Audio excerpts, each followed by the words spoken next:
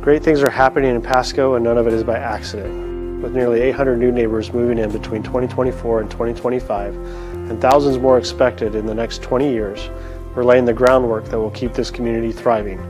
That starts with space for homes and businesses. Pasco has issued more than 350 new residential permits this year, and we've seen more than 280 businesses open their doors, from one-person operations launched from the Pasco Specialty Kitchen all the way to economic giants like Darigold and Amazon.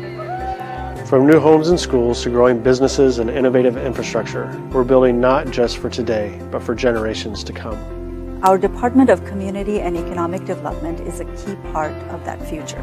Every action that we take now will impact our residents forever. And with that responsibility, our Community and Economic Development team works very diligently to make sure that we're not making any decisions that have adverse impact on our current and future residents. CED is transforming the permitting process to make it faster, easier, and more transparent. We've already removed permit requirements for some common property improvements to align with neighboring cities and the International Building Code. Soon, applicants will be able to submit permits, upload documents, make payments, and track timelines through one online portal.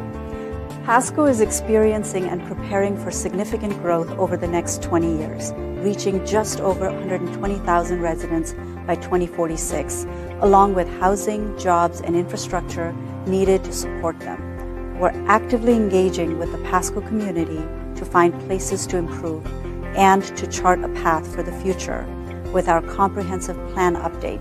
Guided by Washington State's Growth Management Act, we're planning responsibly to ensure balanced development, expanded services, and a high quality of life for current and future residents. New businesses and new neighbors mean new infrastructure, and Pasco is building the framework that allows our city to grow. In 2025, we celebrated the Process Water Reuse Facility, both the addition of a groundbreaking collaboration with private business to turn food processing wastewater into fuel, fertilizer, and irrigation water, and the expansion of treatment ponds. Together, these updates provide vital support for agriculture in our region. We're investing in transportation, with new roads being built in the Broadmoor area as open land transforms into neighborhoods, schools, and shopping centers, keeping travel safe for drivers and pedestrians alike. A new roundabout at the intersection of Court Street and Road 68 keeps traffic flowing smoothly on two major arterials in our city. We've doubled capacity at the West Pasco Water Treatment Plant and built additional transmission mains and a storage tank to continue to distribute water to all customers. Still ahead, we're planning for significant upgrades to the Butterfield Water Treatment Plant as our team continues delivering on the projects outlined in our ambitious 6-year capital improvements plan. Low-interest loans were secured for several major utility projects supporting vital infrastructure with lesser burden on ratepayers. And we're using new state and federal grants to improve safety on roads and sidewalks across the city, making it easier for residents to stay active and connected. We're working to protect Pasco residents at every level. To improve our emergency response, the fire department recently replaced 3 structure engines, updated several medic units, and added an additional wildland unit to our fleet. We're also investing in new technologies, such as outfitting every medic unit with cutting-edge cardiac defibrillators and laryngoscopes, all aimed at providing a higher level of care to the thousands of patients we provide EMS to on a yearly basis. One of our strengths is the strong working relationship we have with our law enforcement team. We are currently partnering on a new drone program which allows drones piloted by Pasco police officers to assist our crews on fires and during rescue operations. This type of collaboration significantly enhances our ability to serve our community. The Pasco Police Department has expanded its drone program to help track suspects and enforce traffic laws more safely, reducing the risk of high-speed pursuits. But technology is only part of the story. Pasco Police are meeting with residents face-to-face, hosting district meetings, and partnering with business leaders to strengthen community trust and collaboration. The community feedback also helps us focus our attention on reducing hotspots, making more of our staff time and resources. When police anywhere in the Tri-Cities get an animal call, they can partner with our animal control officers at Tri-Cities Animal Services. Our new building has dedicated spaces for handling sick or injured animals, plus an in-house vet's office and improved spaces where families looking to adopt can meet potential pets. But that's just one of the new facilities opened in Pasco this year. This summer, we celebrated a new sporting complex on A Street, giving more Pasco families access to athletic fields closer to home. Downtown at the Pasco Specialty Kitchen, we installed new equipment, a new vendor window, and an outdoor seating area, expanding opportunities for local entrepreneurs. We've invested in Giesa Stadium improvements to ensure that the facility meets MLB requirements and continues providing a safe sports entertainment experience for fans and players alike. And of course, with over 300 days of sunshine each year, we make the most of our outdoor spaces. Thousands join us for events like Cinco de Mayo, the Grand Old 4th of July, the Fiery Foods Festival, Winterfest, and the Cable Bridge Run, celebrating our community all year long.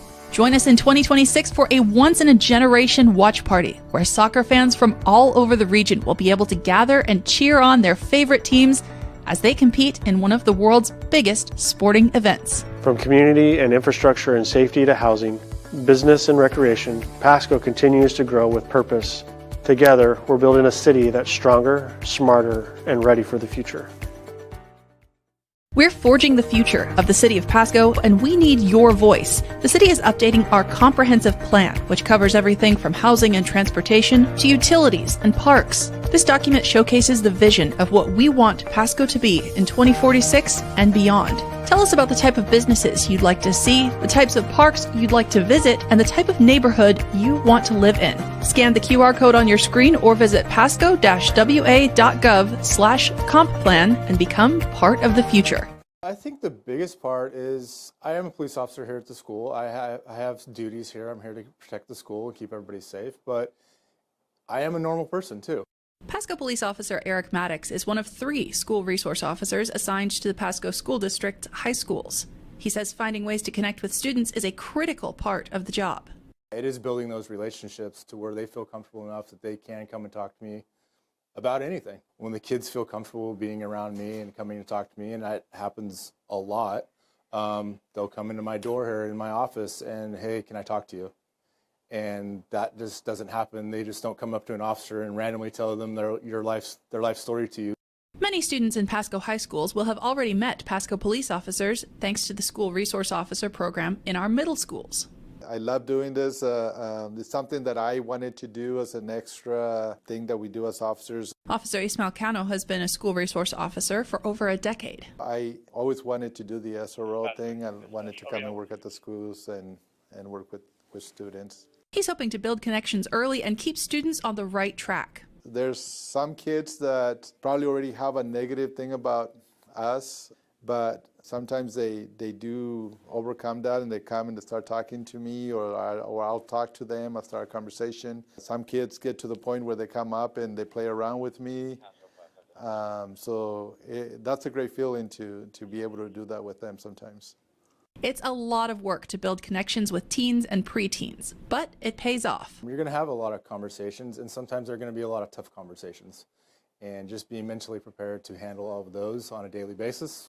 They're 10, 11 years old, 12 years old, and they're using social media sometimes for bad things like that. And I try to teach them not to get involved in that kind of stuff and social media. You have to have more patience and understanding when you're dealing with students. You gotta use incidents more of as a teaching moment, especially with middle schoolers because they're a lot younger. Social media and home life can spill into school hours, and in those cases, having a school resource officer can make a big difference. There are some difficult things that we have to deal with here, and sometimes we have to reach out to our outside resources, whether that be CPS or whatever else resources that we need to get a hold of, whatever the situation is. It might not always be law enforcement needed, but they might need a resource that is needed, and that I can help that make that connection for them.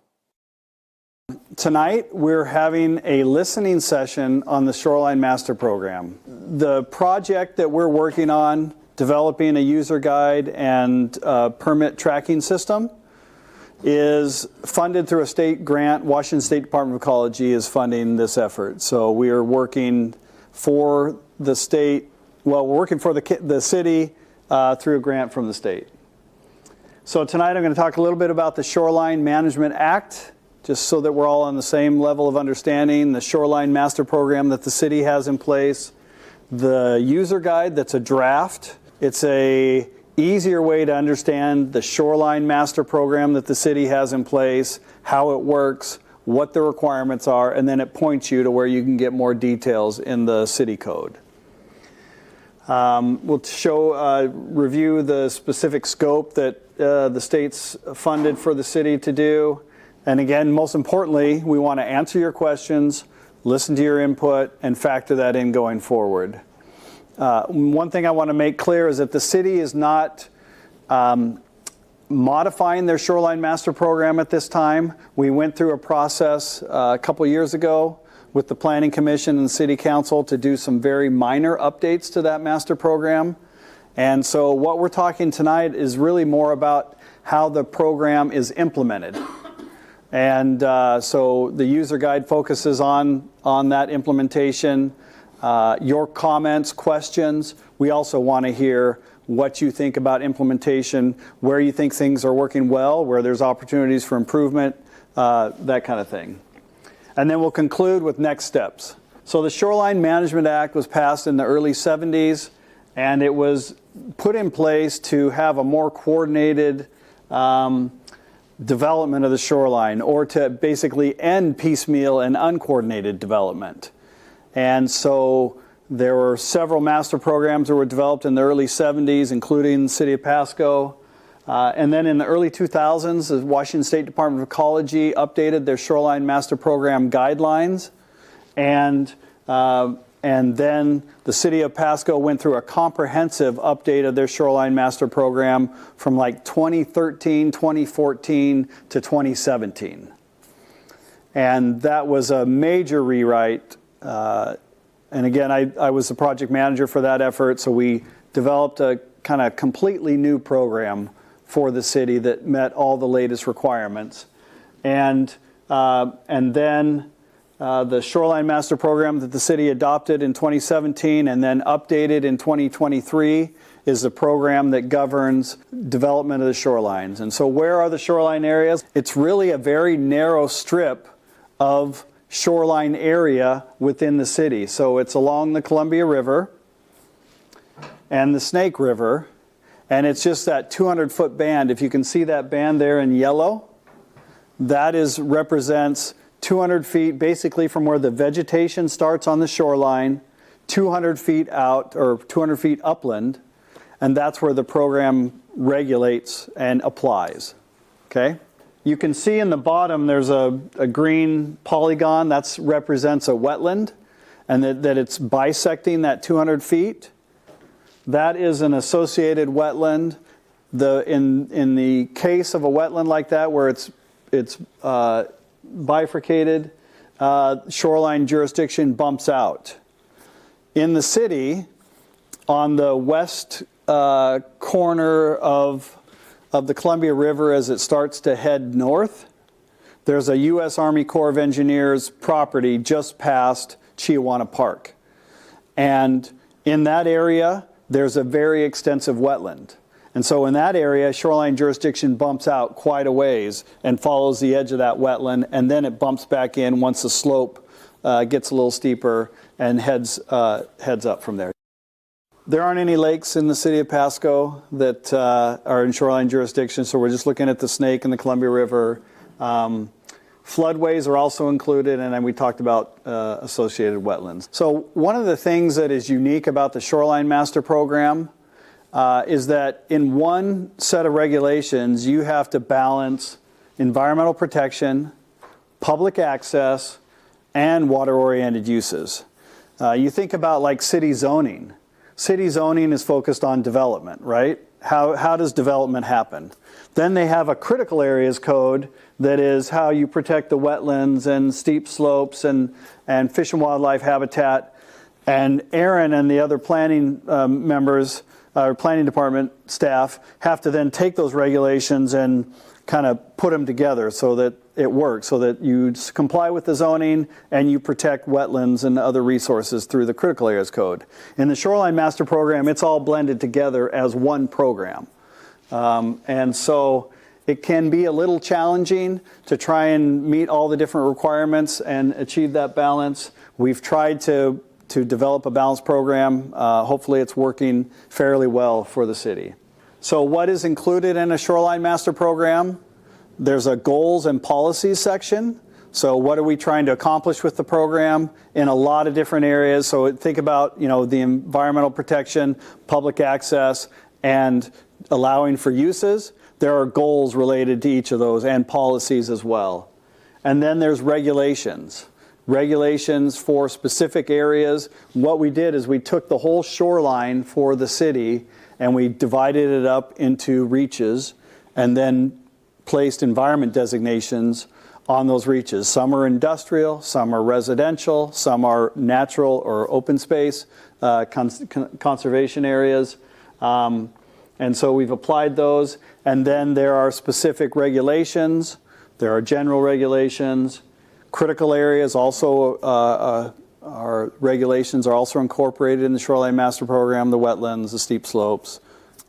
The SMP also has, like enforcement provisions and ways that you can appeal or get conditional uses allowed, that type of thing. So there's like administrative provisions as well as Shoreline Master Program.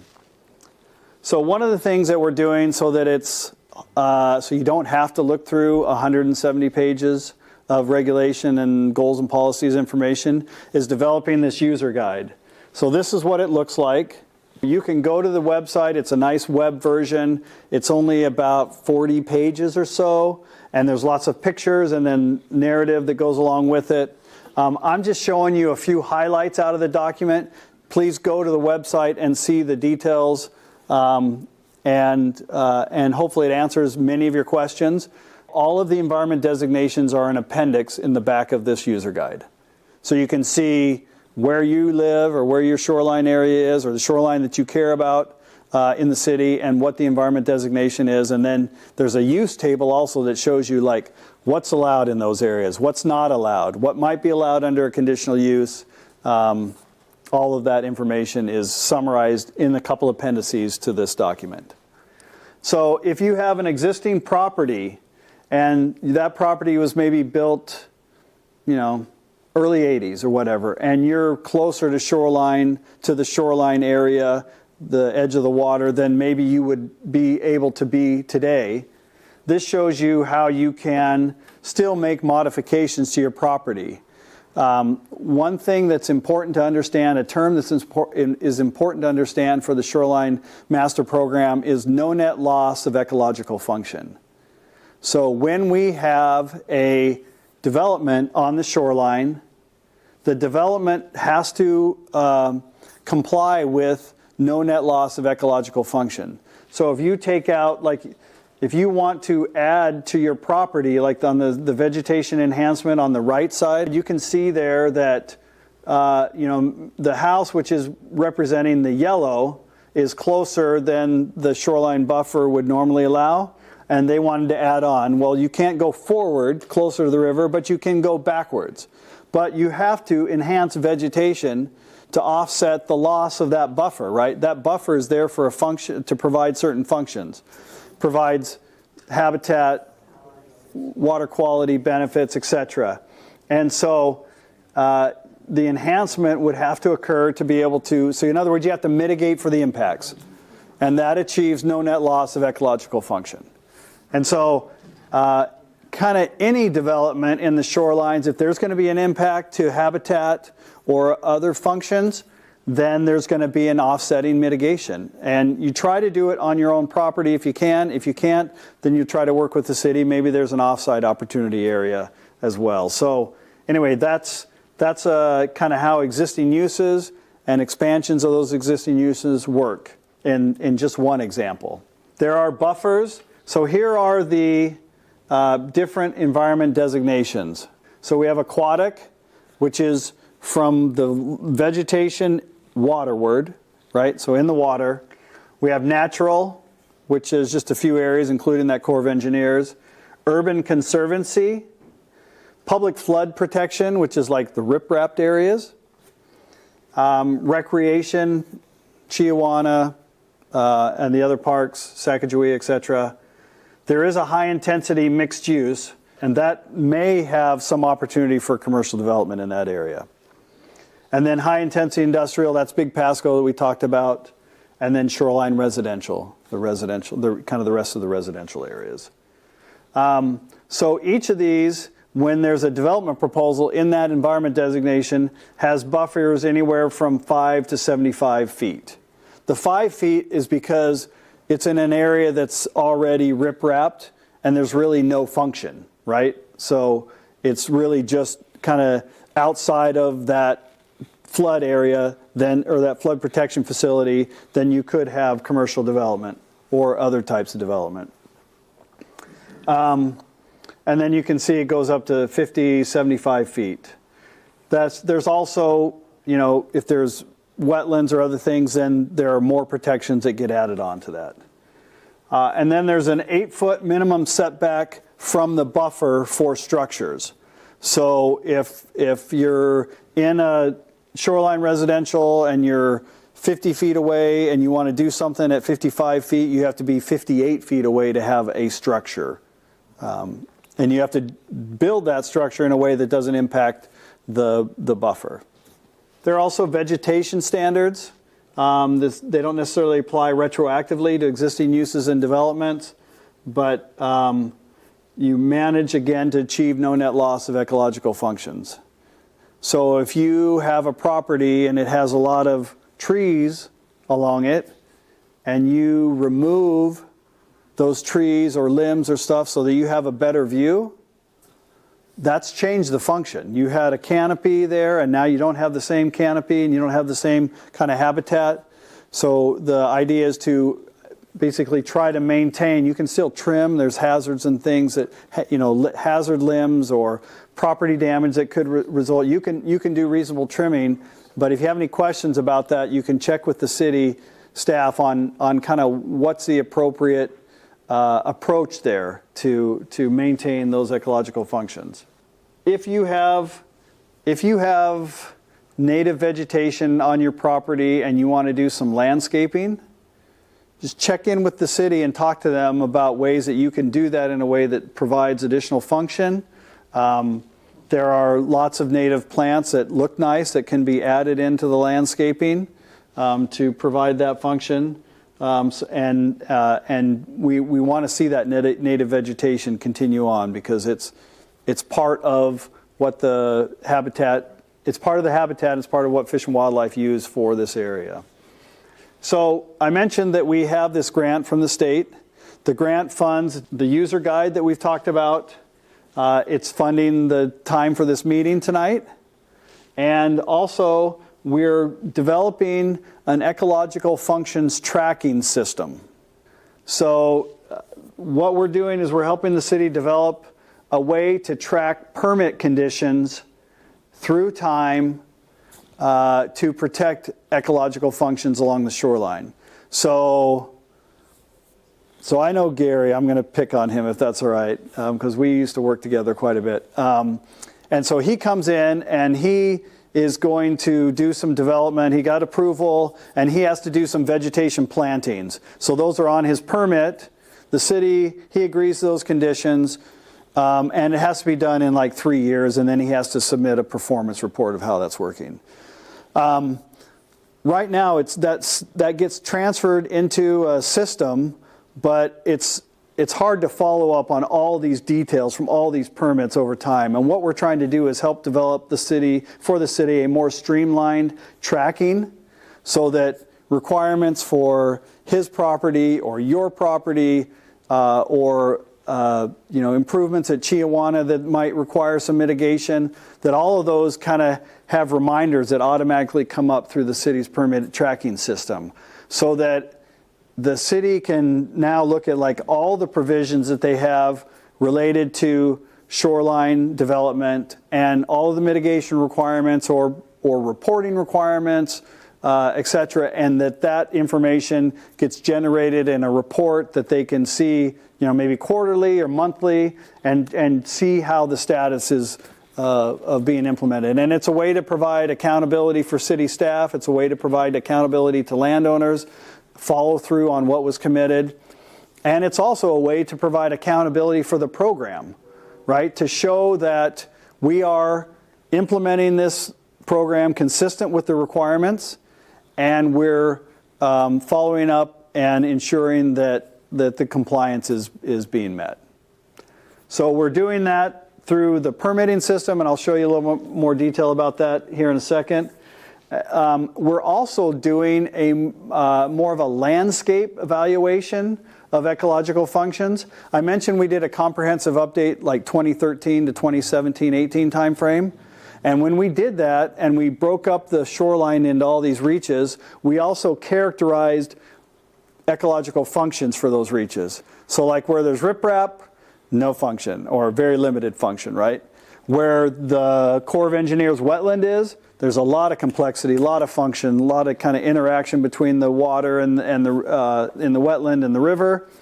So we documented all of those things. We're now going back and looking at the shorelines and say, what do they look like in 2022, 23, 24, just kind of overall, kind of setting the development and the impacts from the development aside and the mitigation that's occurred. How is the landscape, working? Are we seeing more vegetation? Are we seeing less vegetation? Is there an area where maybe vegetation got removed accidentally or incidentally and affected things or intentionally? And so we're doing a landscape view as well so that we not only have kind of the permitting, tracking, and the requirements, but also on the landscape scale, how are we doing in achieving no net loss of ecological function? And I think what we'll see is that it's varied. Like in some reaches, things have gotten more complex, better habitat. And in other areas, maybe there's opportunity for improvement. So that information is more of like a pilot program. So there's not a specific tracking mechanism that we're going to recommend. We're just going to share our findings and we're using a variety of different aerial imagery and data sets to do that. And as we stitch that information together into kind of a picture of the shoreline, we'll share that to the city with some options that they can consider for using that tool or those sets of tools to better track implementation and no net loss of ecological function through time. So here's what the tracking tool looks like, just so you know a little bit more about it. So again, more complete record keeping with regard to compliance and the mitigation compliance. So the city uses this eTrackIt IT3 permit management software. They're just adopting this now. Like I mentioned earlier, the provisions are going to get incorporated into this system, and there's going to be some auto reports generated so that the city can receive the information regularly and see what they're doing, what they're required to follow up on.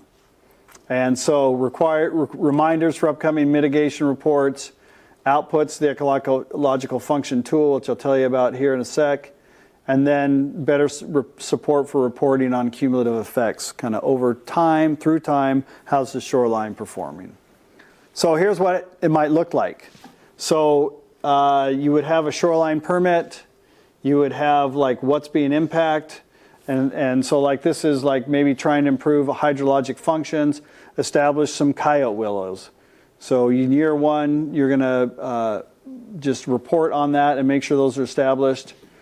So it just shows you like different removing invasive vegetation and then removing water debris. So if those were the requirements and you had to do some reporting and monitoring, all this gets captured in that system and then flagged to Aaron and other planning staff so that they can follow up on.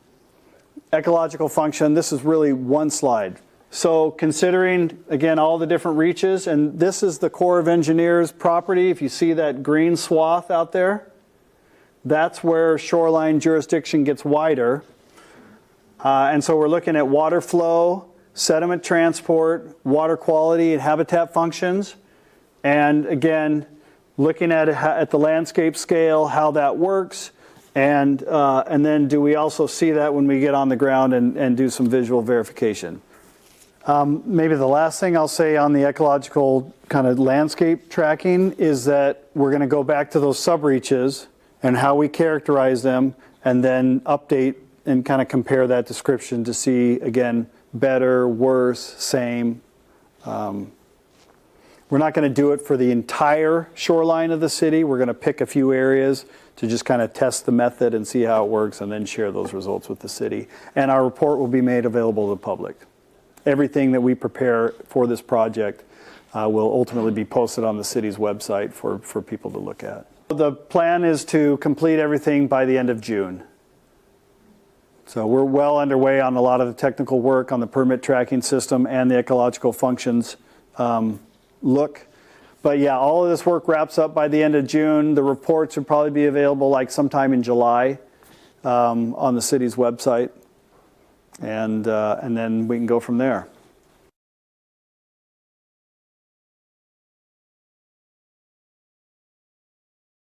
Want to help wildlife? Don't feed them.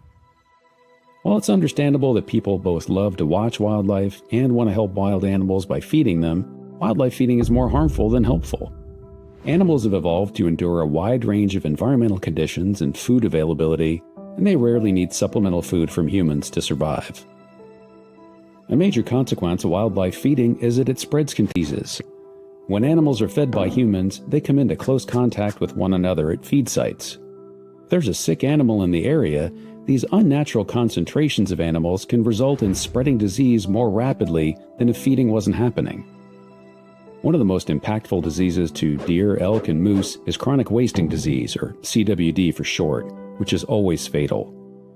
It's caused by proteins called prions that act as an infectious agent and spread through direct contact between animals, as well as indirect contact through exposure to contaminated environments.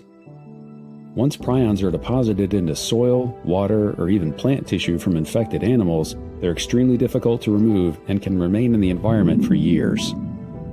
The first detection of CWD in Washington was near Spokane in 2024.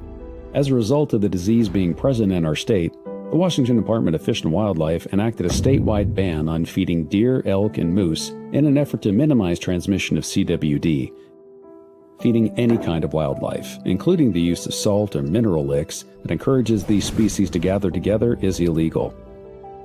Most animals with CWD appear normal until the end stages of the disease, when they could show signs of weight loss, lethargy, drooping ears, excessive salivation and urination, and loss of fear of people. Even when infected animals look healthy, they're spreading CWD. Ultimately, this disease can cause serious threats to the long-term conservation of deer, elk, and moose populations. In addition to the ban on feeding deer, elk, and moose, WDFW has adopted several other rules to prevent the spread of CWD. Go to wdfw.wa.gov/CWD for additional information on CWD, how it's being managed in Washington, and more ways you can help prevent the spread of this disease. Most important, though, leave wild species alone and let them be wild. Welcome to Pasco, where we are building a community rooted in culture. Check out the Farmers Market downtown at Peanuts Park, Saturdays from May through October. Taste something new at one of our diverse local restaurants, the Pasco Specialty Kitchen vendor windows, or our growing food truck scene. And enjoy the natural beauty of our waterfront parks and the Sacagawea Heritage Trail. Shop small, explore local, and experience the spirit of Pasco. Naturally transformative.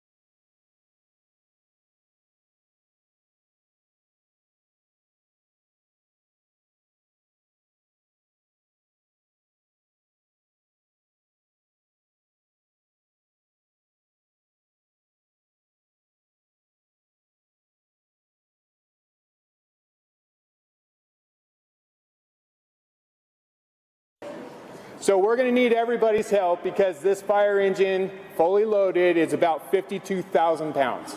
So a big effort, a big push will be greatly appreciated. So in the early 19th century, when we had horse-drawn wagons that would respond to fires, when they came back, they would unhitch the horses from the wagons and they would manually push the wagon back into the firehouse. And so it became a push-in effort to get that in. Now, as the fire apparatus became motorized, that tradition continued in order to honor those who came before us and continue the traditions that we respect within the service itself. The ceremony isn't just about a fire truck, it's about all of us, firefighters and the community, coming together to strengthen our bond and ensure our recognition of public safety.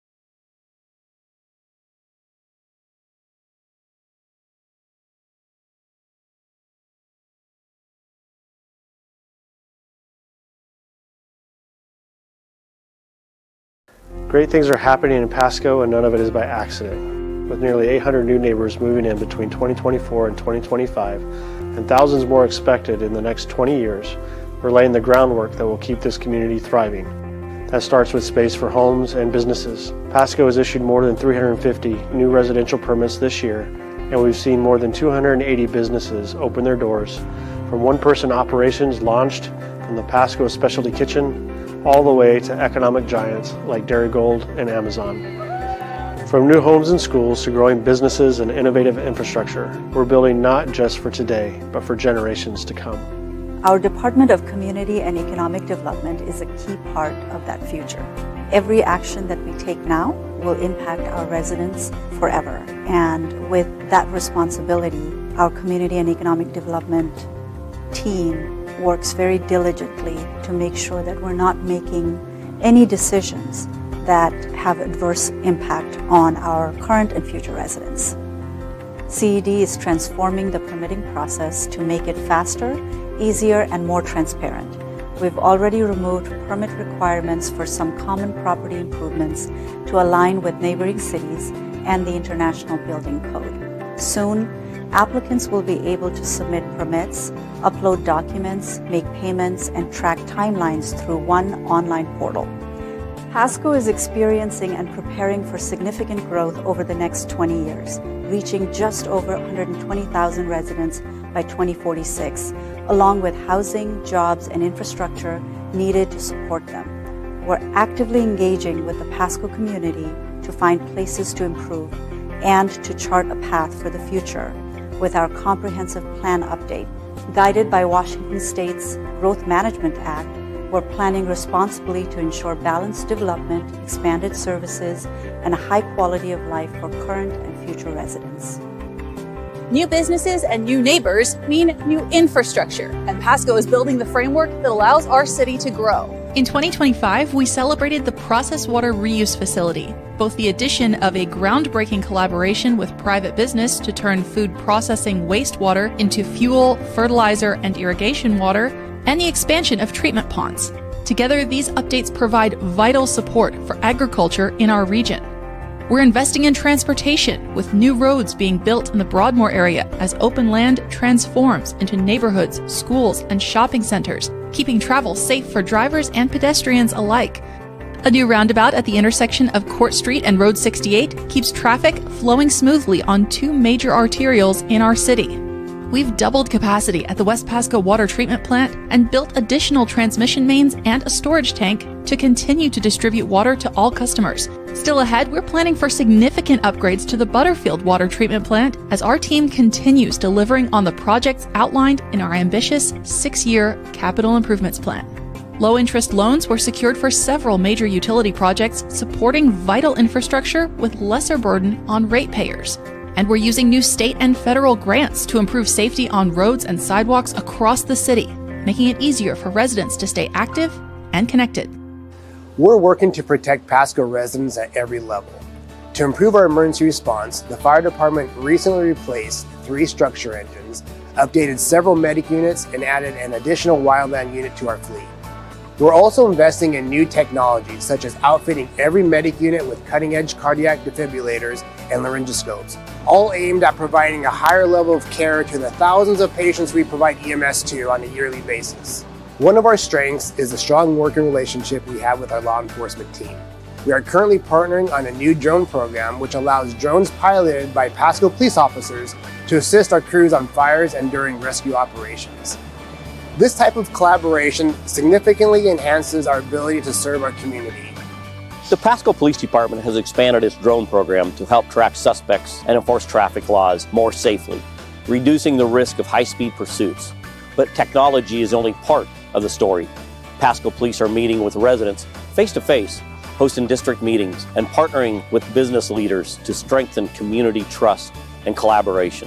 The community feedback also helps us focus our attention on reducing hotspots, making more of our staff time and resources.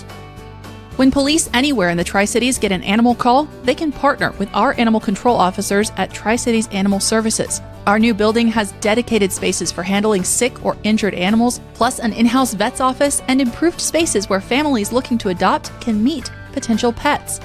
But that's just one of the new facilities opened in Pasco this year. This summer, we celebrated a new sporting complex on A Street, giving more Pasco families access to athletic fields closer to home.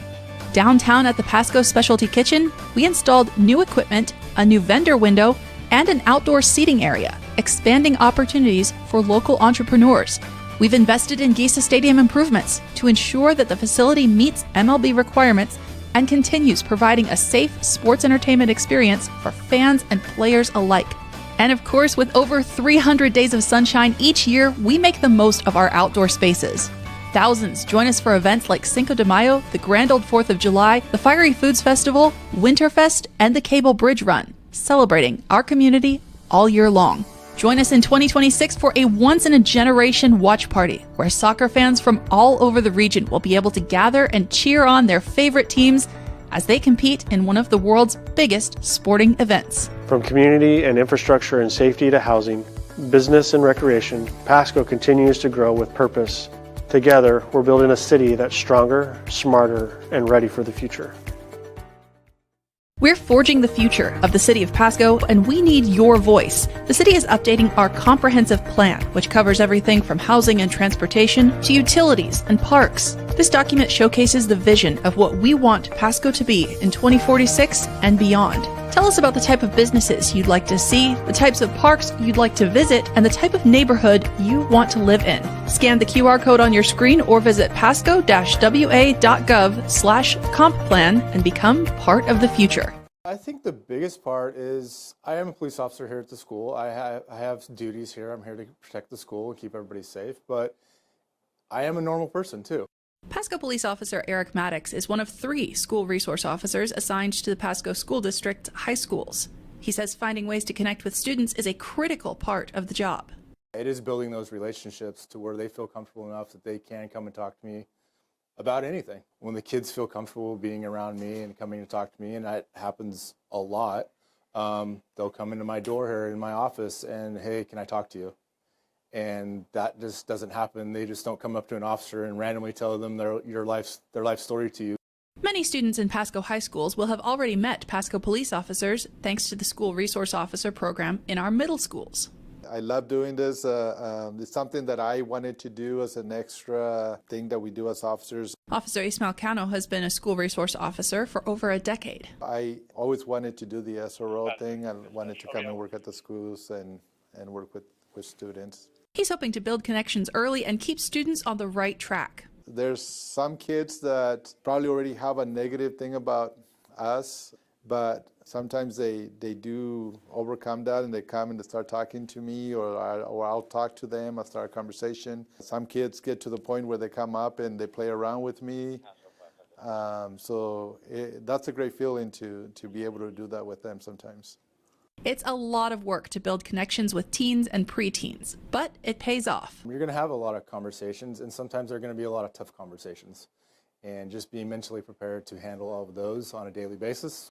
They're 10, 11 years old, 12 years old, and they're using social media sometimes for bad things like that. And I try to teach them not to get involved in that kind of stuff and social media. You have to have more patience and understanding when you're dealing with students. You gotta use incidents more of as a teaching moment, especially with middle schoolers because they're a lot younger. Social media and home life can spill into school hours, and in those cases, having a school resource officer can make a big difference. There are some difficult things that we have to deal with here, and sometimes we have to reach out to our outside resources, whether that be CPS or whatever else resources that we need to get a hold of, whatever the situation is. It might not always be law enforcement needed, but they might need a resource that is needed, and that I can help that make that connection for them.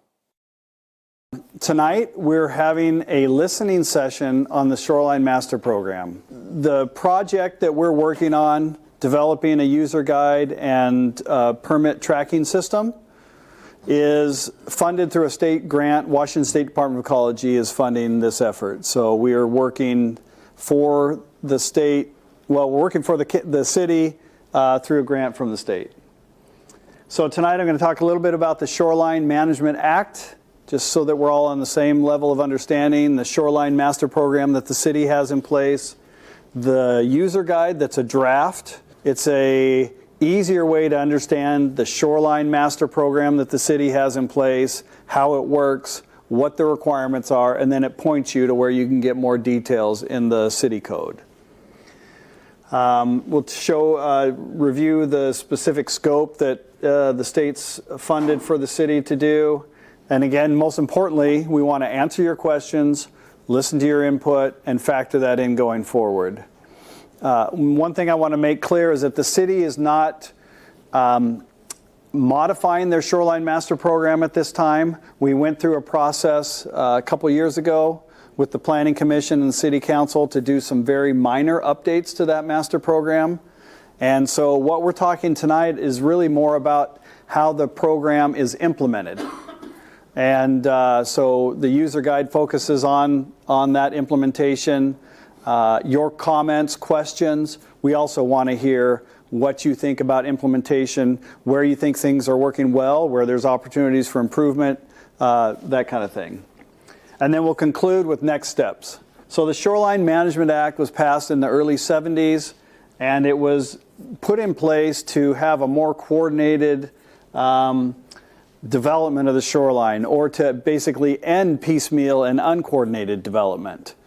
And so there were several master programs that were developed in the early 70s, including the city of Pasco. And then in the early 2000s, the Washington State Department of Ecology updated their Shoreline Master Program guidelines. And then the city of Pasco went through a comprehensive update of their Shoreline Master Program from like 2013, 2014 to 2017. And that was a major rewrite. And again, I was the project manager for that effort, so we developed a kind of completely new program for the city that met all the latest requirements. And then the Shoreline Master Program that the city adopted in 2017 and then updated in 2023 is the program that governs development of the shorelines. And so where are the shoreline areas? It's really a very narrow strip of shoreline area within the city. So it's along the Columbia River and the Snake River, and it's just that 200-foot band. If you can see that band there in yellow, that represents 200 feet basically from where the vegetation starts on the shoreline, 200 feet out, or 200 feet upland, and that's where the program regulates and applies. Okay? You can see in the bottom there's a green polygon that represents a wetland, and that it's bisecting that 200 feet. That is an associated wetland. In the case of a wetland like that, where it's bifurcated, shoreline jurisdiction bumps out. In the city, on the west corner of the Columbia River as it starts to head north, there's a U.S. Army Corps of Engineers property just past Chiawana Park. And in that area, there's a very extensive wetland. And so in that area, shoreline jurisdiction bumps out quite a ways and follows the edge of that wetland, and then it bumps back in once the slope gets a little steeper and heads up from there. There aren't any lakes in the city of Pasco that are in shoreline jurisdiction, so we're just looking at the Snake and the Columbia River. Floodways are also included, and then we talked about associated wetlands. So one of the things that is unique about the Shoreline Master Program is that in one set of regulations, you have to balance environmental protection, public access, and water-oriented uses. You think about like city zoning. City zoning is focused on development, right? How does development happen? Then they have a critical areas code that is how you protect the wetlands and steep slopes and fish and wildlife habitat. And Aaron and the other planning members, our planning department staff, have to then take those regulations and kind of put them together so that it works, so that you comply with the zoning and you protect wetlands and other resources through the critical areas code. In the Shoreline Master Program, it's all blended together as one program. And so it can be a little challenging to try and meet all the different requirements and achieve that balance. We've tried to develop a balanced program. Hopefully it's working fairly well for the city. So what is included in a shoreline master program? There's a goals and policies section. So what are we trying to accomplish with the program in a lot of different areas? So think about, the environmental protection, public access, and allowing for uses. There are goals related to each of those and policies as well. And then there's regulations. Regulations for specific areas. What we did is we took the whole shoreline for the city and we divided it up into reaches and then placed environment designations. Good evening and welcome to the City of Pasco Council regular meeting. The council thanks you for being a part of your city government. At meetings, the city council takes formal action on items, holds public hearings, and conducts other business of the city. Agenda packets are available on the City of Pasco's website at www.pasco-wa.gov/agenda. This meeting is also being televised live on PSC-TV, channel 191, on Spectrum Cable in Pasco and Richland, and is streamed on the city's Facebook page, website, YouTube channel, and Microsoft Teams webinar. This and previous council meeting video is available on the city's website. Lastly, the public may submit their comments and or questions by contacting the city manager, city clerk, or by using the Ask Pasco app. Madam Clerk, would you call the roll? Councilmember Campos. Here. Cotta. Here. Figueroa. Present. Hernandez. Present. Perales. Here. Milne. Present. Grimm. Here. 7 members present. Thank you. And as we do the pledge, I'd love all of these young people to come up. I'm going to come down there and join me to lead the Pledge of Allegiance, if everyone would rise.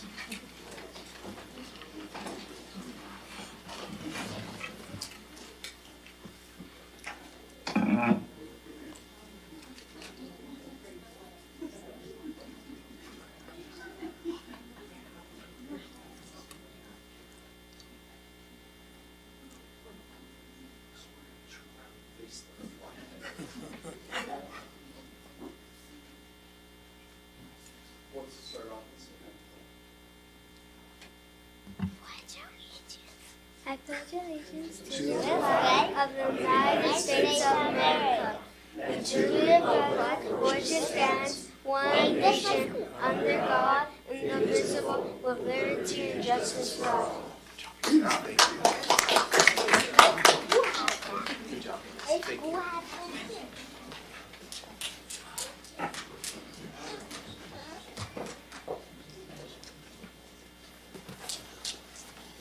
All right. Thank you, young people. Moving on to number 4, the consent agenda. All items listed under the consent agenda are considered to be routine by the City Council and will be enacted by a roll call vote as one motion. There will be no separate discussion of these items. If further discussion is desired by council members, the item may be removed from the consent agenda to the regular agenda and considered separately. Letter A, approval of meeting minutes for April 6. B, bills and communications approving claims in the total amount of $7,775,038.99 and write-off totaling, I need help there. Maybe I'm going to dig, $2,350,723.66.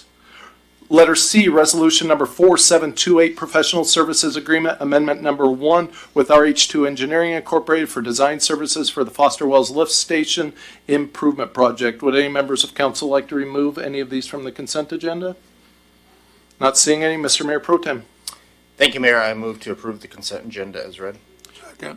Motion on the floor by the Mayor Pro Tem to approve the consent agenda as read, seconded by Councilmember Perales. Madam Clerk, if you'd take a roll call vote, please. Campos. Yes. Cotta. Yes. Figueroa. Yes. Hernandez. Yes. Perales. Yes. Milne. Yes. Grimm. Yes. It's unanimous. Thank you. Moving on quickly to number 6, the public may address council on any items unless it relates to a scheduled public hearing. This item is provided to allow the opportunity to bring items to the attention of the city council or to express an opinion on an issue. Its purpose is not to provide a venue for debate or for the posing of questions with the expectation of immediate response. Some questions require consideration by council over time and after a deliberative process with input from a number of different sources. Some questions are best directed to staff members who have access to specific information. Citizen comments will be normally limited to 3 minutes each. Those with lengthy messages are invited to summarize their comments and or submit written information for consideration by the council outside of formal meetings. Lastly, when called upon, please state your name and city or county of residency into the microphone before providing your comments. We'll now open up public comments. And again, thank you everybody in the chamber for your grace in our 30 minutes tardiness starting this meeting. If anybody would like to address the council, please step forward to the microphone.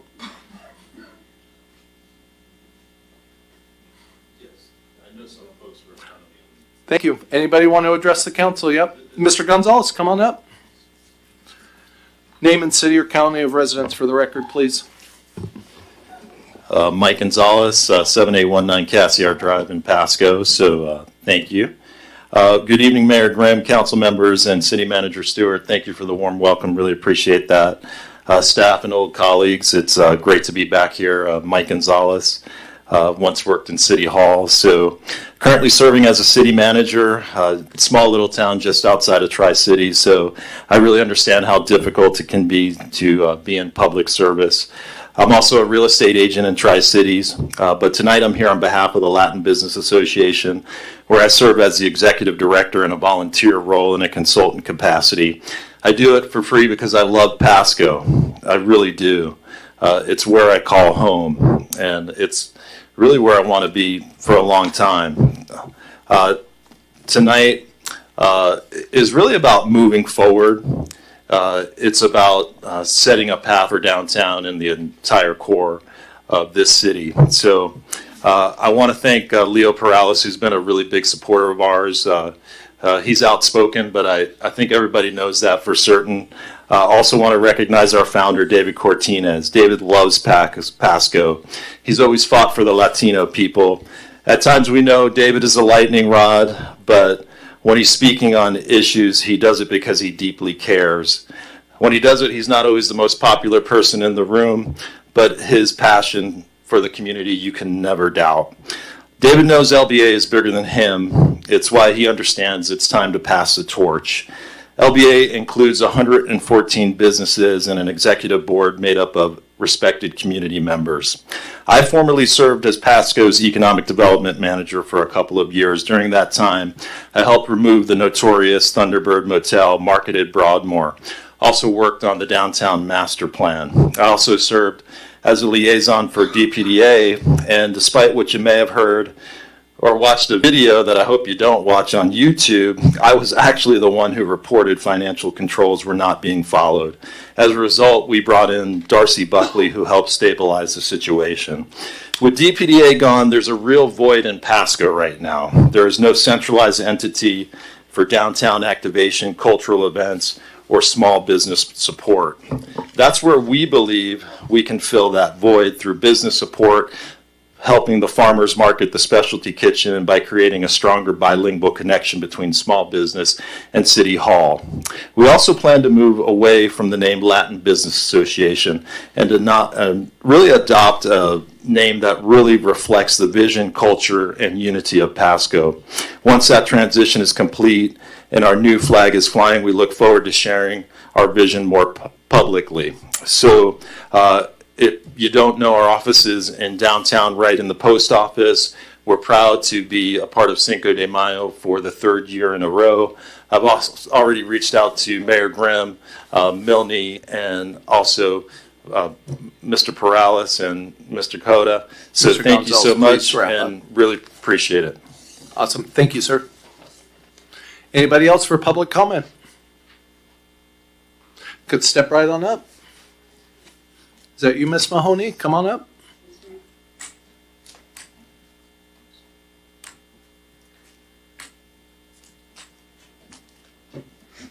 Mary Mahoney, Pasco resident, to Pasco regarding the Pasco Aquatic Center or Pasco Officials Retirement Plan. Aquatic Director Matt Watkins is paid by our tax dollars nearly $11,000 per month plus expenses, provide his passport and costs for his new house, and an audit for Watkins Endeavor LLC, provide the total tax dollars paid to Mr. Watkins' partners, Pasco City Attorney Lee Kerr and proxies, Phase 1 of the Aquatic Center exceeds $40 million, provide a total cost for all future aquatic phases to be paid by our tax dollars. Compare Yakima Aquatic Center's total cost at $11 million. Regarding animal control, provide the repayment of the $545,000 donated by our local veteran, Mr. Ashby, in his will to be used for homeless dogs and cats. Instead, Animal Control Julie Chambers ciphered off $300,000 of that donation and bought a house.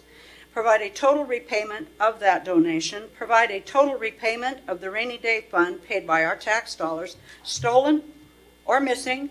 With Animal Control, rehire Angela Zeiler. Animal Control TCAS has no spay-neuter clinic. It would decrease the number of dogs and cats trafficked to WSU. See files. Provide the total tax dollars paid to Animal Control from WSU for our dogs and cats to be used for research at WSU, then they're killed. Provide the total tax dollars made by Animal Control TCAS with the usage pay system or pet owner fines. Provide results for the 48 counts of animal cruelty at Animal Control, and provide truthful, not false euthanasia training certificates at Animal Control. See the Washington State Attorney General file. Provide Pasco City Attorney Lee Kerr's notice to or from the Washington State Bar regarding Mr. Kerr's authorization of no due process at Animal Control. Next, provide a floodplain permit number 404 with Flood and Clean Water Act reports and fines paid by Pasco and spot zoning developers Hayden Homes for killing our 8 floodplain American bald eagles and eaglets and our floodplain migratory Canadian geese. Provide ULID LID designs for my property with start dates, cost, notice, harassment, and retaliation against me on my property. See Ike Meyer Roundy for Pasco's playbook on YouTube 5/23/22 regarding indentured servitude plans for homeowners. Provide all investigations and audits for the above. All requests are for the record via RCW 42.56 with notice to Pasco. Thank you, Ms. Mahoney. Anybody else in the chamber want to address council? Step right on up. Thank you. Name and city or county residence for the record, please. Name is Bob Mangione, Franklin County. Good evening, Mayor and Council. As stated, I'm Bob Mangione. I'm joined by my wife, Marisol, our son, Matthew, and our friends and neighbors. As several on the council know, I was diagnosed with stage 4 cancer back in 2023. Through the prayers of hundreds and our own deep faith, we're declaring healing. However, a spinal tumor compromised my ability to work in our contracting business established in 2009 as I once did. We hope the city will soon approve short-term rentals so we can generate a semi-passive income. We hope. At the height of our cancer battle, many beautiful people donated $60,000 to keep us from losing our home. To remain self-sufficient, a short-term rental is now critical for our family's future. Through our extensive research, our amenities and price point will likely attract discerning guests respecting our home and neighborhood. Our 4-bedroom home features 2 Master King suites and a flex room offering a total of 3 king beds, very rare in the Columbia Basin, and highly attractive for multi-generational families. We have a beautiful gourmet kitchen with natural gas, a gas fireplace, massage chair, professional cinema suite, and a Queen Anne formal dining for 12. The home includes HVAC air purification and a water softener. We intend to add an RO system, a large hot tub, extra large gazebo, outdoor lighting, and speakers. We'll maintain the home impeccably with our commercial grade vapor steam cleaner. With a 60-foot monitored driveway near the boat launch and 100% neighbor support, we're positioned for success. We intend to live in our shop at the back of our property. 21 contractors donated $31,000 to renovate this space for free community automotive care. With their blessing, we will complete the build-out to live on-site, providing hands-on oversight and maintain excellence for our guests. With 16 years' experience in hospitality and public relations, including organizing large, historic, and newsworthy events in Spokane, LeGrand, and here in the Tri-Cities, I'd be honored to volunteer as a liaison for Pasco. I'm ready to help implement implement an STR program potentially as a pilot as other cities have done successfully. Our goal is to elevate our STR standards to the point of pursuing regional and even national recognition. In closing, if nothing else lingers tonight, it's this. Despite the medical, emotional, and economic burden cancer has placed on our family, we're going to do this right. With true integrity, what it looks like for others, and especially for our son, and give God glory. Thank you. Thank you, Mr. Mangione. And yeah, as you referenced, this is it coming up in our upcoming meetings. So yeah, it is a topic we're going to tackle. So thank you. Thank you, Mayor. Appreciate it. Anybody else like to address council on this or any other issue? Good evening, Ms. Wade.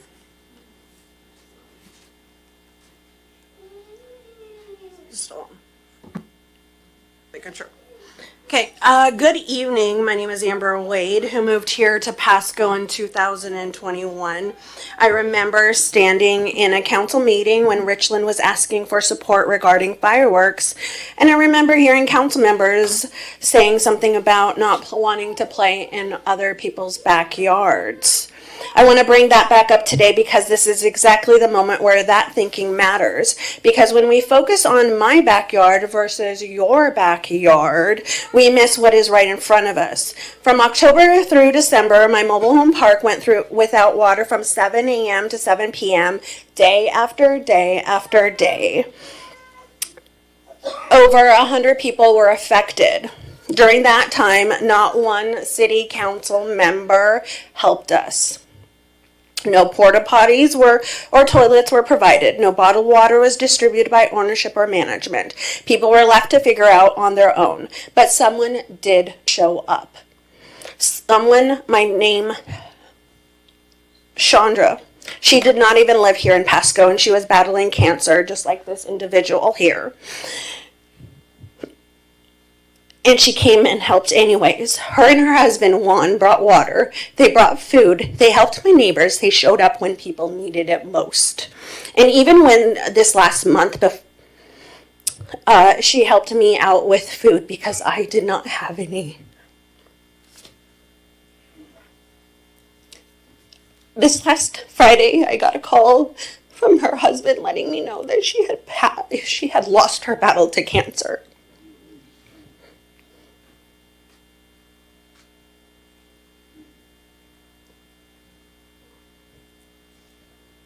Excuse me. This is what community looks like. My friend Chandra was what helped us. She didn't live here in Pasco. She lived in Kennewick. And when I needed help, she came. You did not come. She came while she was dying. She brought my neighbors food. She helped transport. Her and her husband transported a refrigerator to those in need. Her funeral is tomorrow. The family does not have the funds to pay for it. I am trying to start a estate sale. My name is Amber Wade, W-A-I-D Carter. You can find more information on how to help this family. Because when Pasco needed help, she showed up. And you did not. And you can talk a big game, you can do whatever you want to do, and I know you have politics, but a lady dying of cancer came to help our community, our people, not you. So please, as Pasco, we need to remember to play in other people's backyards because they do help us. So we need to give back to those who came to help when we needed it most. And I believe that is who we are as Pasco residents. We are going to say thank you, and you have the opportunity now. Thank you. Thank you, Ms. Wade. Appreciate your heartfelt comments. Anybody else in the chamber? Please step right on up. Name and city or county of residence for the record, please.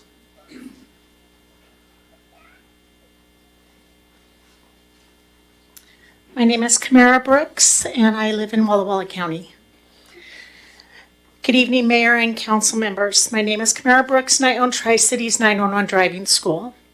We primarily serve students between ages 18 and 15, young drivers who are just beginning to develop habits and judgment that will stay with them for a lifetime. I'm not here to debate the legalities of marijuana businesses, but we happen to have one right next door to us. I'm here to speak about real daily impacts and having marijuana dispensary operating in close proximity as our youth-focused driver training facility. Every day our mission is to teach responsibility, awareness, and life and death consequences of impaired driving. For many of our students, this is the first time behind the wheel. This is a critical stage in decision-making skills they are developing, and the environment around them really matters. Unfortunately, the environment surrounding our school is working against this mission. On a daily basis, our staff cleans up alcohol containers and drug paraphernalia and from our parking lot and landscaping. This is not occasional, this is continuous. We are also encountering individuals in the immediate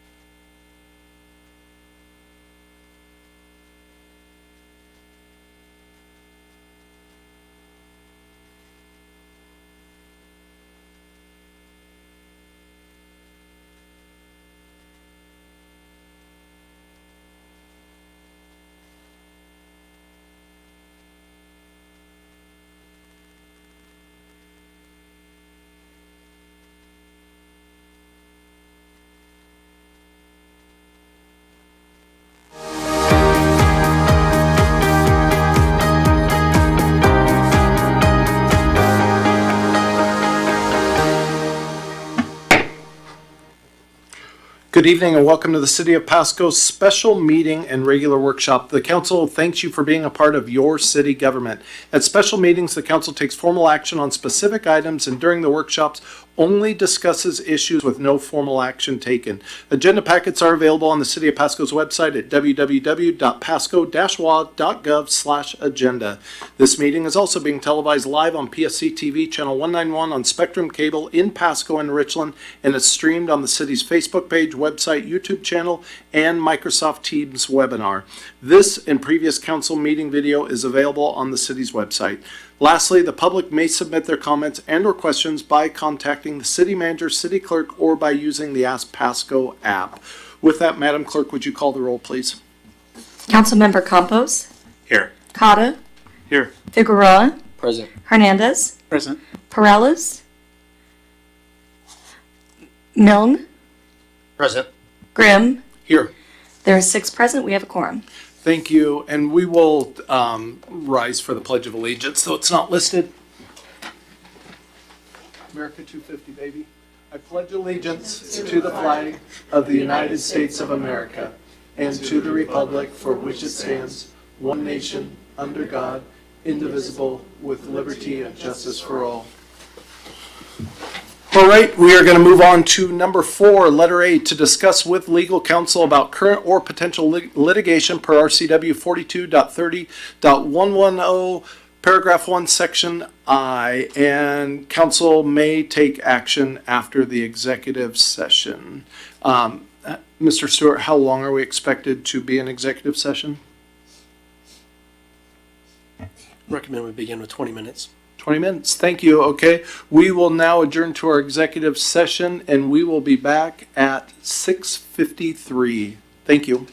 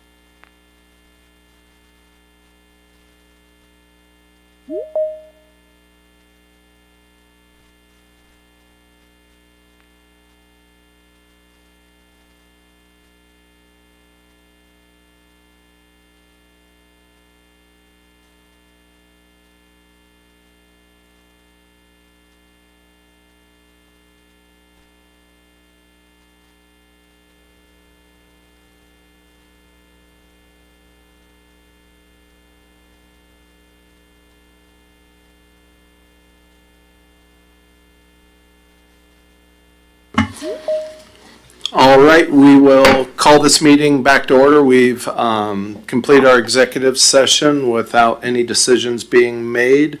Mr. Mayor Pro Tem. Yes, Mayor, I'd like to make a motion. I move to authorize the city's defense attorney, John Justice, to execute the settlement discussed in executive session and to proceed with finalizing the settlement. Second. We have a motion on the floor by Mayor Pro Tem Milne, seconded by Councilmember Figueroa. All in favor say aye. Aye. Those opposed, nay. The motion carries. All right, with that, we're on to number 5. This meeting is adjourned and we will bring our workshop at the top of the hour.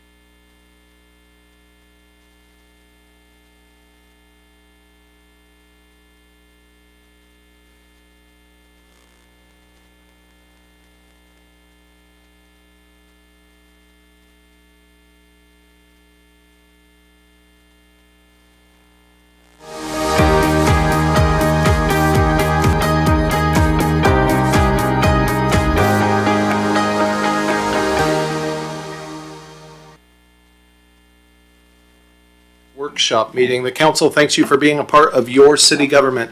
At workshop meetings, the council discusses issues, but no formal action is taken. Agenda packets are available on the City of Pasco's website, www.pasco-wa.gov/agenda. This meeting is also being televised live on PSC-TV, channel 191, on Spectrum Cable in Pasco and Richland, and is streamed on the city's Facebook page, website, YouTube channel, and Microsoft Teams webinar. This and previous council meeting video is available on the city's website. Lastly, the public may submit their comments and or questions by contacting the city manager, city clerk, or by using the Ask Pasco app. With that, Madam Clerk, would you call the roll, please? Councilmember Campos. Here. Cotta. Here. Figueroa. Present. Hernandez. Present. Perales. Here. Milne. Present. Grimm. Here. We have 7 present. We have quorum. Thank you. If everyone would rise for the Pledge of Allegiance. I pledge allegiance to the flag of the United States of America and to the republic for which it stands, one nation, under God, indivisible, with liberty and justice for all. All right, still on number 3, letter B, is we're going to do an oath of office tonight for our new city clerk. Ms. Sigdell, would you like to start us off? Yes, thank you, Mayor. We are very excited to have Gabriela Sanchez. She also goes by Gabby, which I believe is her preferred name, as Pasco's new city clerk, effective today. So today is her first council meeting. She brings lengthy experience in public service and a strong commitment to organizational support and community engagement. She is not, while she's new to her role, she's not new to our organization. Most recently, she was Pasco Police Department accreditation specialist. So she's been helping us with accreditations like CALIA. She holds a master's degree from Central Washington University in Administrative Management and Information Technology, which will serve her well in her role. We're excited to have her joining the city clerk team and looking forward to a lot of work ahead. Thank you. With that, Ms. Sanchez, do you want to meet me down front? If you have any of your family members or whatever that would like to join us, this would be a great time.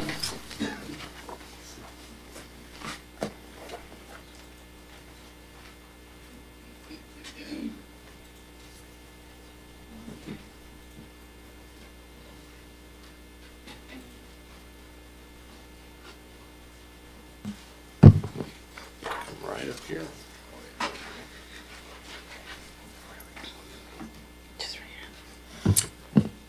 All right, just repeat after me if you would, please. Raise your right hand.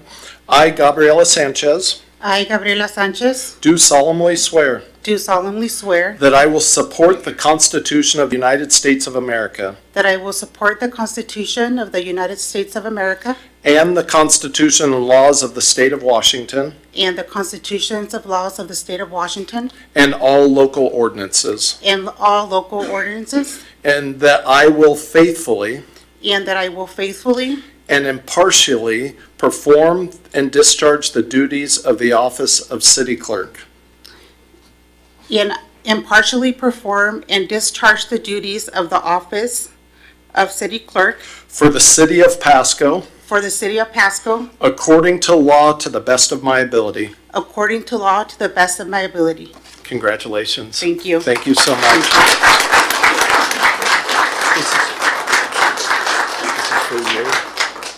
And we will, hold on, Gabrielle, we will adjourn for 2 minutes. We'll resume at 7:07 so you can take pictures with your family. Thank you.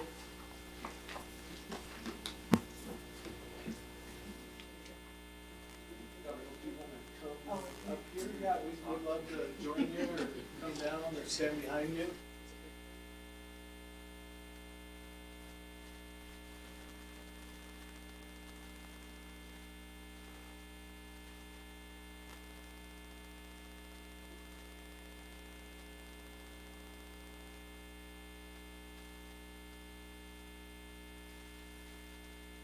Yeah.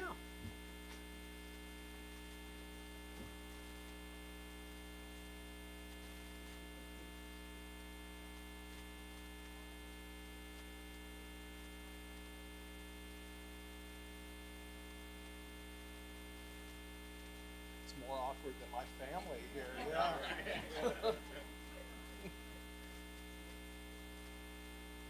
Awesome.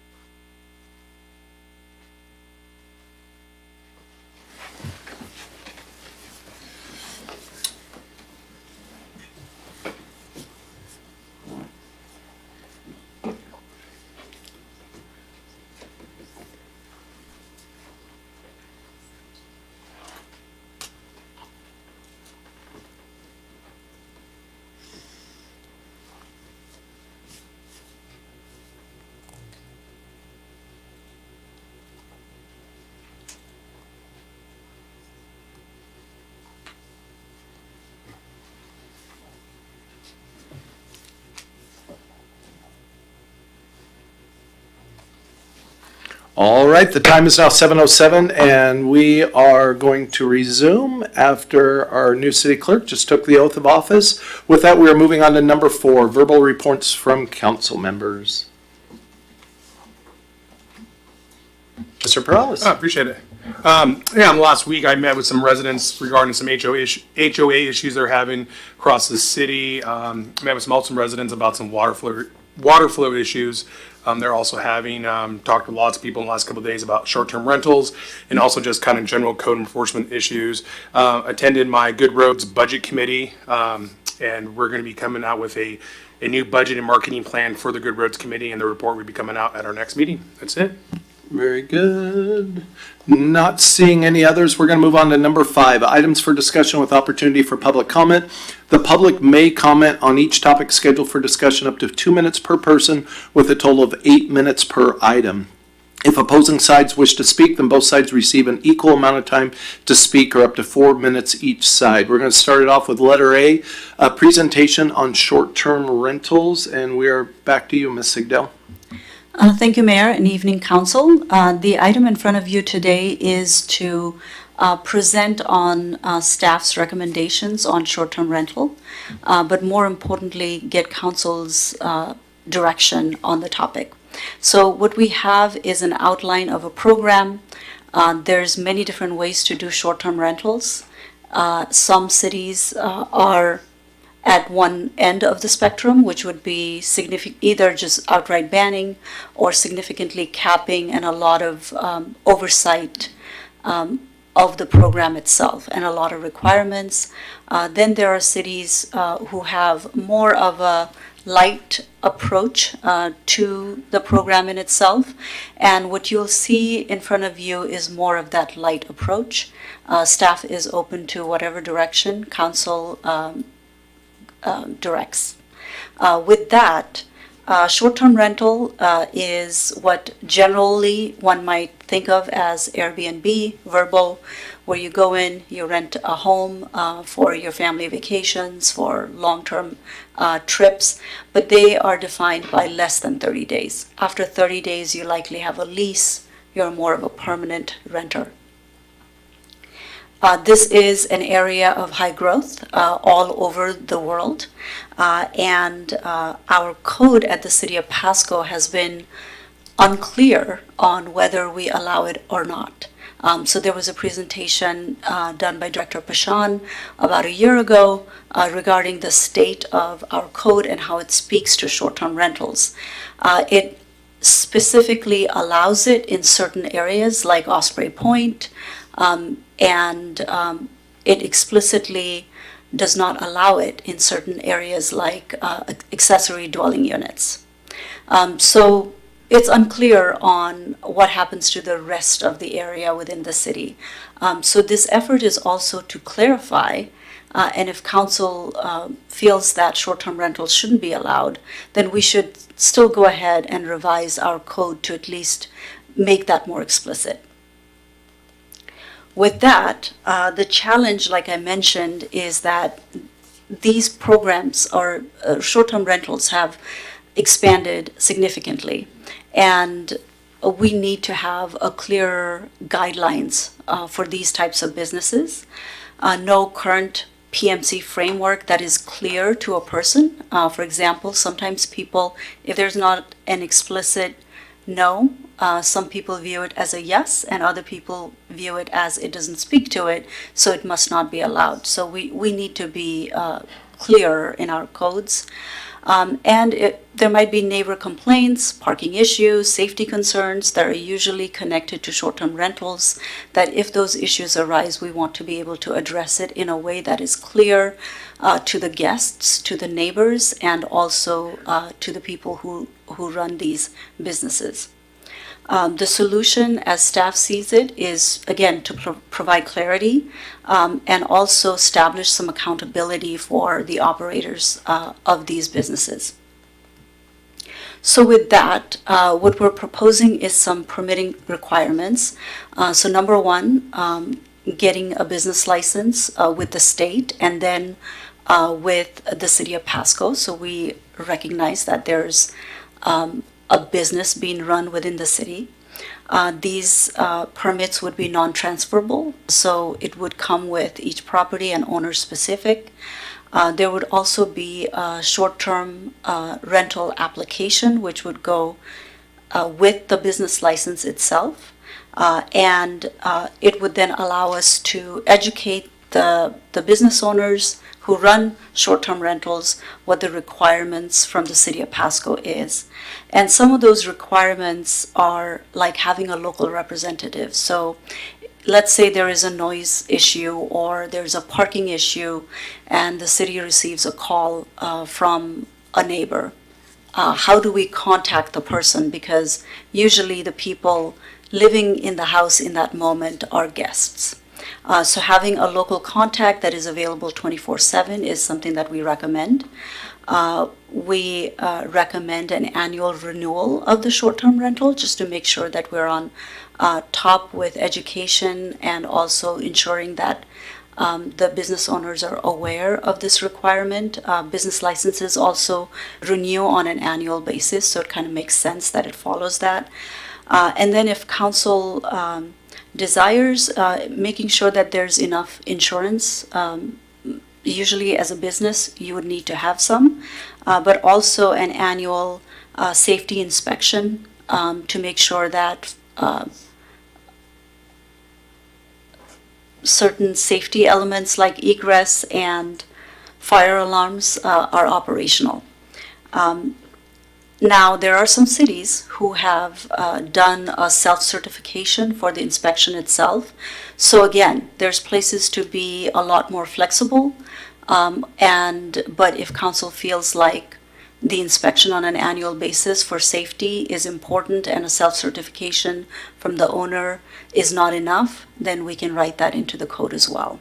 And that's a direction that we would need from council. Some of the areas of operational standards are occupancy. Of course, we would just say if the home has 5 bedrooms, then it would just follow the occupancy for the 5-bedroom residence. Restricted uses like no weddings or banquets, no throwing parties and receptions in a residential home. Parking, nothing beyond what a single residence demands. No signage with outdoor advertising of the short-term rental. A renter info packet, which would educate the guests on what the requirements of the city are, but also that they know what to do, like trash and noise rules and occupancy limits, so that there is no issues with those components. And all of the short-term rentals would need to comply, again, with our existing noise and public nuisance codes as well. One of the issues with short-term rentals is they act in some ways like a hotel. And our partners in that industry pay for lodging taxes, and they also pay for tourism promotion area assessment, which is $3 a night. The short-term rentals actually do pay the lodging taxes, though I will say that it is hard to audit it because you will get that from Vrbo or Airbnb. It is hard to identify that directly with a short-term rental business because you're getting it in a lump sum from a platform. However, we're expecting about $30,000 in revenue for lodging taxes, and this is something that we get at this time. And tourism promotion area assessment, which is $3 per night. This is collected by any lodging business that has 40 or more units, so essentially rooms.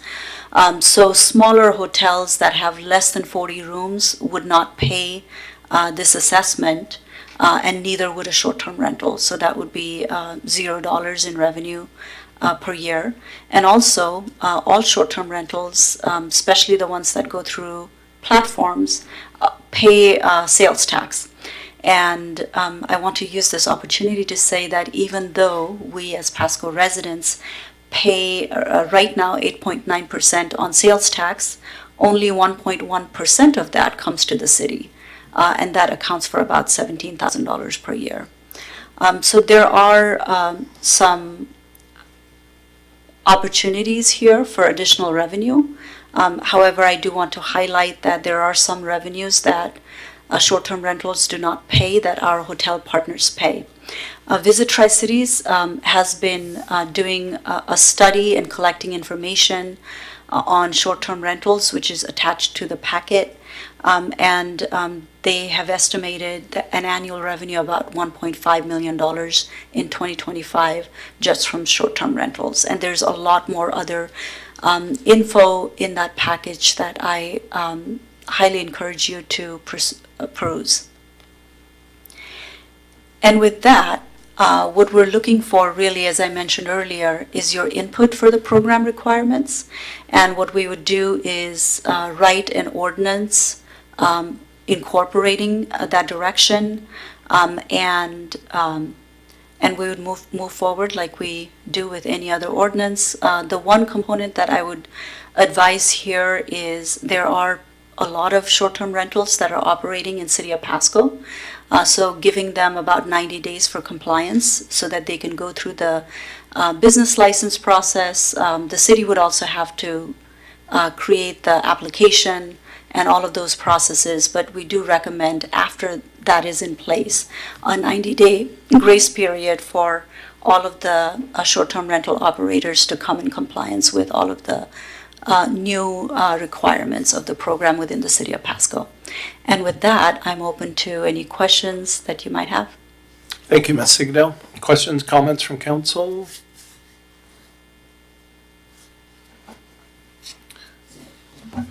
Mr. Perales? I'll go ahead and start it off. Since this has been an issue that's been on this council's mind and prior councils for some time.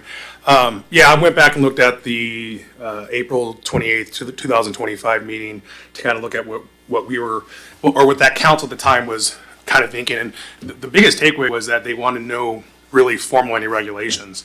Matter of fact, we were supposed to get some type of information back to the council, but time goes on and we work on other issues and stuff. But I think the only thing that I liked from that meeting was that there's a couple actions presented to us, which one of them was a recommended action of no formal action in my motion would be today, or direction would be SDRs are welcome as long as they comply with state requirements. The platform already dictates what things they have to abide by. I got a little chuckle out of the whole noise ordinance and other things, because I'm hoping we're just not going to be aggressively on these short-term rentals when we know that's an issue kind of everywhere across the city.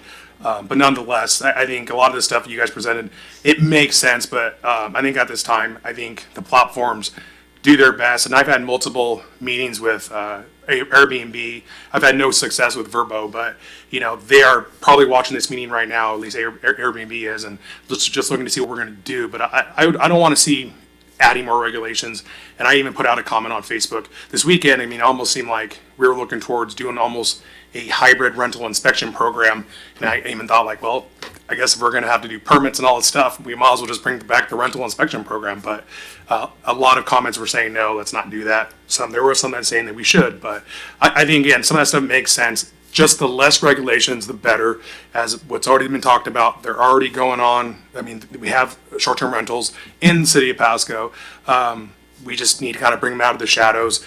Obviously, the tax revenue is not that much, and I would support Visit Tri-Cities and us getting with our state representatives in regards to that tourism promotion area to get some of that, those funds. But I mean, it does generate revenue. It's not much, but we got to look at the flip side of it. These people are coming from out of town. They're spending money here on a short-term rental. They're spending money on going to restaurants and other entertainment stuff. So we're getting money in other ways too. And so I just really want to get this off the list. Again, this is an issue that's been talked about for some time, and so that would be my recommendation. Would be really just welcome them as long as they comply with state requirements.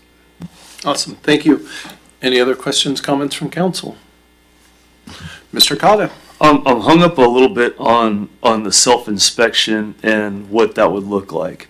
Do we have any testimonials or any, do Richland and Kennewick, West Richland, do they have any self-inspection programs, or is it all, through some kind of inspection protocol that they have to perform on an annual basis? I mean, I assume you gotta pay to have an inspection. Do we know how much that costs? It would be fairly minimal. Some of the cities that we've seen do is your fire alarm operational? Do you have egress, ingress cleared? Those very minimal things. And essentially the property owner would say yes and sign it under perjury. So that is what it would look like, and it would just be a form that would be attached to the application. An in-person inspection would be done by a city employee. Thank you. Any other question, Mayor Pro Tem Milne? Yeah, I'd actually like to, I do agree with Councilman Perales. I know there's times where I use Airbnb, big family, and so we do use the services a couple times, just sometimes where because of regulations, it seems like it's just crazy money, and I don't even go to those towns. I try to find another town that's close. So I definitely, if we could get some people coming into Pasco versus getting any other of the local communities, I'm all for that. I at one time did have it, or my family had a one-time Airbnb, and eventually it got to the point that you just weren't making money, and so we just closed it down. And it was a lot of the stuff what Mr. Perales was talking about is self-regulated by Airbnb with the insurance and parking and all that sort of stuff. So yeah, I just do agree with them, and I think that's the direction we should go. I failed to mention that there are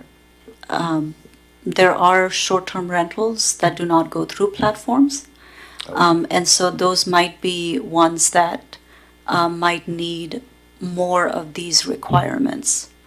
And that has been brought up with council in public comments before, and we've seen people bypass the platforms themselves and do this on an individual basis as well. So they would be operating under their own set of rules that might not be the rules that Airbnb or Vrbo might be providing. Okay, so to re-clarify, I'm for like the Airbnb, those ones, but I'm not for just anybody doing their own thing. I mean, again, I would like it to go either through a platform, or if they're not going through a platform, then maybe they have to go through a city thing, or they're kind of shut down. You do want some basic rules here, like what we've talked about. So if it's Airbnb, Venmo, or this, then we go that direction. We will need some legal guidance on whether we can require businesses to go through certain platforms, but we'll definitely look into that. Mr. Cotta. Maybe describe the platform process and what that would look like. But I think what we're trying to say, if I understand where this is going, is we just want all of the short-term rentals to be complying with state law in somewhat of a minimalistic regulatory sense. Is that kind of what I understand where we're going with this? Yeah, I mean, that's what I would like. Thank you. Thank you. Anybody else from council? Mr. Figueroa. Yeah, so I think that if we are going to move in this direction, we got to make sure that we do it in the right way. I also don't want it to be just open for anybody and anything that can happen. We have to make sure that we put some parameters in place. There's definitely been some studies that, obviously unregulated short-term rentals could take up thousands of housing units away from the local housing stock, which can increase housing costs, evictions, displacement, all those different issues that our residents deal with. So I want to make sure that if we can allow these things, how are we regulating, making sure that, not just one person is beginning to just operate all these short-term rentals, that there's some sort of limit or caps, or how can we manage those things in a legal way, right? I know that there's ways where you can only do one on your primary residence, right? That you can only host out of that, versus just having somebody from out of town beginning to buy a whole bunch of, housing units and just doing Airbnb stuff, making sure, and then a lot of our residents don't have housing, right? So we want to make sure that we're thinking ahead, what does success look like in the next 5 years if we allow these things to go through in a very modified way, proper way. These are all big questions, because just saying that to meet state regulations, I think that's kind of the general foundation, but how can we make sure that we're doing it to make it work for our city and for the benefit of our residents? Thank you. Anybody else who hasn't chimed in yet? I guess I would make a comment. I really appreciate your comments. As you're saying that, Mr. Figueroa, the first thing that comes to my mind is, BlackRock and some of these other multinational corporations buying up all the housing stock here in America. It's made it really hard on, home affordability and those kind of things. But I think in this, and I'm sure there's some issues here, I would tend to be one where I think we would want to be the least restrictive as possible. I kind of like the Mayor Pro Tem's, thought of maybe a hybrid approach, that if people aren't falling in line, and I appreciate your admonition, Ms. Sigdell, that obviously we probably can't force people to join a platform, nor would we want to, but, to maybe have some kind of umbrella over those that don't. And yeah, I would be, to your question, Mr. Cotta, up when we owned that little store in Mesa up there, Chief Crowley, plug your ears here, but yeah, they actually let us do our own fire inspection year to year in that same way, kind of self-inspect and that kind of stuff, just kind of on the honor system, just really just taking the personal responsibility yourself, which is, I think, in a sense what we should be about as Americans, is personal responsibility. So I would be for a minimal approach. I mean, I think everybody else that does business in the city of Pasco, buys a business license. I think that's a basic thing, but beyond that, I don't really see much else to add to this that would be needed, and it's kind of where I'm at. Any other comments before we turn it over to the chamber? Mr. Campos. Yeah, I like the hybrid approach. I mean, I think we have to look at, I know that we don't want any regulations. We're looking at that from the perspective of the actual property owner. But we also have to take and have that bigger picture of looking at all the other aspects of it. So, no, everyone's going to say we don't want regulations on these STRs until we're a neighbor of one of them, and it's all a muck. And then we're going to say, how come there isn't any regulations? And so we kind of have to balance that, and we got to figure it out. I get it. We don't want, honestly, I do like that hybrid approach of just maybe not forcing them to do a specific platform, or just say a platform. And if they could prove that, then we're good to go with that. But if they can't, then I think we also need to protect our neighborhoods and our residents from any potential STR that's just going to not be careful, and it's going to be a very bad location. And so I think we also got to look at that approach as well. Thank you. I appreciate those comments. Mr. Hernandez. The hybrid approach, like Councilman Campos says, is probably the best. And, having no regulations at all, it's, we need some, I believe. I mean, we can be light on them, but we need some kind of regulation. Because like you said, when you're the neighbor of one, then that changes things. So a hybrid approach for me seems to work the best. Okay, thank you for your comments. Just remember, before or after we go to the council chambers, we're going to have to come back. I hear a lot of good thoughts, but we're kind of disjointed up here, and we're going to need to give staff direction on that. One last follow-up question, Ms. Sigdell. What are the neighboring cities doing? What is, I kind of peruse the report and that kind of stuff. I mean, where are some of our neighboring cities? Can you at least give us an idea somewhat of where they're at on these and how they regulate them, or if they regulate them? I can do a little bit more homework on that one, but they do allow them. within Kennewick and Richland. We know, yeah, okay, yeah, I think we know they allow them, but yeah, just, yeah, what they do, what their minimum requirements are and everything, I think would really be an important consideration, because I don't think we want to be out of balance, where, we've heard enough, over in Pasco, they this or that or whatever, and I think, as much as we could be in lockstep on this would be really, really good. Absolutely. Awesome. Mr. Perales? I'll go ahead and just take a stab at this before we move, open it up to comment. So I've talked with a couple individuals the last couple of days that have Airbnbs and Verbos here in Pasco, and so going back and forth with them, they said, sure, city and state business license, okay. Local representative contact, which would probably be on a permit, right? You come in here, fill out a permit. That information would be on there, okay.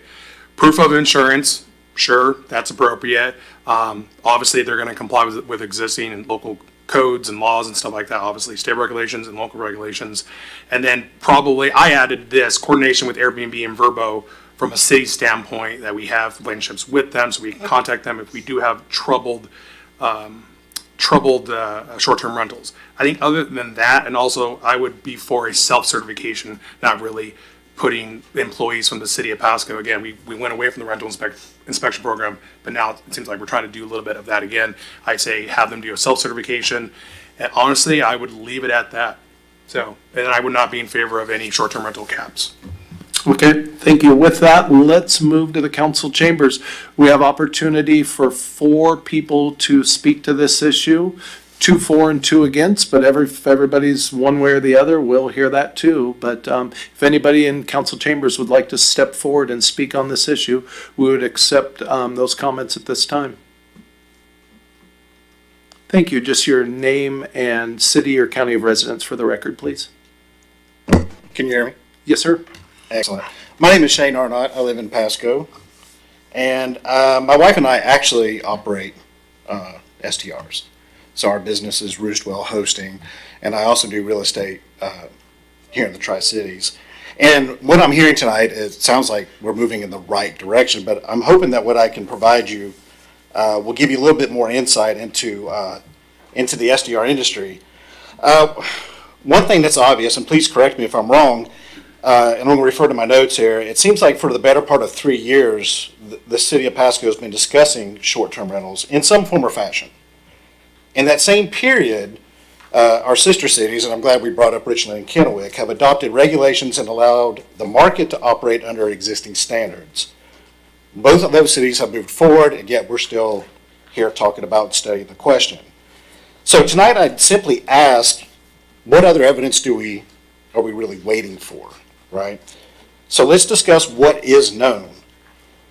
Staff has acknowledged that Pasco has an apartment vacancy rate estimated between 5% and 8%, but we haven't presented really any data showing that short-term rentals are significantly impacting our housing supply. We also haven't identified how many STRs currently operate in Pasco, what permit fees should be, what enforcement costs would be, or what a cost recovery model would look like. After so many years, we're kind of discussing hypotheticals still. So the concerns that are raised here tonight are very familiar and valid. Housing, hotels, noise, parking, neighborhood impacts. Those concerns deserve consideration, and I would venture to say that most here in attendance would agree. However, they also deserve evidence. So what else do we know? Well, we know that Richland already requires business licenses, local representatives, occupancy limits, and zoning standards. Kennewick has taken somewhat of a lighter approach. Mr. Arnett, wrap up your comments. Yeah, absolutely. Expired. I just want to say that the operators here that are probably doing STRs are probably doing so to overcome income shortfalls, among other things. Things have been hard. I would say the less regulation approach is probably going to be the best bet for the city of Pasco. Thank you for your comments. Appreciate it. Thank you. Anybody else in council chambers like to speak on this issue? Good evening, Ms. Wade. I have over 20 to 30 binders like this involving my landlord. I am against the temporary housing with the landlords. You are not taking care of your tenants and landlords as it is. We bought my home, and we turned it from a shabby mobile home park and spent tens of thousands of dollars and made it into a home. This regulations are not being held up as it is today. We've had fires, and I'm giving you one packet tonight that I would like you, Mayor, to give your council members, showing the tip of the iceberg, like I said, 20 to 30 of legal letters. These apartments and people are living in houses like this. This is what was under the remodel of my home that we tore down. I have actually lived by an Airbnb, and they in Walla Walla when the wine industry came in. They did not have parking for us, so they took our parking on the street. There was, you want to say there's noise ordinances, they're not even being followed as it is.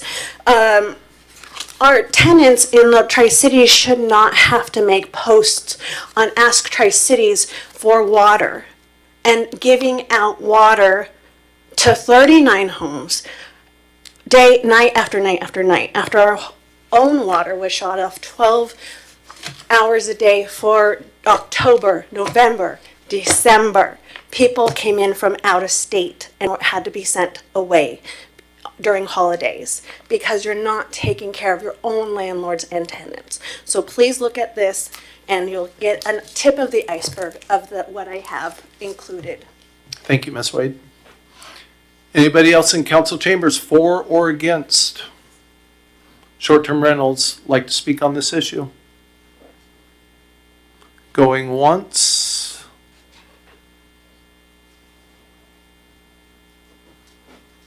Thank you, sir. Name and city or county of residence for the record, please. Yeah, good evening, council. Doug Perez, resident of Kennewick. So me and my wife, we're landlords. We have a couple of short-term rentals. We have them in Kennewick, Richland, Pasco. In regards for setting it up, usually the platforms actually give requirements. So give example for safety, if we need fire extinguishers, smoke detectors, we already have to do that before for them to go up on the platform. And so in regards for safety, you know, my view on it is, you know, I have one in Pasco. We're trying to get some exposure to downtown Pasco. It brings in some people that generally wouldn't stay in downtown Pasco. And so it fills a need, right? And so we do, I think in the report, you can see that, I think October, November, December, you have that downfall of visitors. And that's pretty normal because there's some people trying to fill in the gap, like he had mentioned. You're going to have a difference between, you know, the mom and pops or somebody renting out a part of, you know, their house compared to operators themselves. I have an operator, I'm a landlord, I'm a contractor.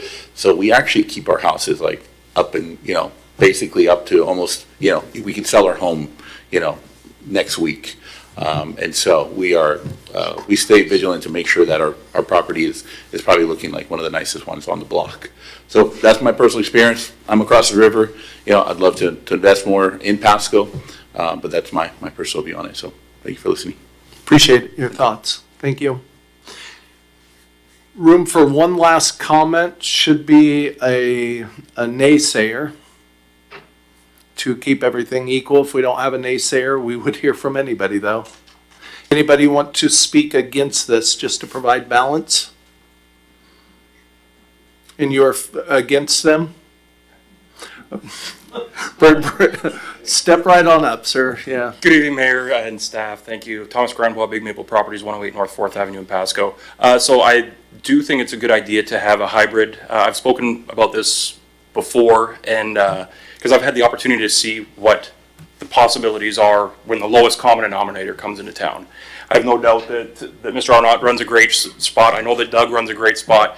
But you have to think about the people around my neighborhood who have decided to move RVs in and increase density in their backyard to levels where the streets are filled with broken down cars all the time, just coming in and out, leaking oil all over the street. We have somebody who's, it appears they're renting couches out to fentanyl addicts by the hour or by the day, and it's not illegal to be on fentanyl if you're just wandering around on a piece of property, but you can see it all day long. So you have to really focus on the lowest common denominators, because we're not just picking and saying, yeah, only Airbnb and only VRBO are allowed in town. you have to think about, okay, well, somebody's just gonna post their couch up on Marketplace, or it's just gonna spread, the word's gonna spread, hey, we can go get high on this couch or in this guy's living room for a day, and they can just do that because there is no rental inspection program now at all to regulate that, and there's nothing necessarily illegal about being high on your own private property in front of schools, in front of school children. So yeah, I think the hybrid is something that you guys really, really should look at. Thank you. Thank you for your comments. All right, with that, council, where are we at? Anybody? Mr. Cotta? Yeah, my thoughts haven't changed. I think I like the program that we have here. I like that there is limited regulation on it, and I like what's been proposed. Okay. Anybody, Mayor Pro Tem? Yeah, I was just saying, I do believe, it's a business license permit, kind of what's just basically been talked about. And anything else, low regulations, but again, either on the platform or they have to go through a city checklist of stuff so that, again, everything's on the up and up. It's kind of, again, the hybrid system, what we've kind of talked about, I'm still for that, but yeah, let's make sure they all have business license and permits through the city. Mr. Perales, would you mind reading your, that kind of the basic level you had there again? Because I think that's something we could all maybe come around. I think it pretty much sums up what's on there. I think if anything, I don't know about the annual renewal. I mean, they're gonna have to go through this every single year. I don't know about that, because again, it invokes more code enforcement personnel, but I'll go ahead and do this again. So city and state business license, local contact representative, proof of insurance, and so this would all be on that permit. Self-certification for safety, and then coordination with Airbnb, VRBO, and other platforms, or just directly with the individual.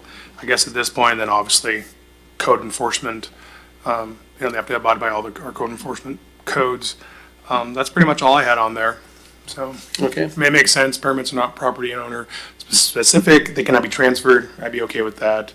I think other than that, I don't know about doing it annually, but if the council decides, then I guess that's something they're gonna have to do every single year, and then I hope the permit fee itself is not really high. I don't know how much it was for the rental inspection, for a rental prior to us taking it away, but I would think it'd be in line with that. Thank you. That's probably where I would be too. Mr. Cotta, does that sound good? Mayor Pro Tem, you spoke up. Mr. Campos is nodding his head. Ms. Signal, we good? I want to make sure what I'm hearing is most of the components that are on the screen are acceptable to council. There's some questions on whether annual renewal is needed in terms of what the city's short-term rental permit would look like.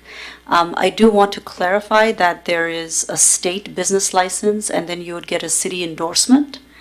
And what we're proposing here is that would be essentially a state business license, and then another application for short-term rental permit. Am I hearing from council that you would like that short-term permit application process, within which we would collect the local representative information?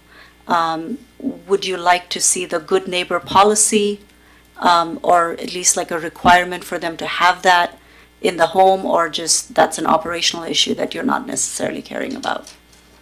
Mr. Prowse. I mean, if anything, that would be in that little on-site packet that you were talking about. That'd be something that I think that'd be great for something, someone to have, even if they're just here for a short term. So that would make sense. And then if I can, one thing I'd love for council to clarify too, because there are so many of these already in the city, I would be for going beyond the 90 days and just going beyond till the end of the year and have basically almost a 6-month grace period, just to let everybody get up to speed and everything like that, if you guys would be up for that.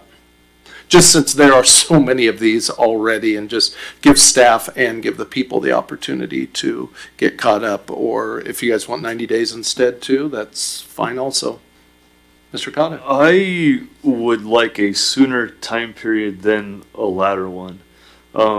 If people start I don't know if there's any risk of creating a problem if we do run out a lot of our short-term rentals before the codes are not only enforced, if you will, or there's a certification that they've abided by, or if there's nothing to motivate them to do it until the end of the year, then maybe it doesn't happen and that creates a problem. I don't know that 90 days is too long or too short. I don't know. But 90 days sounds better to me than the end of the year.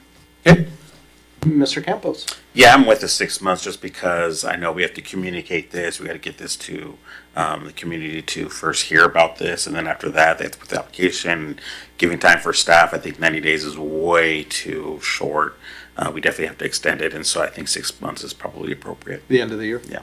Anybody else? Mr. Yeah, Rouse. my only, I wanted to go ahead and just make sure we cover everything. So on the slide that says operational standards for SDR operators, so we're going to abide by maximum occupancy based on International Building Code. We're not looking to not do that. Just leave it alone. Because everything else we kind of already talked about. Obviously, no signage. What about restricted uses? So are we going to say they can't have weddings, banquets, concerts, receptions, fundraisers? I'd just be curious what other municipalities do. I'm kind of unfamiliar with the business itself. Yeah. But I guess I'd be curious. I haven't heard of anyone having weddings at the back of a, residential home, but some people do. But they do. Yeah, you're right. So perhaps if they do that, they have to get like a special permit or something. Councilmember Kane? I would be in favor of the restricted uses. Yeah. Okay.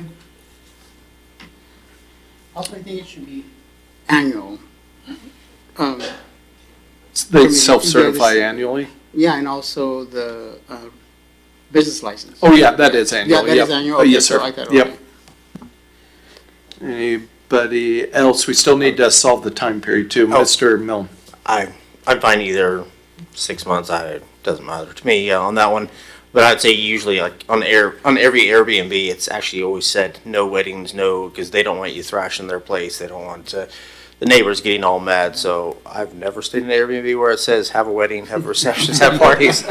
But I haven't stayed in every single Airbnb in this world, so I don't know. But I know that's usually a pretty common thing on those sites. You can't do those kind of things. So okay, just throwing that out there. Mr. Perales. My last comment would be, I guess, we can go to the end of the year, but how long would it take for us to get this up and running? The applications, the permit application. So I would hope sooner the better, but yeah, I was just threw it out as just a grace period to give everybody the opportunity to get caught up was all I was thinking. Mr. Figueroa? Is there a happy medium? Can we do like 120 days then? An extension is more than 90, but yeah, like till the end of the year, it's a little bit too much. I mean, it seems that these folks are ready to go, and I mean, if they're serious about this business, they should be able to get their stuff situated and everything ready to go. So again, kind of putting a deadline there and make sure that we communicate accordingly. I mean, can we give staff a month to get the application up and going? Would that be sufficient, Ms. Sigdell? Yes, that would be sufficient. Okay. Okay, so November 1st then, I mean, that's about that 120, that's 120, November 1st it is, yeah, okay. Mr. Stewart? I just want to clarify, so we're talking about a grace period, so what's already on the books is going to operate. So, yeah, staff will work on getting the application within 30 days, but we're not precluding anyone from operating during this time frame. That they can still continue to operate. Yep, just to come into compliance is, I think, the consensus. Anybody have anything else on this issue? I think we're pretty good, Ms. Sigdell, you good? Can I clarify one Yes, more please. thing? This is good. Safety inspection, what I'm hearing is self-certification. Yes, ma'am. Annually self-certification is, I think, the consensus I am seeing. Yep. Yes, Okay. ma'am. So essentially what is on the screen and clarifying the self-certifying of the inspection itself Yes, ma'am. for most components. That's my understanding, Mr. Yeah, I Prowse. might as well ask this. Okay, so the grace period would start when this comes back to us and we approve it. Yes, Okay. we would still have to write the ordinance, that would go into effect. Within that time, staff will also work on application and the process for this so that we're ready to go when the ordinance is effective, and then the grace period would start. Okay, so yeah, and then So then that's going to take us back to, just for clarification, because that's going to take us back to about 90 days on November 1st. If it takes them 30 days, just make sure we're all clear and everything. And so that'll probably move it to December 1st then. Are we back to the end of the year? I mean, end of the year. Yep. Close to final answer. Thank you very much. Thank you. Appreciate it. All right, let's move on. That's really good, you guys. Great discussion over this. Letter B, 2027 to 2032 Transportation Improvement Program update. And for this, we're going to Director Sarah. Good evening, ma'am. Good evening, Mayor and council members. For this item, I am introducing Andre Avetisian, our engineering manager. And you've seen this program a couple of times now. This is the last opportunity for comments and edits prior to the plan adoption next week. So he will guide you through the presentation. Thank you. Good evening, Council. And yes, we are going to touch base one more time on the Transportation Improvement Program for 2732 as we are approaching our adoption plan for next week. Just kind of a quick reminder, the RCW out here for why we, all agencies, are required to do this on an annual basis in our transportation projects, and our deadline being July 1st every year. We include projects from comprehensive plans. We include all kinds of bicycle pedestrian facilities as well. It's not just traffic. And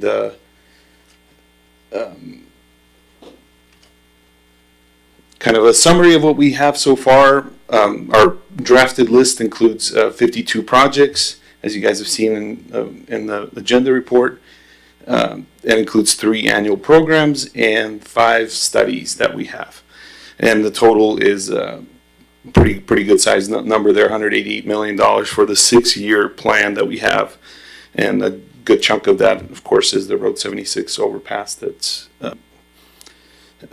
so kind of today's topic, to summarize what we've done already, months leading up to this, we just want to make sure we confirm the prioritization and the list that we have for next week's adoption. And kind of seeing a map of our projects here, you guys have seen it in your packets as well, highlighting all the areas we've identified, and then also wanted to highlight the active projects that we have for the next couple of years for the 27-28 biennium, budget biennium. So active projects being projects that are in design or construction phase. So whether they're just starting or kind of in the middle of construction already. So we're kind of wrapping up into 27. So just to highlight the list of some of these projects that we have.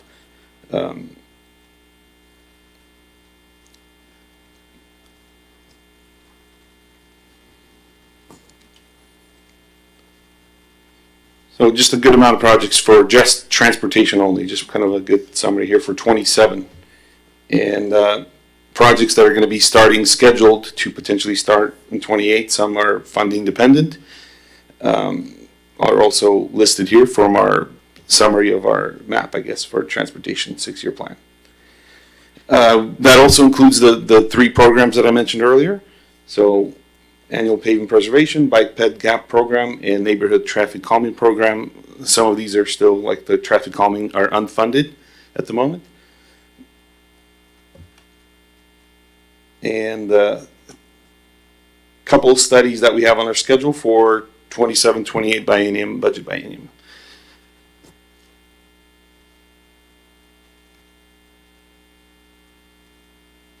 As far as highlighting, one of the things I wanted to highlight, and I think I failed to mention last time we met in public hearing, for a specific project, I don't think I included well, let me go back to the map, I guess.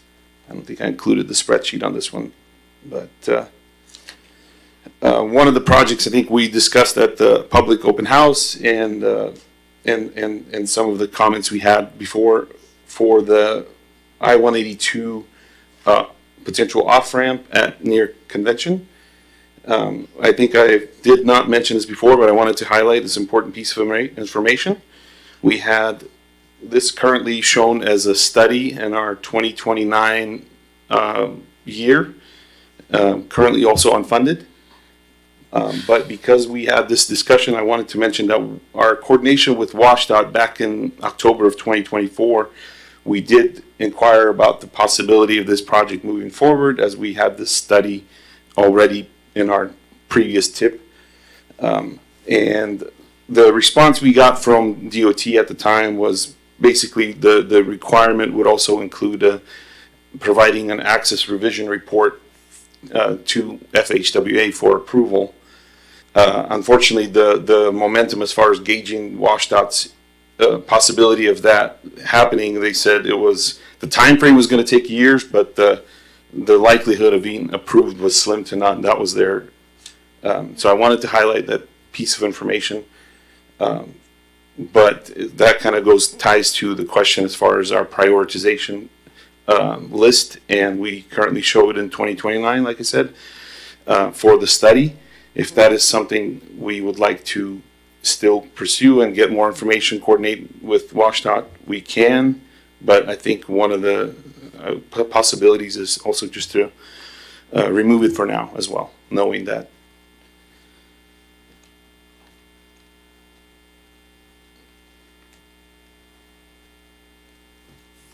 So jumping back to where we're at, we had several meetings already, and the only one left is next week for adoption.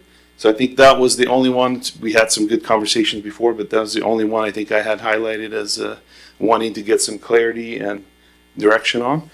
And at this point, I think if any questions or direction would be great. Thank you, Mr. Andre. Questions or comments from council? Mr. Cotta. Was there any impact that the public outreach had on the capital improvement plan, the transportation improvement plan? Yeah, we had some good, we had several people that showed up to both the hybrid version and the in-person outreach, and some of the comments, yeah, they were definitely incorporated. Some of this is reflected on, like one of the requests was a more bicycle pedestrian facilities, and we added the study to update our master bicycle plan and ADA transition sidewalk plan to kind of, that's, yeah, those were some of the comments, yeah. And some of them were also included to, well, they were tied to development projects and were clarifications, but yeah, all the comments were taken into account for sure. Mr. Campos. No, yeah, I want to thank you for the great presentation, also the great time during the outreach. I think it was very informative for those residents that tuned in and listened to it. I do want to just give the recommendation to I think this pretty much lines up with what we want. I know from our residents as well. I've been hearing a lot about the pedestrian crossings, and so I really like that. That was one of the newly identified projects that was put on there, and so I'm all for that. I think it really lines up with what the residents are wanting. Thank you. Thank you, Councilman Campos. Mr. Andre, would you, number 8 there, the citywide injury minimization and speed management implementation, would you speak to that a little bit, just for the sake of residents, what that looks like throughout the city and what those mitigations are? Yes, so that was started out as a study, and we had the consultant doing a study for reviewing the citywide. And I think where it ended up, we have received additional grant funding from DOT. This is a federally funded project. Some of the recommendations from that study included updating signage, which is actually a big majority of what the implementation money that we received for. Some missing speed limit, I would say some additional signage, including speed limit signage or updated signage required throughout the city. That is recommended from the traffic engineer that provided that it was to be implemented, and we got some money to do the implementation, which is mostly going to be for just adding signage or yeah. Okay, no, I appreciate it. I think there's just some interest, whether that was possibly more chicanes or candlesticks or speed cushions or any of those other speed mitigation things. Unfortunately, this one is mostly just the signage, yeah. Okay. But we did have the CSAP that added the additional projects that are systemic safety improvement projects. we don't have funding for, but we applied for a couple of different grants so far already based on having that adopted earlier this year. That could lead to some additional funding projects that are mostly bolded on that list. Those are the vast majority of those were added due to the CSAP. Okay, appreciate that. Anything else from council? Thank you, Mr. Andre. We're going to move to council chambers now. Actually, Director Sarah. Yes, ma'am. I wanted to ask, and I will go back to a slide that may help us with this. Speaking specifically to the item, it's a study, and Mr. Avetisian provided information about how likely that study is to result in a project, and that is the off-ramp or on-ramp, some connection to I-182 on Convention. So that is the interchange feasibility study on I-182, which is scheduled in the 2030. So we are looking at just under $500,000, and we want to ensure that that timing that is shown is adequate and that you actually want that study in the list. And so just confirmation from the body that that timeline and the inclusion of the project itself or the study itself is what you all want. Thank you, and I would love to add some details to this. This is a dream, you guys. This is our chance to fix Road 68, literally adding an off-ramp at Convention Drive. So all that traffic that's westbound on I-182 that is going to stay east of Road 68 would all get dumped out at Convention Drive, taking that extra traffic off of the interchange where Burden and Road 68 come together. Their confluence makes the #1 traffic volume area in the entire Tri-Cities. So that would take a huge portion of that traffic off there on Convention Drive. And I would love to see an on-ramp on there too, to where people could actually approach it and actually get on the on-ramp and then proceed eastbound just straight through the interchange there and continue on that westbound on-ramp. And so I tell you guys what, one of the biggest complaints I think we've all heard is just how congested Road 68 is. And if we are to, hopefully Mr. Dozier is going to champion us $30 million to complete the road, or at least get the funding for the Road 76 overpass in this upcoming legislative session. And if we were to get this done at Convention Drive, we could actually say we fixed Road 68, because as Director Sarah says, the fix for Road 68 is not on Road 68. It's in Convention Drive and Road 76. So I don't know about you guys, but I'd be all for that, yeah. Just to make it clear, Mr. Mayor, the one I was referring to earlier as far as WashDOT's perspective on that was the project I was referring to, where their likelihood of FHWA approval for that off-ramp that we were talking about right now, that's what I was referring to, is they said it was, so that's why we wanted. I appreciate that. Yeah, no, thank you. Sometimes, I just got to hear it yelled to me twice, just like at home, for it to, get through here. So no, that's great. Yeah, we'd love that opportunity. At least I would, but we're a group. Yeah. Okay. Looks like we're good. All right. Director Okay. Sarah, we good? Thank you. Thank you, Mr. Andre. Okay, now we'll open it up to the council chambers. Speaking on this, hard to kind of judge comments for and against, but we definitely have room for 4 comments to speak to the transportation improvement program over the next 5 years.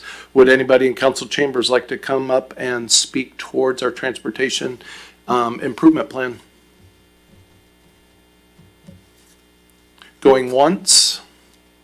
Going twice, not seeing any. I guess we're all good. Director Sarah, do you have all the direction you're looking for? All right, thank you. Let's move on. Letter C, resolution accepting and adopting the 2026 Franklin County, Washington Multi-Hazard Mitigation Plan. And for this, we're gonna have Chief Crowley kick it off. Good evening, sir. Good evening, Mr. Mayor and Council. I would like to welcome Mr. Sean Davis, who's our Franklin County Emergency Management Director. Director Davis will be presenting the 2026 Multi-Jurisdictional All-Hazard Mitigation Plan for Franklin County. Just a quick overview, it's a 5-year plan. And really the main purpose of this plan is to identify any natural and man-made hazards, prepare for those hazards, and then create short-term and long-term mitigation plans for that. At the conclusion of Director Davis's presentation, what we're looking for is consideration from council to adopt and approve this resolution, and this would allow our city, both police, fire, and mostly public works, to work on this and be part of the Franklin County plan and seek funding as well. So with that, I'd like to welcome Mr. Sean Davis. Thank you, Chief. Good evening, Council, Mayor, leadership. Thank you for your time presenting this. Again, it's not only a Franklin County, it's an entire Franklin County plan with all the jurisdictions. All municipalities have had input into this 5-year plan. This is a major avenue into getting federal funding if we have a disaster. For example, back in, I believe it was 2018, we had the boat basin over at the marina collapse. This was one of the reasons why Pasco got a lot of funding to help rebuild that area. Without the mitigation plan, a lot of the funding for federal grants aren't available to the jurisdictions. So again, this covers Franklin County as well as the 4 cities. So at this point in time, we are well into the planning process. This has been a really weird process for us this year. FEMA has closed, I think, 2 or 3 times during the process. A number of the rules have changed due to lawsuits with Washington State and the federal agencies. So it's been a troublesome experience for all of us. So we are at the end of the tunnel here. The planning process has been in effect for about 2 years. Our plan has been presented to Washington State to verify that we have met all the requirements for FEMA as they stand now. The plan has also been forwarded to FEMA. The state has approved what we had. FEMA received the plan and actually sent back comments at the end of April. We have incorporated those comments into the current plan that we have, as well as what's online. This plan is one of those weird ones that it is an ongoing living document. So every year we can actually review the plan and the mitigation projects that each jurisdiction has and add new ones if you want. It really would help out for grants that was mentioned earlier for city departments, especially Public Works, to be able to get funding to do some of their projects if it's tagged to this mitigation plan. So that's one of the big benefits of adopting this plan. Where are we at here as well? One of the changes that we made with this plan was there were 2 types of mitigation plans, the hazard mitigation plan and a community wildfire protection plan that was really fire centric. All the fire chiefs in Franklin County have adopted that plan, and it has been adopted by the state forester. We have incorporated that as an appendix to this. So now we can get a 2-for-1 instead of having to go out and try and get 2 grants to redo this. The 2 plans, we can do it all at once. Makes it a lot more efficient and puts that plan onto the 5-year cycle versus a 10-year cycle, so we can keep it updated as well. So that was a major improvement for this plan as well.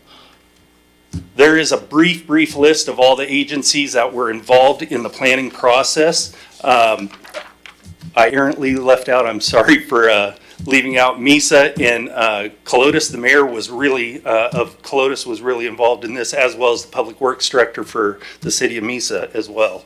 So that's just a brief list, pretty extensive involvement, not only just in Franklin County and the cities, but we also included some of our partners, some of our Walla Walla fire districts, as well as Benton County agencies as well.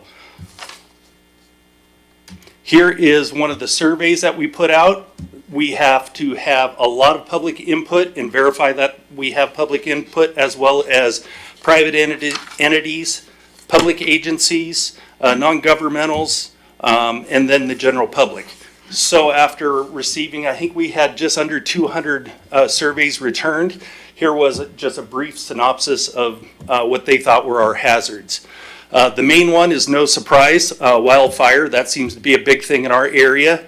The interesting thing that came out of that was the impact on the public's health and safety. A lot of people have issues dealing with the smoky air we've had the last few years. So Ben Franklin Health District reported and gave us statistics on that about air quality issues. Most of our issues in our area deal around heat. So there's drought in there was a major one, severe summer storms from extreme heat, the wildfire. 2 of them are in orange, which was interesting. There was one for invasive species, which we're seeing a lot more now, which could potentially be an issue for the cities as well for intake from the Columbia River. We're seeing a lot of the algae coming up that is really hard to deal with. We also had one of the new ones was space weather. A number of the issues with space weather involving satellites, communications, and airport radar systems, as well as a lot of really expensive electrical equipment. So everyone thought that might be a good idea to start looking at that and have maybe some sort of Faraday devices, boxes protecting electrical equipment that's really severe or really important for critical infrastructure like electrical systems. Here are some of the main mitigation strategies and possible items to look at with the city of Pasco. Some of them were retention ponds, vegetation management programs, wildfire workshops, annual wildfire safety workshops. Pasco is continually growing and starting to get farther and farther out into the county where there's wildland urban interface issues. So that was a big one. Possibly looking at storm drainage infrastructure and issues or upgrading them. Maybe public buildings for seismic safety and possible distribution of heat wave safety kits. Those were some of the items that came out there.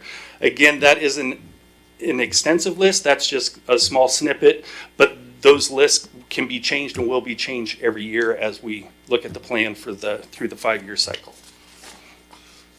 So that was a quick down and dirty of the plan. It's a big plan. If you had time to look at it, it's 500 pages-ish. So it's a big document filling a lot of requirements for the federal system. So if you have any questions, I would entertain them.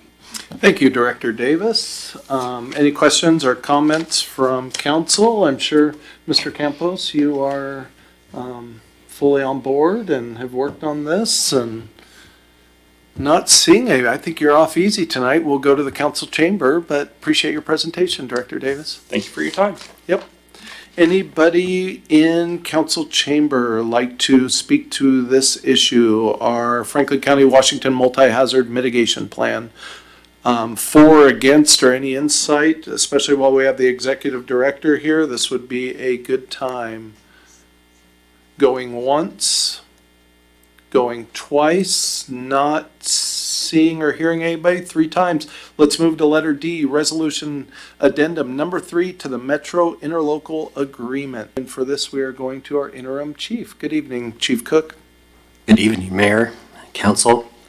Tonight we have a resolution, addendum number 3 to the Metro Interlocal Agreement. That agreement refers to the Tri-Cities Drug Metro Task Force, which is a multi-jurisdictional task force involving all 4 cities, Benton County and Franklin County, and has been participated in by Pasco for about 40 years. The proposed addendum formalizes the existing contribution structure utilized by the Metro participating agencies and changes the calendar year operating budget structure moving forward. Metro currently maintains a reserve balance that is anticipated to offset operational costs and reduce the need for the agencies to contribute in the near term. The expectation discussed by the board at their last meeting, I believe, was that reserves would likely be utilized before requesting contributions from the participating agencies. Should the agencies need to contribute in the 2026 year, that estimate is about $30,000. Beginning in the calendar year of 2027, the estimated maximum annual contribution is anticipated to be $60,000 based on the proposed contribution formulas and the projected operating cost. The other thing that is formalized in the addendum is a 7% administrative rate that supports the services that the City of Kennewick provides to maintain that task force. Metro has historically been funded through federal grants, the Burn JAG grant, high intensity drug trafficking area, and asset forfeitures through the federal system. Many of those funds have become unreliable and have started to drop off. And so we're preparing, obviously, to pick up that should all the funding start to not pay for the portion that is needed. Let's see, at the meeting on the 21st of May, the executive board discussed long-term financial planning, the reserve levels, and the calendar year adjustment, which makes sense to follow the other budgets. Other impacts besides those, it formalizes the budget development process. It continues existing jurisdictional contribution percentages, which are in your packet. It also establishes a target reserve level over a 12-month period to try and keep stability. And with that, staff recommends that the addendum number 3 to continue the city's participation in the Metro Drug Task Force and formalize the updated budgeting and operational funding sources be approved. This is for just discussion tonight, but that is the end of my presentation. Thank you, Chief. Appreciate it. Do you have any questions? Yep, sorry about that. Questions, comments from council for the chief? Mr. Perales? Don't have any comments, just major support of this, just looking at the operational performance. I mean, these are big numbers: 287,000 fentanyl pills, 41,000 grams of fentanyl powder, 96,000 grams of methamphetamine, 2,730 grams of cocaine, property seized, $2.5 million, 18 firearms. I mean, the results speak for themselves, so I'll be in support of this. Thank you. Thank you. Anybody else from council? Not seeing any. Let's move to the council chambers. Anybody in the council chambers like to speak to this issue? Our addendum number 3 to the Metro Interlocal Agreement for our Drug Task Force, going once. Yes, sir. Thanks for coming up. Just name and city or county of residence for the record, please.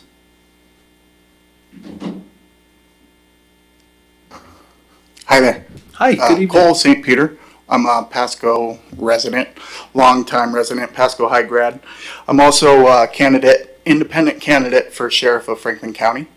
As far as this goes, I have a great respect for the interim chief, and he supervises his people properly.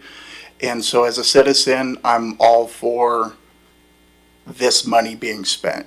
It's money well spent. With that being said, Franklin County has enough fires going on right now. And unfortunately, there's a federal inquiry into one of the past detectives who's now retired. And basically, there's going to need to be a cooling off period. And instead, if I'm elected... You know, this isn't the time for a campaign speech. If you have comments directly related to this addendum to the Metro Drug Task Force, that's the subject we're on right now. Would appreciate that. Do you have an open...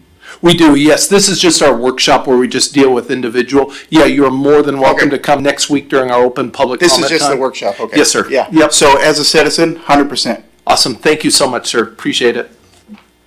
Anybody else in the chamber like to speak to this issue, the addendum for the Metro Drug Task Force?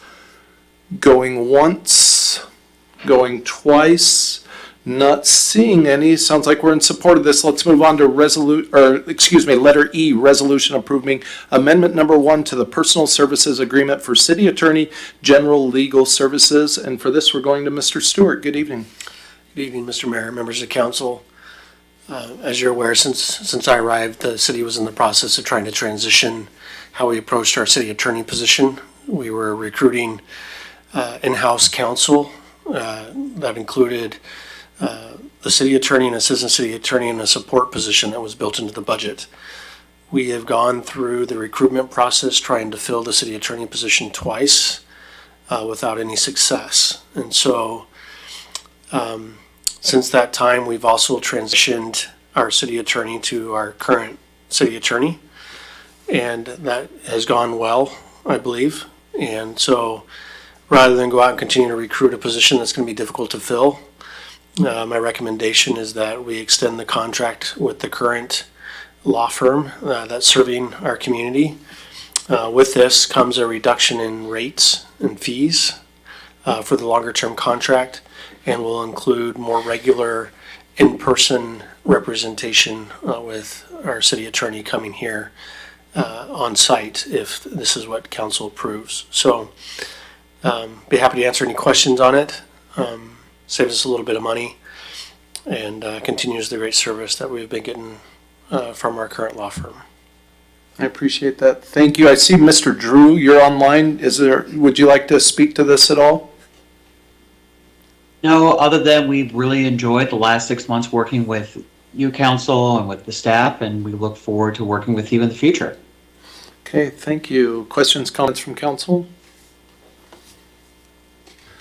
Mr. Perales. Yeah, and then, I'll be in support of this. I think they've done a pretty stellar job since we brought them on, but that's because they have the experience in the municipal world. So no, I've been pretty impressed with Daniel and the rest of his colleagues. So I'll definitely be in support of this. Thank you. Anyone else from council? I'm seeing some head nods. Yes, I would be too. I think, this has been a position. City attorney, municipal attorneys are, getting harder and harder to find. And I believe especially coming into budget season, I think as much as we can kind of count our costs now and not having as minimal amount of unforeseen expenses as possible, I think would behoove us throughout that process. So. With that, let's move to the council chamber. Anybody in the council chamber like to speak for or against us maintaining our current city legal services?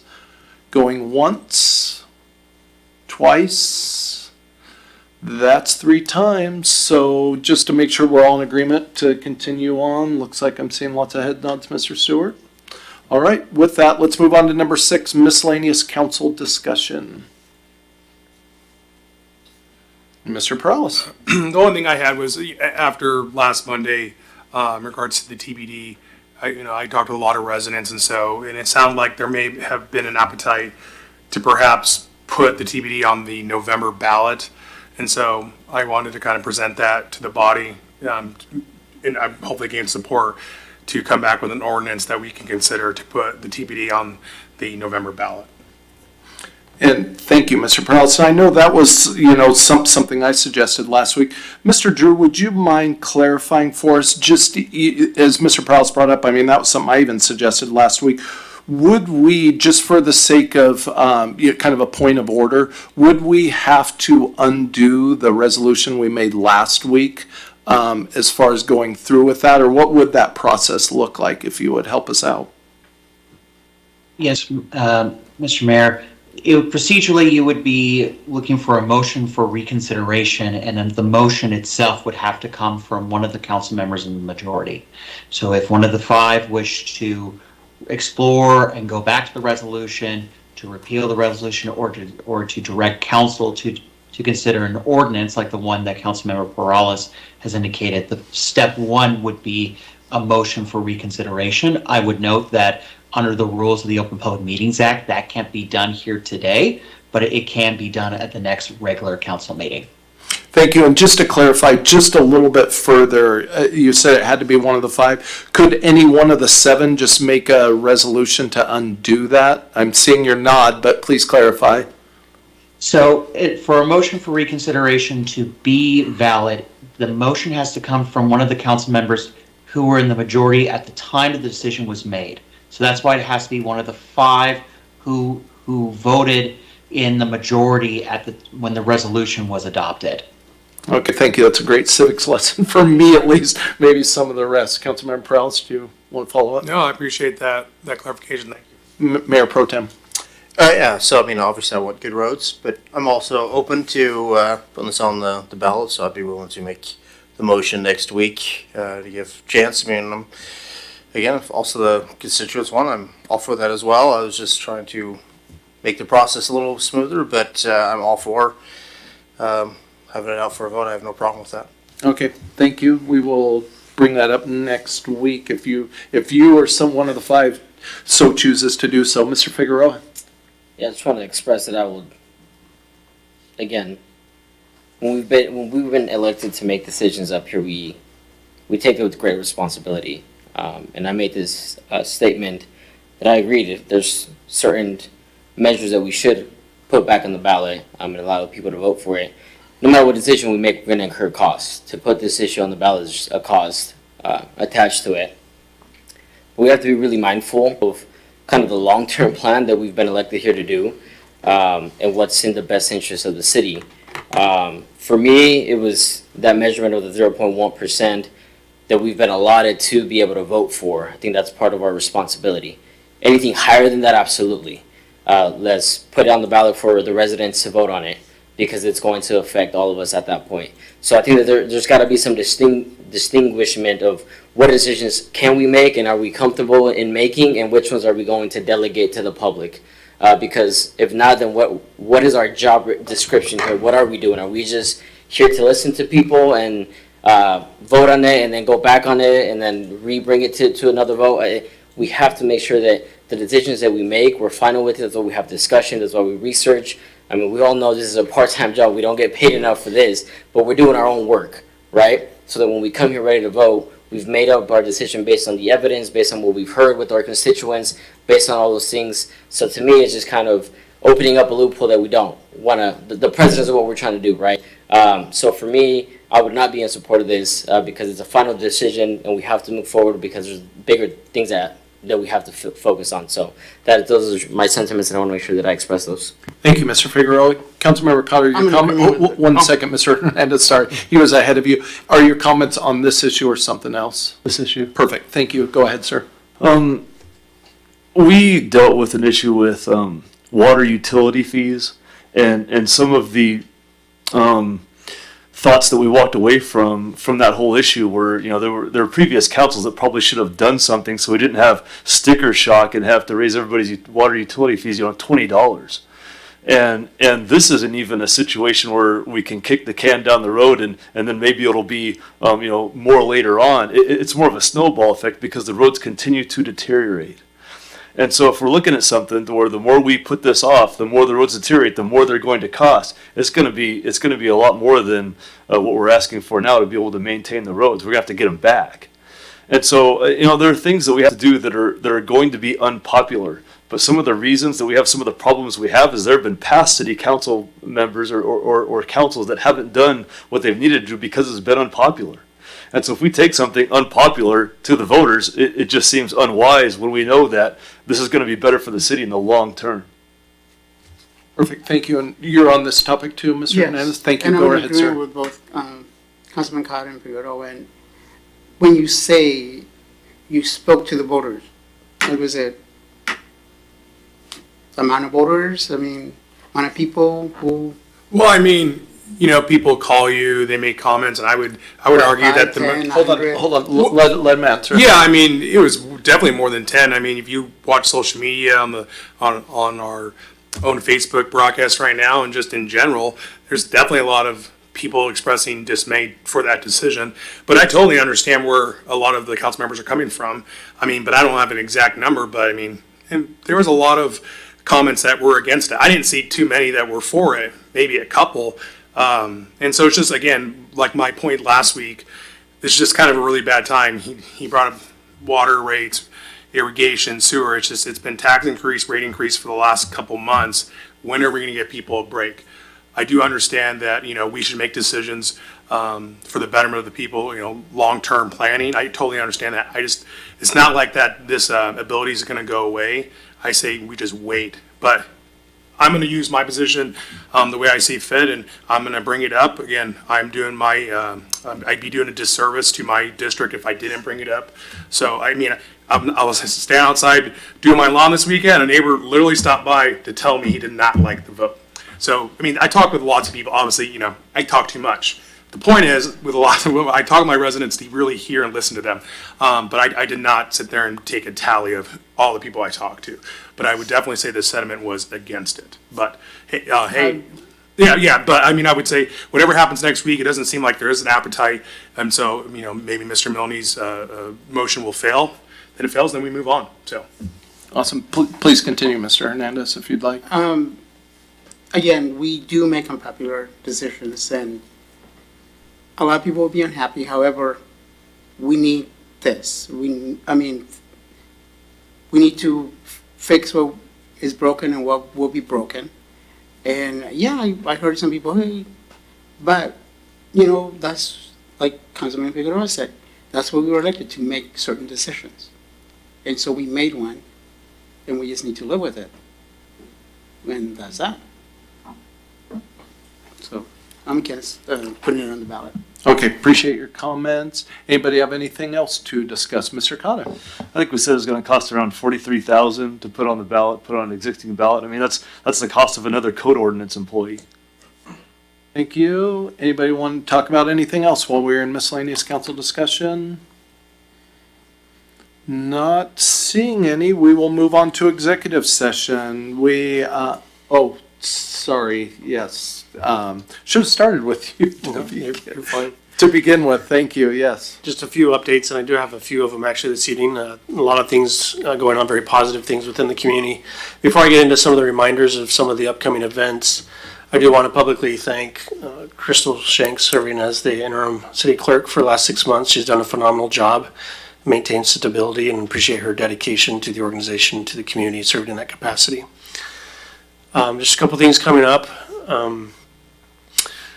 Tuesday, June 16th, we have another Law Enforcement Academy graduation at the Hapo Center at 10 a.m. Would invite the council if you would like to attend that and participate in honoring our graduates from that program. In addition, we've had a Citizens Academy that's been going on here for the last little while, last 10 weeks. They also will conclude their academy and graduate on June 16th as well. I believe Councilmember Hernandez has been participating in that group. This Wednesday, we have our police chief finalist interviews, which is a big moment for our community as we move forward with that. Again, there's a open house on Wednesday, June 10th, 6:15 to 8:15 at the Hapo Center. And would invite everyone to come to those, listen to the responses, meet the candidates, and provide some feedback that will go into the decision-making process. In addition, that night, so there's a conflict, but we try to minimize the conflict. We do have a pedestrian overpass on Sylvester Street public outreach meeting that will also take place at the Hapo Center next Wednesday from 6:15 to 8:15. So you can come to one location and participate in two different input sessions with the city at the Hapo Center next Wednesday, the police chief and the pedestrian overpass for Sylvester Street. Parks has also been very busy and has some things coming up here in the near future. We have our Animal Control Authority meeting on June 11th at 5:30 p.m. That'll be here in this room in the council chambers. We have our long-awaited Pasco Aquatic Center ribbon cutting this Friday from 4 to 8 p.m. and invite the public out to come see that new facility. I'd like to announce the retirement of Dan Doda, who's been our facilities manager for 27 years. He is retiring and stepping away. There will be some adjustments with our cemetery services in regards to that as we assess staffing needs out there going forward. So the cemetery grounds will remain open from 8 a.m. to 4 p.m. Monday through Friday. The cemetery office, however, will be open by appointment only. So you can call the Parks Department or City Hall, schedule an appointment, and then we'll have some staff out there at the facility to help you if needed. So the grounds will be open, but the office will be closed and by appointment only. We also have our FIFA fan zone starting next Monday, June 15th. That'll be the first one. Activities start at 10 a.m. at Giza Stadium. You can come watch Belgium versus Egypt. Ben Franklin Transit will offer free soccer shuttles every 30 minutes during those fan zone days. And there's different areas that you can park in. Pasco, you can park at 22nd Avenue at the Transit Center and catch the bus to the fan zone. There will be several activities and events going on, including drills and soccer skills, coaching, and those kinds of things for our youth. and different things going on with regards to the setting. So we invite all the public to come out and enjoy the festivities with that. And that'll be the first one of 4 over the summer. All right, perfect. Any questions for Mr. Stewart? All right, good. So we will move on to executive session. There's 3 parts of it. Part A is to consider site selection or acquisition of real estate purchase or lease if likelihood that disclosure would increase price per RCW 42.30.110 1B. B, to consider the minimum offering price for sale or lease of real estate if there's a likelihood that disclosure would decrease the price per RCW 42.30.110 1C. And letter C is to receive and evaluate complaints or charges brought against a public officer or employee per RCW 42.30.110 Part F. And with that, the time is 8:36. I'm going to call a 5-minute recess. Seems like we need some time. Before that, we will start our executive session at 8:41 and be back at 9:11.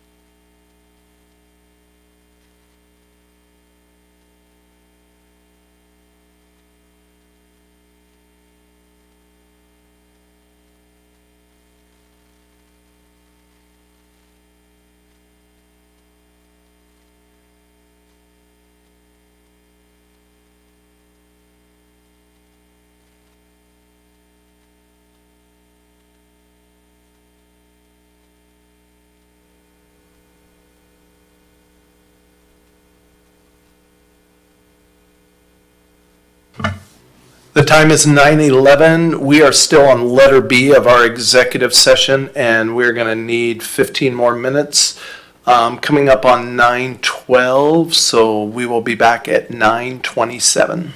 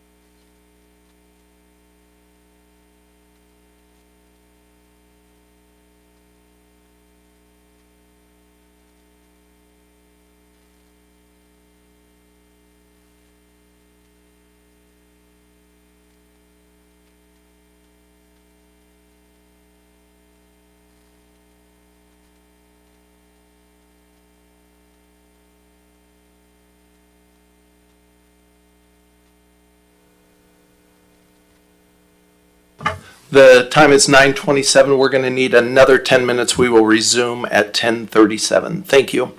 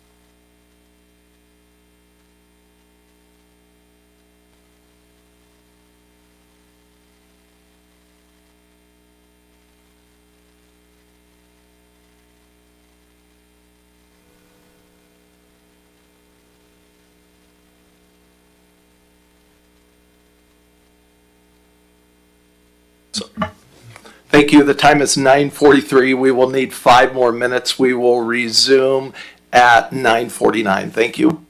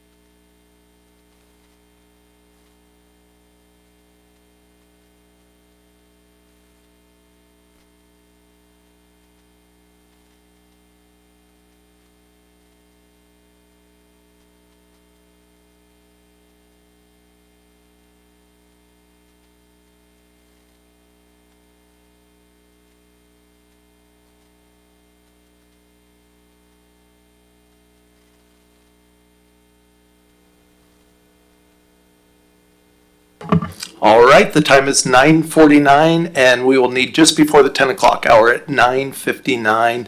10 more seconds, we will call it 10 o'clock even. We will return. Thank you.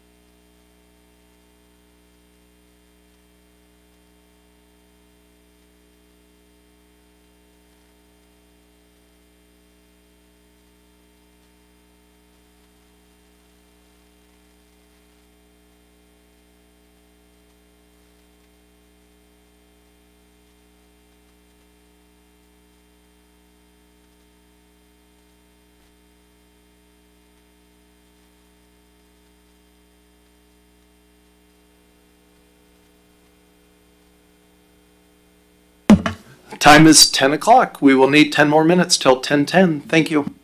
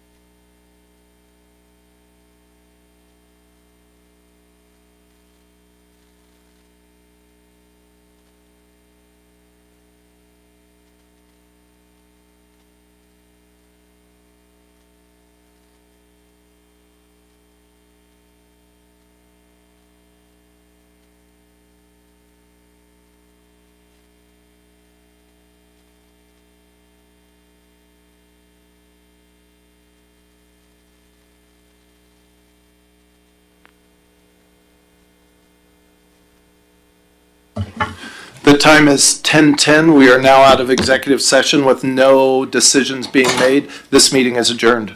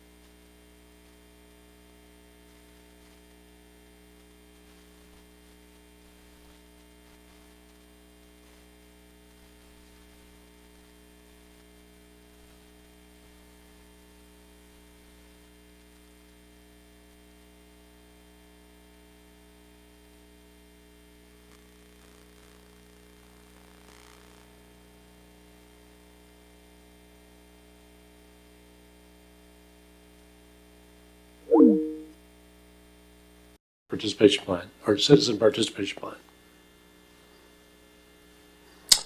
All right, hearing none, I think we will open up the public hearing. And again, the public hearing is an opportunity to get your comments and feedback into the record. I'll make the call once. We have nobody in the audience, but I'll make the call once for anyone that wants to testify in the public hearing. Make the call twice.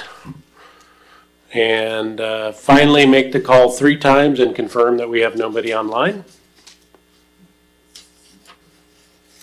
All right, we will close the public hearing.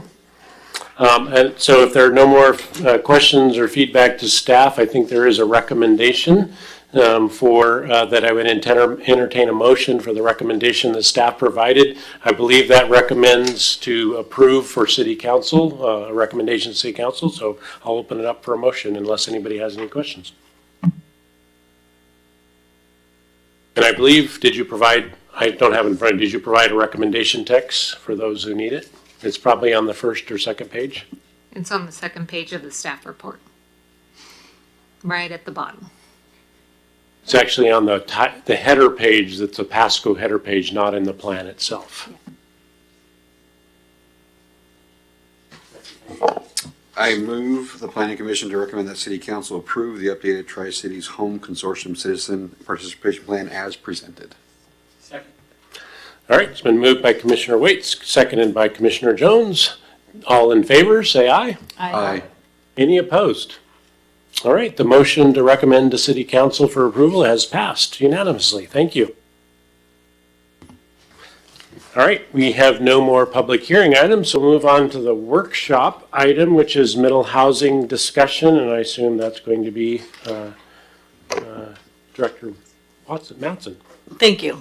Thank you, Chair, and good evening, Planning Commission. I have an overview tonight for the group related to middle housing legislation. We've certainly talked about this before at previous meetings, and I've heard your concerns on the topic and you know, with the blanket state regulations. I thought it would be a good time to check in with the group on the specifics of it, since we haven't covered that, and how it'll work and what it'll look like in Pasco. So I'll go through these slides pretty quick. I'm not planning on spending a ton of time on everything, but just if you have questions, feel free to jump in or we can answer them at the end. Hopefully with the slides attached, you were able to sort of see where we're going with this.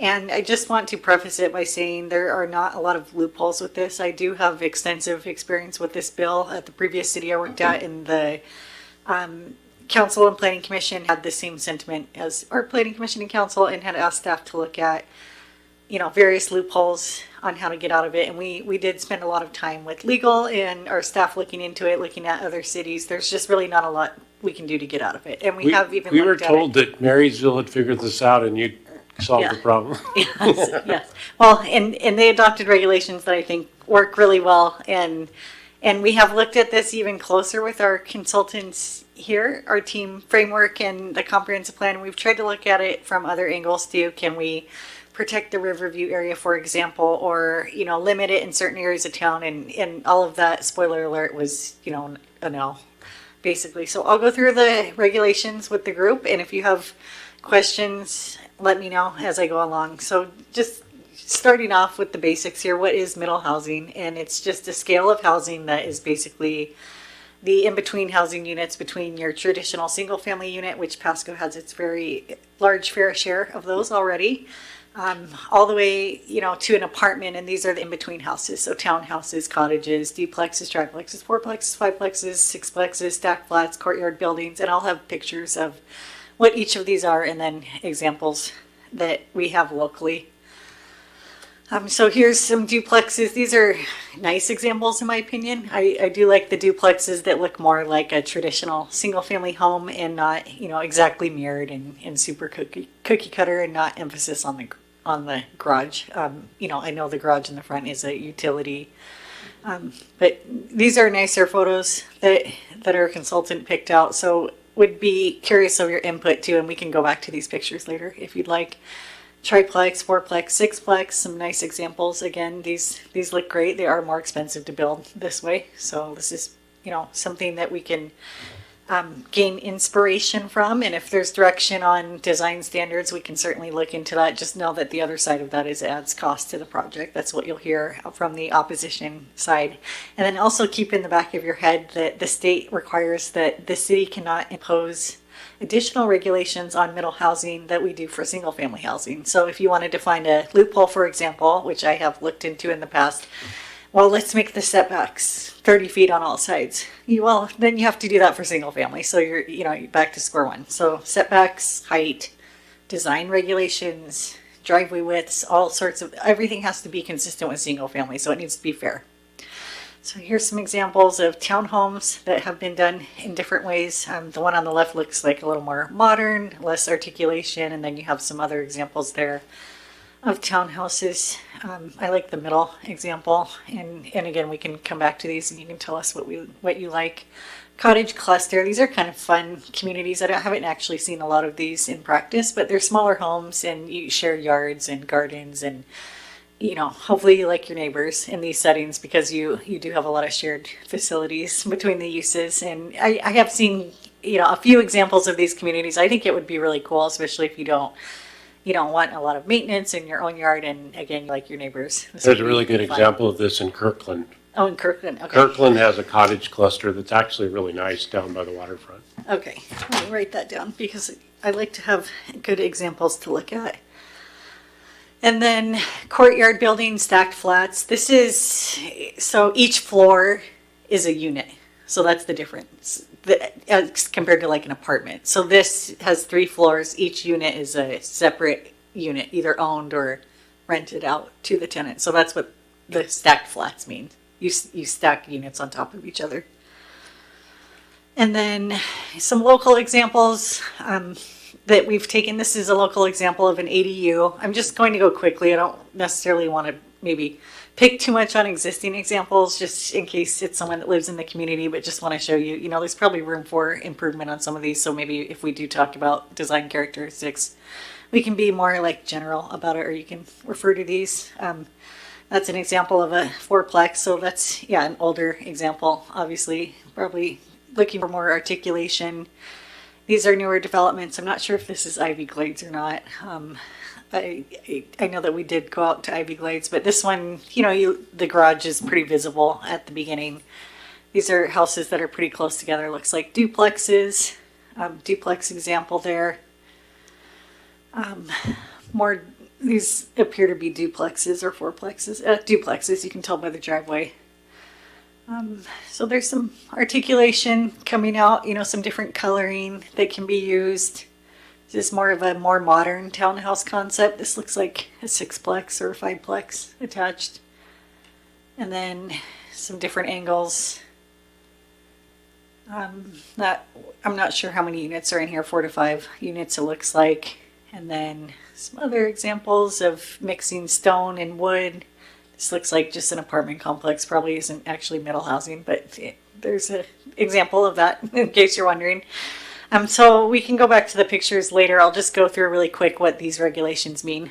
And This bill was adopted in 2023, and we are required to implement it this year by the end of the year. And it seeks to provide more housing opportunities at the state level. They've identified a shortage of 300,000 plus units statewide, and this effort is to provide a variety of housing opportunities, which I don't think is a bad thing, to provide different levels for different people with different income levels. It is definitely a blanket approach. It has effectively banned single-family zoning in the state of Washington, so that's no longer allowed. So it's a very progressive bill, and yeah, the same approach for all cities on the west side of the state, east side of the state. There's some other bills too that we'll run into near the end of the year related to allowing more accessory dwelling units. The new rule will essentially allow for 2 ADUs per lot, and then the owner doesn't have to reside in either unit. So if we have that in code currently, we're going to be required to remove it. And then there's other flexibility measures related to middle housing and ADUs related to parking. It will be reduced to 0 to 2 spots per each use based on the lot size. And then there's other stipulations. I'm sorry? 0 to 2. So 0 is probably not the best example for Pasco because it's 0 if you are within a certain amount of space by active transit, and I don't know if we meet those criteria. And I don't think that 0 will be built here. I mean, these do have to sell to people, and unless it's right next to a bus line, I think it would be a hard sell in Pasco. So I wouldn't be too upset with those numbers. I do think what's more realistic is that, development coming in doing 1 to 1.5 per unit, and then, if they sell it or if they're renting it out, it's likely that their business model won't provide less parking than needed because then they'll need to deal with it. It's just if it sells, maybe we're left with a little bit of an issue. But parking is getting reduced across the board, and then additional stipulations for accessory dwelling units, middle housing in the backyard. You can see in that picture there's a unit in the back, which I think looks nice. It looks like it matches the house and kind of blends in.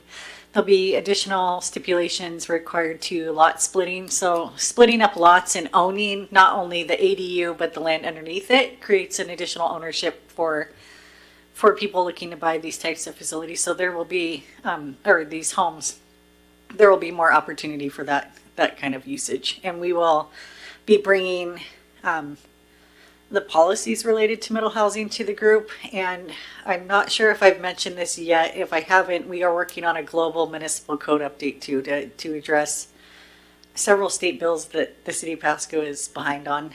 We're behind by about 5 to 6 years on some of these, and that's a pretty unique situation. If someone did want to apply for something that our code hadn't updated, we just divert to the state law. But it does leave us exposed in some ways. So we are working through not only the comprehensive plan update, but a massive municipal code change that will be addressing these from 2 angles, the overarching umbrella comprehensive plan and then the municipal code. So you'll see a lot of it at the end of the year. We're going to have a very busy end of the year, and I'll talk about that later at my director's comments with you as far as scheduling. And so here's the nuts and bolts of it. Down at the bottom, it says Pasco is a tier 1 city. And this means that 4+ units are required per lot. And I'd like to point out that it says per lot. What Planning Commission and what Pasco's used to seeing is density per acre. 4 units per acre. You have an acre lot and you can get 4 units on it. The state requires 4 units per lot. They don't say per acre. So it's just a shift in mindset. So whatever our minimum lot size is in the zones, this is something we slightly talked about during the Riverview Comprehensive Plan update, is whatever your minimum lot size is in the zone, that's how many units you can, in theory, get on it based on the state standards. Like, now, realize that there are setbacks, driveway standards, easements. You can't really fit 4 units on every lot. But if the lot is big enough and the developer is creative enough and they can meet the building code standards, separation, all of that, all of the standards we put in place, they can put 4 units on any lot in the city of Pasco. You can put up to 6 units per lot if 2 of the units are affordable in perpetuity, which I think is just less likely. I think that's less favorable, at least just based on my experience, and I'm saying this anecdotally. I don't have the facts in front of me, but I think what we're most likely to see is 3 to 4 units per lot. If there are 6 units and 2 need to be affordable, that's just a lot more, you know, that I think that adds to the cost consideration. So what we're likely to see is 4 units per lot. So just gonna pause there and let that sink in. Does anybody have questions about that requirement? No, I appreciate it. Go ahead. Well, I had a question on one of the pictures there, and maybe I didn't hear it right, but I thought that you said that like with one building and then you could have another in the back of it or what have you. So how does that work with the emergency access, like the fire and that? Because I know that there's been a concern or issues in the past in some different settings where there wasn't room for the fire truck to turn around, to get access to turn around, etc. Yep, we would still need to meet all of those regulations. Oh, I good. think that will be the biggest Yeah, that- issue for middle exactly. housing is the width of the access. It needs to be, I would say, at least 24 feet. And then there's a length, I think you can go 150 feet without a fire hydrant, you know, as far as Yeah. the hose stretches. I'm not completely brushed up on my fire regulations lately. But I think that will be the most limiting factor in my mind is getting the proper width. If you're dealing with a lot that's 50 feet wide and you want to put anything more than like maybe an ADU, like maybe a fire truck, you know, access isn't needed for that. We'd still work through that, but I think that will be like the most pinch point for these developments. And the one other question, and I think I asked this before, and you probably did address it, but when we talked about preventing single-family zones, so if you have a piece of property, like that's an acre, 0.6 or what have you, you don't have to put these 3 or 4 or 5 different dwellings on it. If you want to put a single-family home on it, you can. Correct. We just can't prevent it.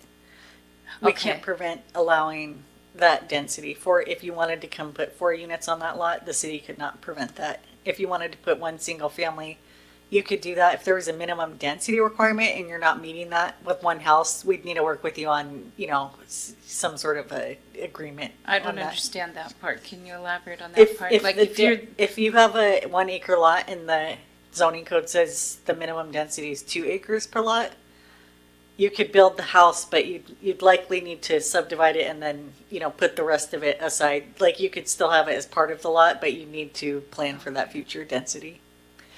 I think generally, like I did comb through the code after you asked that, like as a general rule of thumb, the city doesn't really want to prevent one house per, you know, you building a single family house on a lot, even a large lot. So I think we'd find a way to allow that to work as long as you're not placing it in a manner that avoids, that prevents future density. So I think that's something we want to be flexible with, without splitting too many hairs. Is, you know, if someone owns a property, they want to put a house on it, we shouldn't really get in the way of that, in my opinion. So Thank that is you. something that I do want to work with our consultants on during the municipal code update, just so it's more clear. But how I've handled it so far is allowing, you know, if they have utilities in the area, they want to put one house, and it's like, well, leave the backyard open for additional density later. If you're taking up the whole lot, then I can't really say it meets the minimum density that way, so. Thank you. Yeah, of course. Other question? Go ahead. You can turn on your light. Okay. A couple of questions that I had.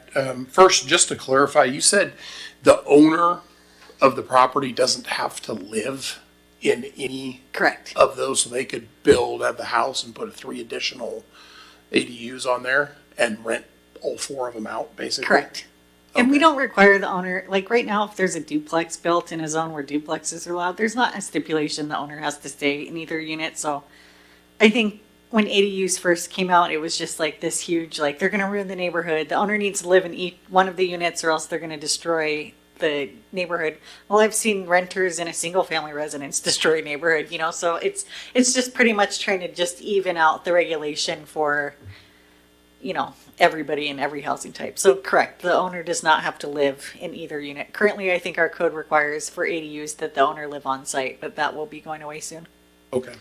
And the second question I have, and maybe we haven't got to this yet, but it seems like this is going to be more prevalent in the Riverview area and areas of Pasco that have larger existing lots.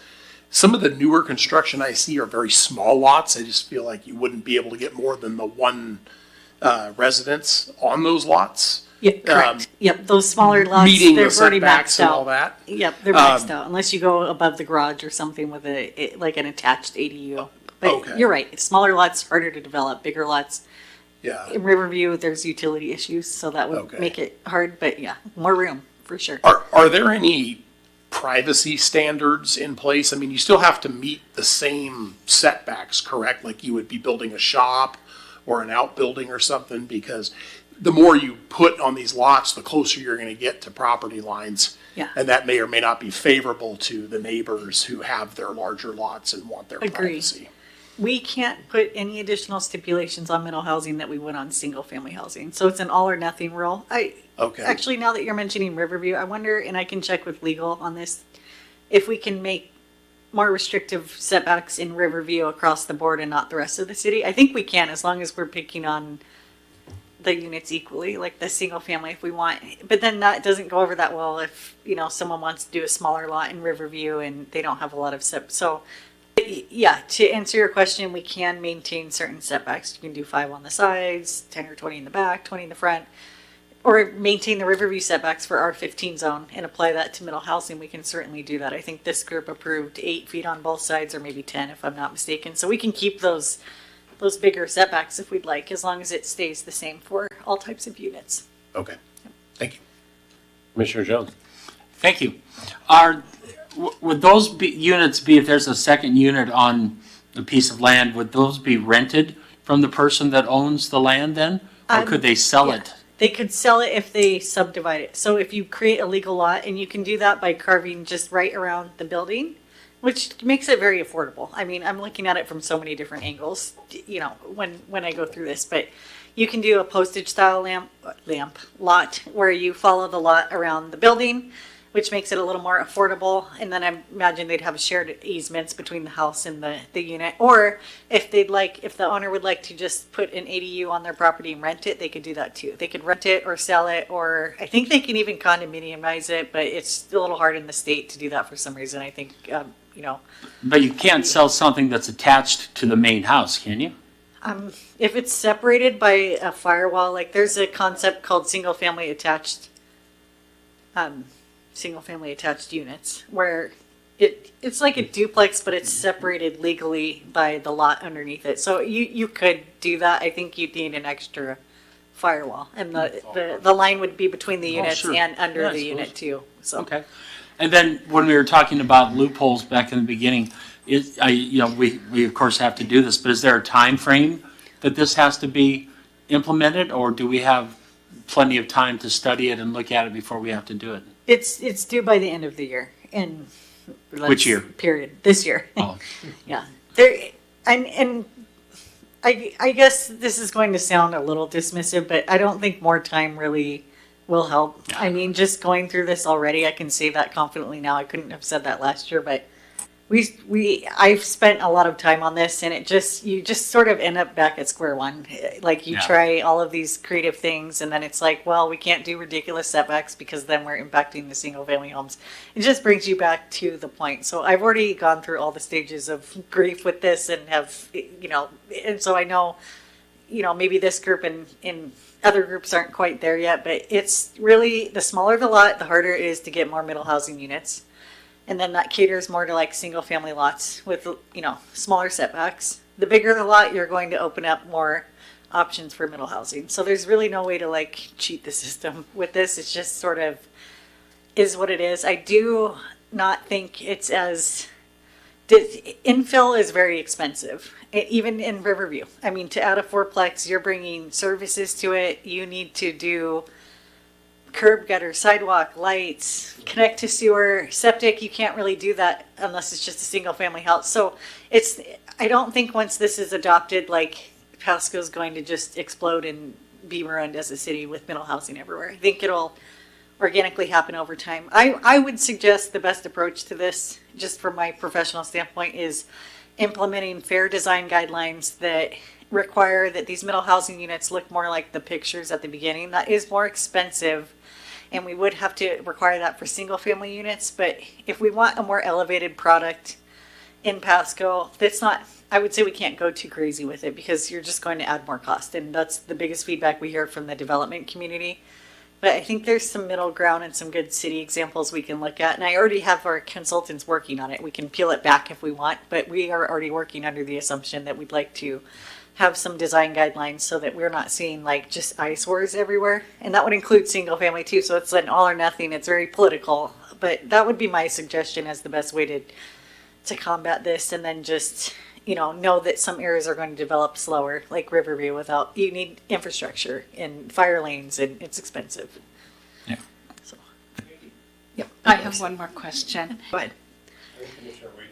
Oh, please. My question was, is there a minimum square footage that's involved with middle housing? We've got this tiny house movement going on. In theory, no. I mean, I did ask the state. I think 1,000 square feet got thrown around, but nobody is going to do that for a lot. That's way too small. But in theory, if you can fit it and meet the setbacks, there's not really a minimum lot size. I would say and we did get answers to this at the last city, like you can establish a minimum lot size for your zone. So I would say the minimum for Pasco is, in the R4 zone or whatever zone allows the smallest lot, which I think is around 4,000 square feet. But whether or not they can fit everything is a different story. Parking, easements, setbacks, that kind of thing. Gotcha. Mr. Crutchfield. Yes, this is kind of a crazy out there observation. When it talks about, thank you, let me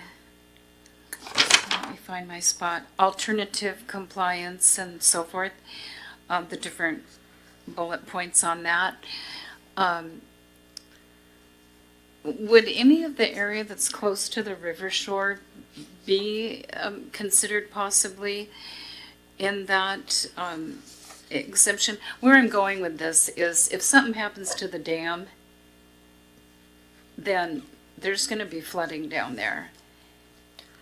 And it's a possibility, especially in the way of the world now. I mean, the dam, is that not right, Jerry? If the dam was breached in some way, much of that area would be underwater. I'm not an expert on the floodplain. I live on the river, but that's what I've been told, and I've always told that. I was just throwing that out there because it is, the dam I'm talking about would be, which one I'm talking about. So, yeah, just when it said permit cities to exempt up to 25% under limited circumstances, Yeah, I can definitely look into that. I mean, we do like highlight mixed use development near the river and other areas, so I'm not sure how much that would fly if we're saying it doesn't work for middle housing, but it works for a vertical mixed use development. But I can definitely check into that. Have Yeah, it I written down. Thank you. I think it probably depends on whether it's considered a FEMA floodplain area that's or true. not. Or And if floodway. it isn't, you're probably out of luck, but yeah. That's probably true. We Thank will you. look into that. Yeah. So we covered a lot on this slide already. Zero lot line development. That's basically where you can split units, through the building with firewalls on each side. Limited parking. Design review can't go through a huge process either, so it needs to be administrative, which means it needs to go through the staff level. It can't come to planning commission or go to the hearing examiner or design review board.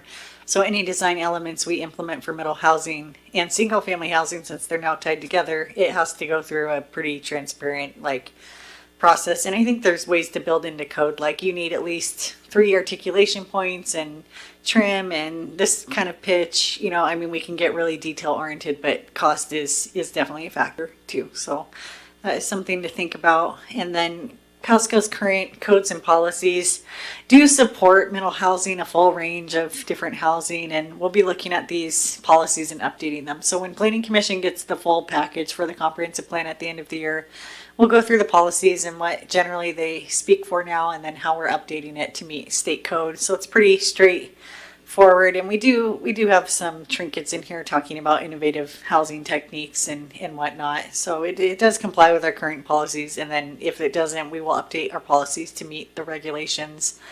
The city has already been pretty aggressive with middle housing. It is currently allowed in, several single family zones outside of the Riverview area, I would think. RS 20, which is now going to be R15. It's getting a little held up at the council phase, but we'll be adopting it soon. I would say in April.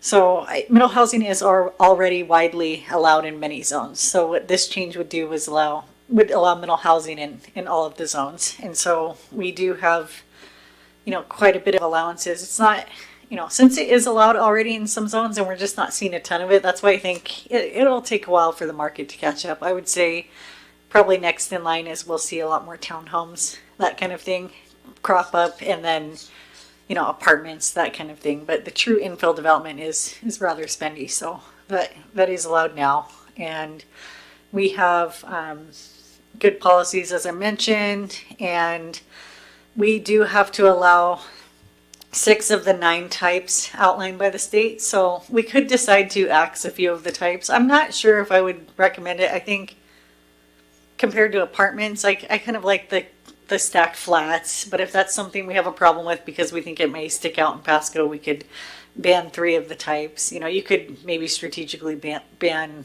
a 6-plex if you just think that's too much.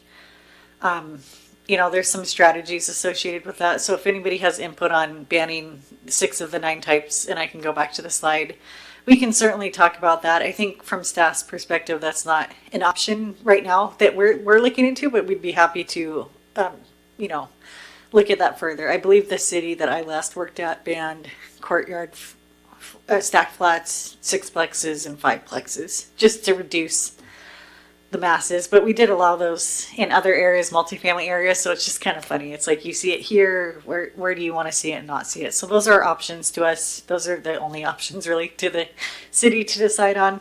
And then alternative compliance, there is a stipulation that you could exempt up to 25% of the single family lots if you meet these certain criteria. And just the punchline is we don't believe we meet any of this. We'll definitely look into the shoreline question, but we do not believe that these exemptions apply. They're pretty strict exemptions, so we'll definitely look at those closer, but we don't believe that we qualify for these. And then if you do have exempted lots, there's further stipulations that it can't include these different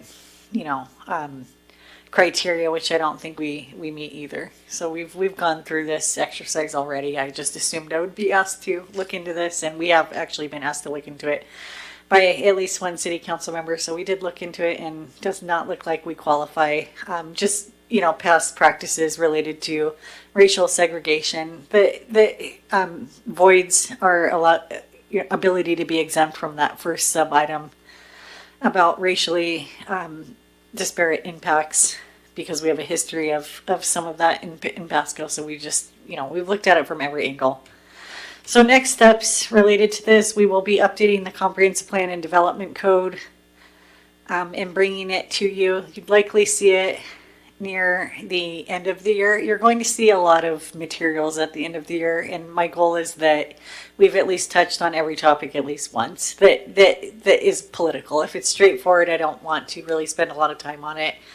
But this group has already looked at climate change. We've looked at land capacity. I have a plan for April to talk to this group about commercial capacity, which will be interesting because I have seen a lot of requests from applicants to convert from commercial zoning to residential zoning. And once you lose commercial, you don't ever get it back, in my opinion. It's just, so that's been a little bit scary. And we have lots of, I'll bring a pie chart that says here's how much commercial we have.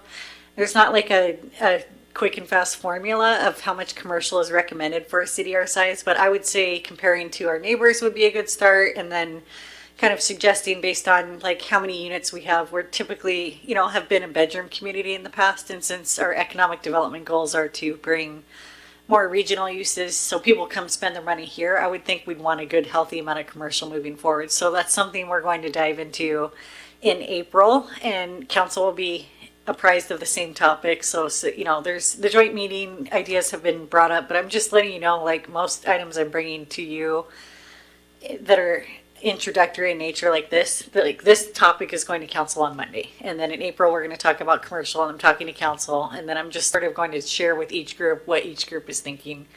So whatever you guys say tonight, I'm telling council Monday. And then when I come back to you, I'll say, here's what council and planning commission said, and here's what we're proposing. So I'm just trying to keep a constant feedback loop between staff, planning commission, and council. So anyway, with that said, we will be talking to the group about commercial, and then During director's comments, I'll talk to you about some meeting schedules, but then the next items we have for you will be critical areas. I think that's pretty straightforward. We have some shrub step ideas that I believe this group would be in favor of, just knowing this group already, what I've learned. And then we have some more straightforward things like the capital facilities plan. That's the infrastructure that follows the growth. So we say where we're putting all of this growth, and then we have a capital facilities plan for water, sewer, roads, storm. I keep saying storm, but not as impactful over here. So we have the utilities that would follow that growth, and then dry utilities, electricity. I'm blanking on the other dry utilities, but all of the utility plans for power, electric would follow the plan, and then finally like services, like libraries, or police, or fire. Do we have enough of those services to provide for the growth? So we have some exciting topics coming up. And then by the time we hit this group at the end of the year with the global comprehensive plan, they're going to be long meetings. We'll walk through everything and say, I'll be sure and meticulously outline for you which topics we talked about, what you suggested, what we've done, and then questions. So it should be like as painless as possible for the group. That's my goal for this. So any other questions about middle housing or the unit types or anything that you want us to consider as we're going through it? I feel like I've got enough feedback from this group and council already to know sort of what you're after. Yeah. And we are already actively working on it. But if there's anything else you want to say for the good of the order related to this topic, or for us to consider, let me know and we will make sure and look into it. And if we somehow miss something, you always get another crack at it at the end of the year. But I would say design guidelines is something we're looking into and trying to thread that needle without adding too much cost, but end up with cooler products like this. But those are expensive, and I'm not ignorant to that. So I think kind of striking a balance between this and maybe some of our local examples, like something in between that seems fair. So that's what we're working on. If you have any other feedback, be happy to hear it tonight. Great. Well, thank you. I appreciate that you going over with this. I think it's such a, I think it's one of those topics where if we really are upset about it, we should elect different people in Olympia. It's not a local problem. We're just being imposed on the local problem, right? And so, but I think that probably many of us, and probably on the council as well, is, take a very measured, conservative approach. I love your advice around, make it, if we have to do it, make it really nice with design standards. And so that when we do build these things or are forced to build these things, we have really, at least they are nice looking and they don't make the neighborhoods look trashy, and they do have a fair standard. The other thing I think that, I think that the sentiment we've expressed is that, I agree with you. I don't think there's loopholes, but I think that the council and the commission it'd be helpful to understand, like, I don't understand the consequences of non-compliance. And I'd like to understand the consequences. And is that we just miss out on some grants? Do we get sued? What are the consequences of non-compliance? Because I think there's a opportunity to just ask the question, are we willing to forego some grants? I don't know that we want to get sued by the state, but I'd be more than happy to encourage the council to say, let's stop being addicted to grants and say no sometimes if that's the consequence. But honestly, when you talk about the different state bills, I really have no idea. I mean, that's a question for a lawyer. What are the consequences of non-compliance? Because maybe some of those consequences are things we're willing to accept as a city and as a citizenry, right? And so I think that'd be helpful education for us too, to say, okay, I'm willing to say I don't get a transportation grant. What's next?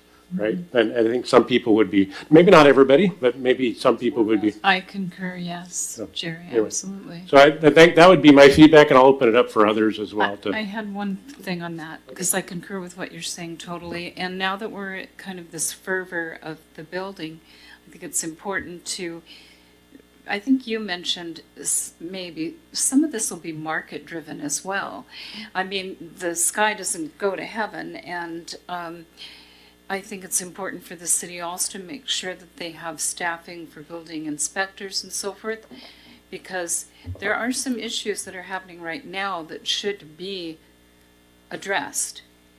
Without naming specifics, there's some housing similar to, one of these pictures may represent it, I don't know, but they had garages that the doors were not framed properly, they didn't have the right headers, etc., and they were in a location where, because of their because of how they were set with where the wind was going to come in, where they were facing, that they blew in. And fortunately, nobody was living there at the time, but that could have been kind of catastrophic if they had been. So they had to all be replaced, and so those kind of things that can be, I guess, looked at by a building inspector and so forth, so that we know we're getting quality and we're not just, especially if they're going to be rentals too, and the owner's not going to be living on site. Anyway. Yep. Yeah, and along your lines, Chairman, regarding non-compliance, I mean, you've mentioned before, Haley, all or none. I've heard this all or none. Well, do we get partial credit for partial compliance? I mean, can we kind of cater to some things that are unique to Pasco while still, in good faith trying to meet the state guidelines? Or, I mean, do we have to just go all in, or can we risk the lack of a grant, state funding? Well, we don't really want a lawsuit. We don't like those, but it's all or nothing. And I think most cities in the state have gone through this exercise. I've yet to see one that has wanted to pick the fight. So I will, when we bring this forward, list alternatives. I think it would be good to see the number of grants we get from the state. That number might be a little bit enlightening for the group. I think that we are pretty successful with grants. And I can tell you that we probably have way too many because we've become addicted to them. Yeah. Right. And that's the problem. Right. But that's honestly not our decision. That's city council's decision. And we just make recommendations. But, if I was making recommendations to city council, I was like, stop being so addicted to grants, because it's the crack cocaine that gets cities to relinquish their local control and rights. Yeah. So. Yeah, and then just one more follow-up to that with, you had mentioned like some services, code enforcement being one of those, there's already issues with, complaints being filed, code enforcement being spread a little bit thin.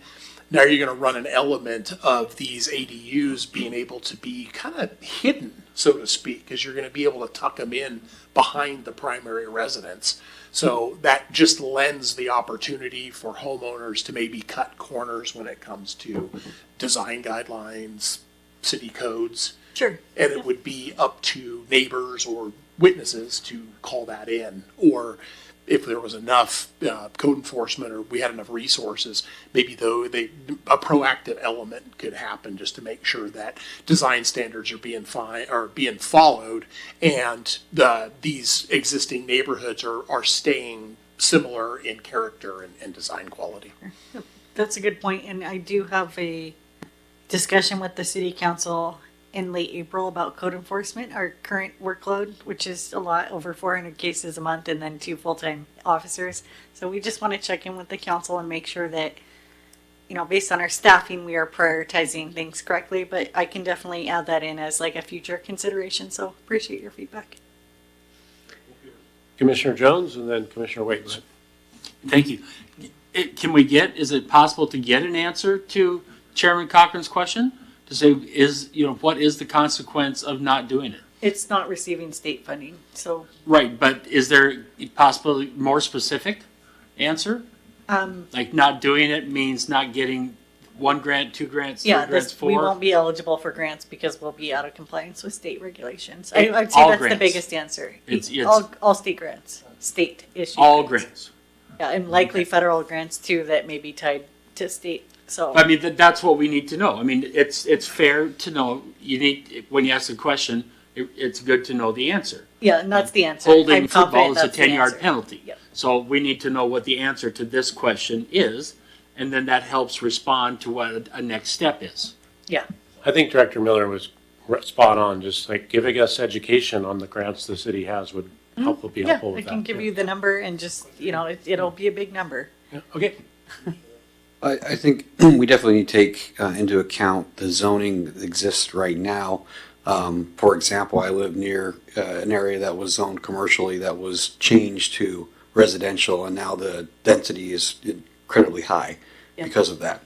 If we can protect that commercial zoning, it'll help keep the residential down. Yes. So that's my recommendation from us, is to keep as much commercial as we can for as long as we can. Great. So we already have the answer for the April meeting then. But yeah, we'll be able to talk about it in more detail. I think it'll be a fun topic for this group, for sure.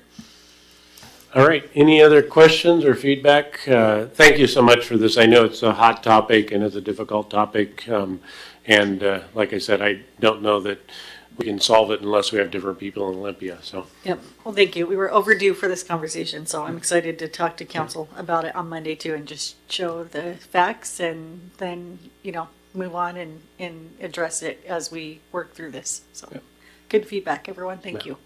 And I will say that sometimes Eastern Washington cities are willing to pick a fight with Olympia, so. I'm probably never going to recommend that, but I will take your input and you guys. But the council needs to Yes. back me up on that, and if they don't, it's their call, not mine, so. Well, thank you for that, and any other old business, any other director items from you? Yes, I have a couple director items. First, Rosa Torres, our planning commissioner, has resigned, unfortunately stepped down, so I just wanted to take this time to thank her for her contribution. She's been on the group since 2022, I believe, so I didn't have the pleasure of working with her for very long. But I did want to say thank you for her service.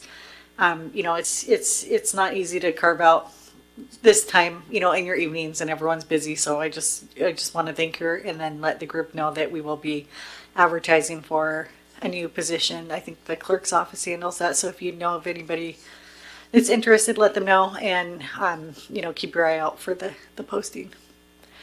And then the second order of business is just related to scheduling. So I have, let's see here, it's March.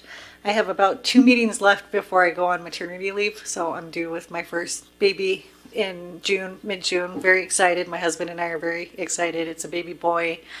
And so I'm planning on, my due date's mid-June. So scheduling wise, I was thinking that we could hold a meeting in June with staff. I believe Ms. Weber has some CDBG items, and then I think what I'll do is tack on some items related to maybe the capital facilities plan and utilities. Not the most exciting topic, but it's very important because it coincides with the land use topic. So it won't be as political, and I think I'll have our senior planner or our deputy director do those items. And then I was wondering if you guys were okay with taking July and August off, and then just with the understanding that if we're taking those 2 nice summer months off, that when I'm back in September, we're going to be hitting it hard for the rest of the year. It would be definitely longer meetings for September and October because we're going to go through so much information. But by that time, I think we're trying to hit everything with you before that. So it'd either be longer meetings, or if we fall behind, maybe even a second meeting in one of those months. I would say if we did do a second meeting, it would be September or October. I know it's busy with going back to school in September, so October is kind of the month I'm eyeing right now for maybe 2 meetings, if you guys would be up for it in exchange for getting the nice sunny months off. So I talked to the chair about it before the meeting, but if anybody has opinions on that, let me know. And it's all tentative too. I'll be passing a lot of my duties off onto staff, so I don't want to create more for them to do while I'm gone. And I think it's actually a good time for a break so that we can get to work and really just take your feedback and use those months to work with the consultants. So does anyone have any, I'm not seeing any frowns or shaking heads, so. Summer off is always nice, but yeah, I think, the main thing for those extra meetings is ensuring we can get a quorum if we need to make decisions, and Yes. so that'll be key. Yep, appreciate quorums for September, October, November. December, we should be done, so maybe that's a good breather month too. So I would just say September, October, November, please plan on, being here for a quorum, or else we're gonna have to reschedule some meetings. I would just throw this out as a suggestion, and if we have a lot to cover coming back in September, maybe we can plan now for maybe a series of, maybe 4 meetings instead of 2. Yeah.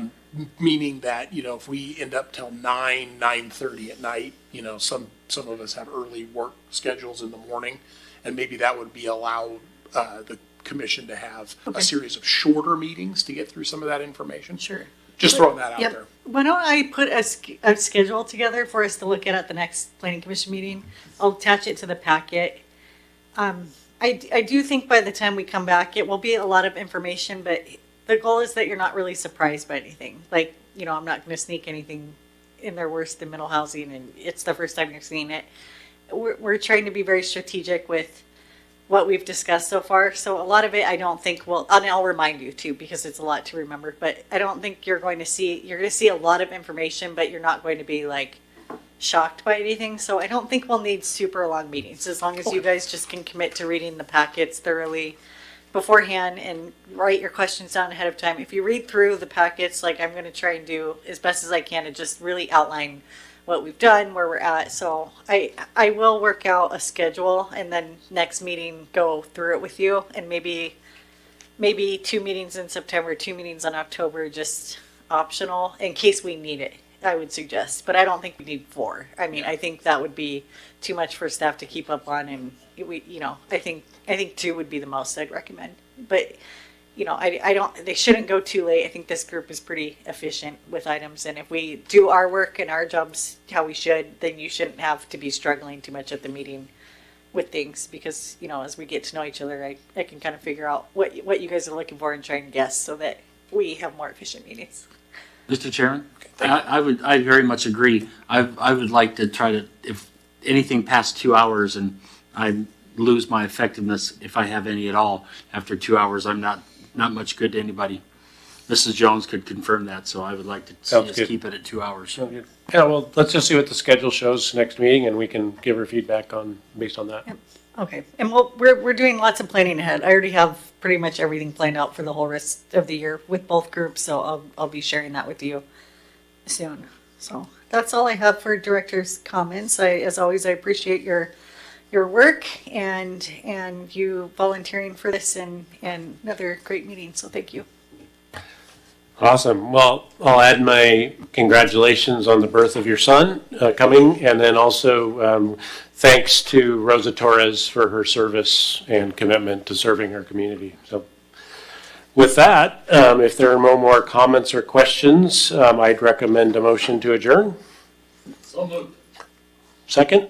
Second. All right, it's been moved and seconded. The meeting is adjourned at 7:32 p.m. Thank you, everyone.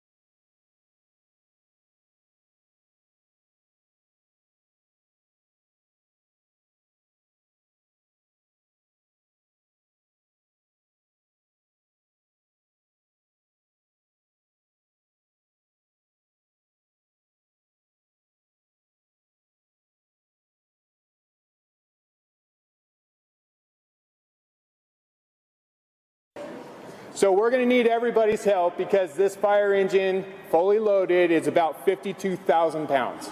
So a big effort, a big push will be greatly appreciated. So in the early 19th century, when we had horse-drawn wagons that would respond to fires, when they came back, they would unhitch the horses from the wagons and they would manually push the wagon back into the firehouse.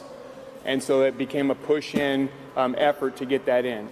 Now, as the fire apparatus became motorized, that tradition continued in order to honor those who came before us and continue the traditions that we respect within the service itself. The ceremony isn't just about a fire truck, it's about all of us, firefighters and the community, coming together to strengthen our bond and ensure our recognition of public safety.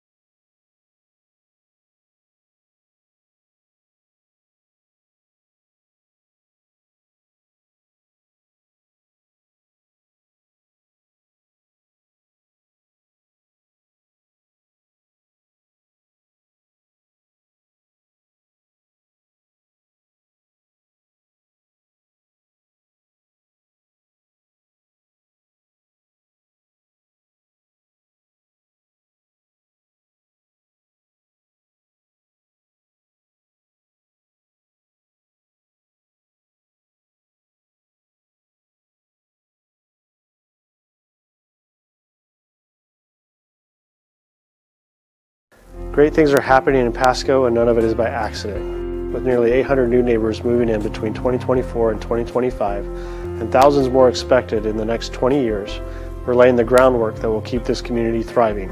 That starts with space for homes and businesses. Pasco has issued more than 350 new residential permits this year, and we've seen more than 280 businesses open their doors, from one-person operations launched from the Pasco Specialty Kitchen all the way to economic giants like Dairy Gold and Amazon. From new homes and schools to growing businesses and innovative infrastructure, we're building not just for today, but for generations to come. Our Department of Community and Economic Development is a key part of that future. Every action that we take now will impact our residents forever. And with that responsibility, our Community and Economic Development team works very diligently to make sure that we're not making any decisions that have adverse impact on our current and future residents. CED is transforming the permitting process to make it faster, easier, and more transparent. We've already removed permit requirements for some common property improvements to align with neighboring cities and the International Building Code. Soon, applicants will be able to submit permits, upload documents, make payments, and track timelines through one online portal. Pasco is experiencing and preparing for significant growth over the next 20 years, reaching just over 120,000 residents by 2046, along with housing, jobs, and infrastructure needed to support them. We're actively engaging with the Pasco community to find places to improve and to chart a path for the future with our comprehensive plan update. Guided by Washington State's Growth Management Act, we're planning responsibly to ensure balanced development, expanded services, and a high quality of life for current and future residents. New businesses and new neighbors mean new infrastructure, and Pasco is building the framework that allows our city to grow. In 2025, we celebrated the Process Water Reuse Facility, both the addition of a groundbreaking collaboration with private business to turn food processing wastewater into fuel, fertilizer, and irrigation water, and the expansion of treatment ponds. Together, these updates provide vital support for agriculture in our region. We're investing in transportation, with new roads being built in the Broadmoor area as open land transforms into neighborhoods, schools, and shopping centers, keeping travel safe for drivers and pedestrians alike. A new roundabout at the intersection of Court Street and Road 68 keeps traffic flowing smoothly on two major arterials in our city. We've doubled capacity at the West Pasco Water Treatment Plant and built additional transmission mains and a storage tank to continue to distribute water to all customers. Still ahead, we're planning for significant upgrades to the Butterfield Water Treatment Plant as our team continues delivering on the projects outlined in our ambitious 6-year capital improvements plan. Low-interest loans were secured for several major utility projects supporting vital infrastructure with lesser burden on ratepayers.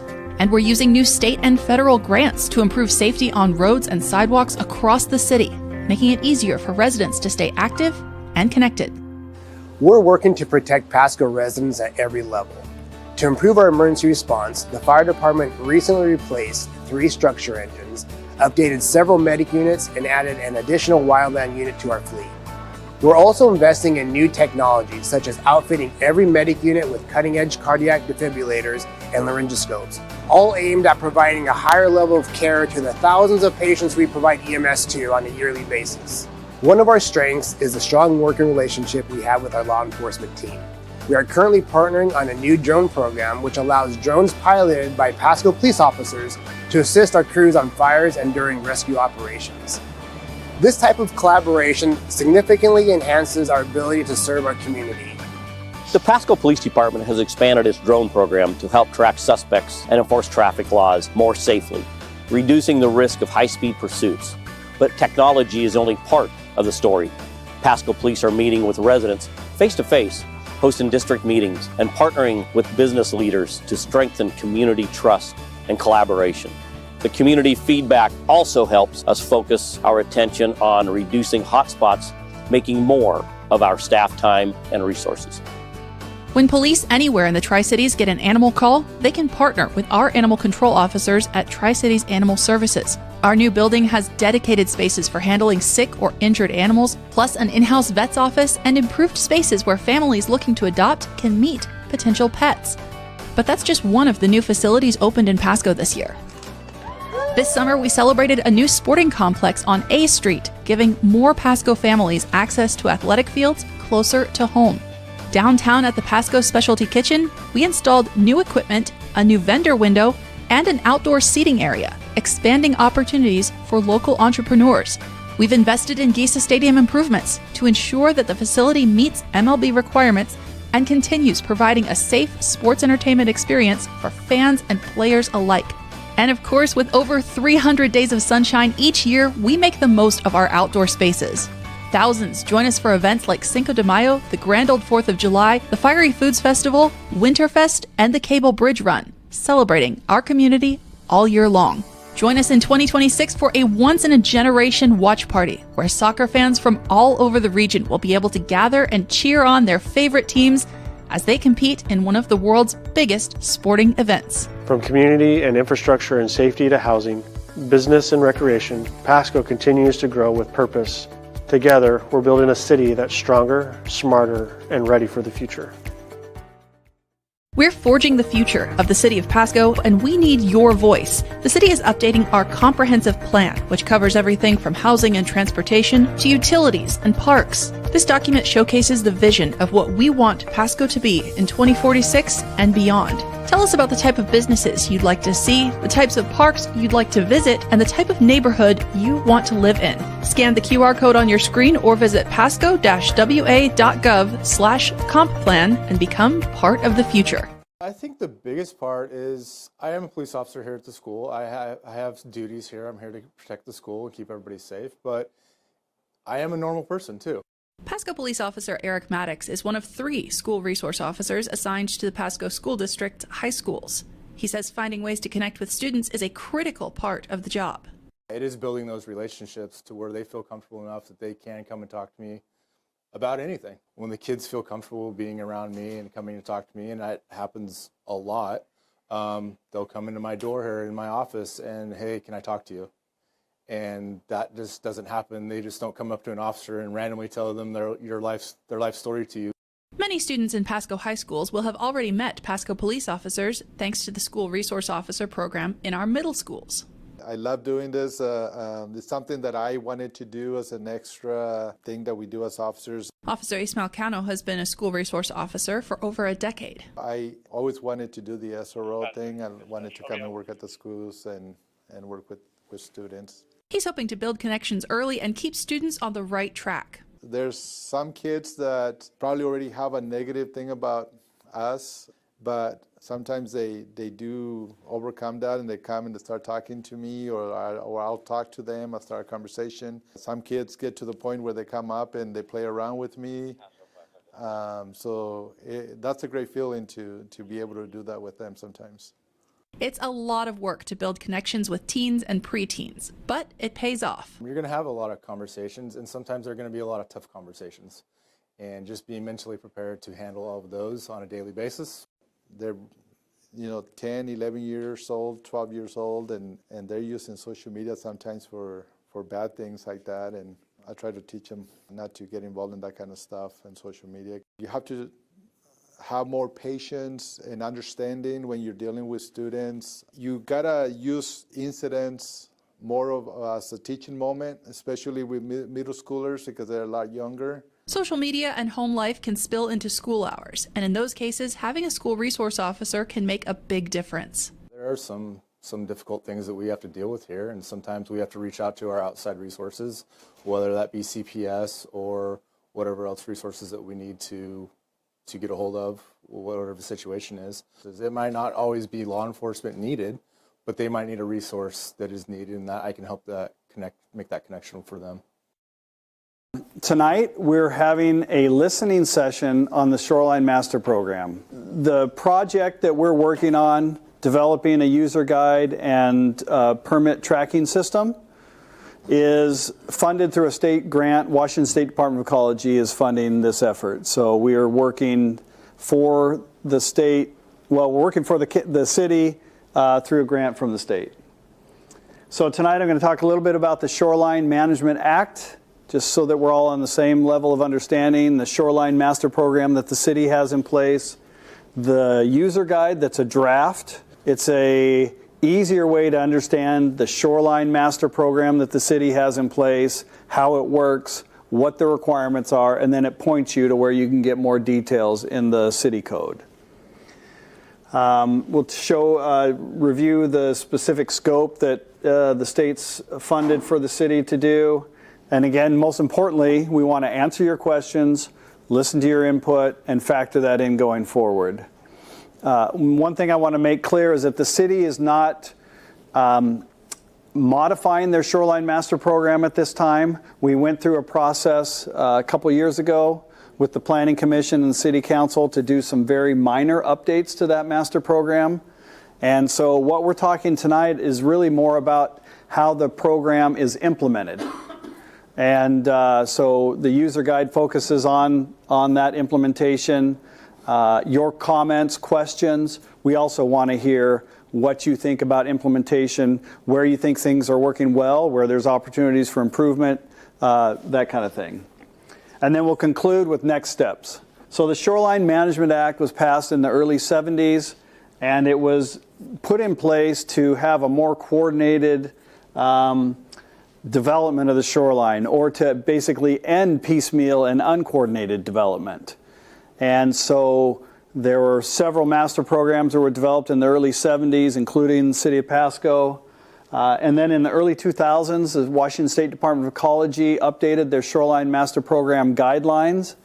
And then the city of Pasco went through a comprehensive update of their Shoreline Master Program from like 2013, 2014 to 2017.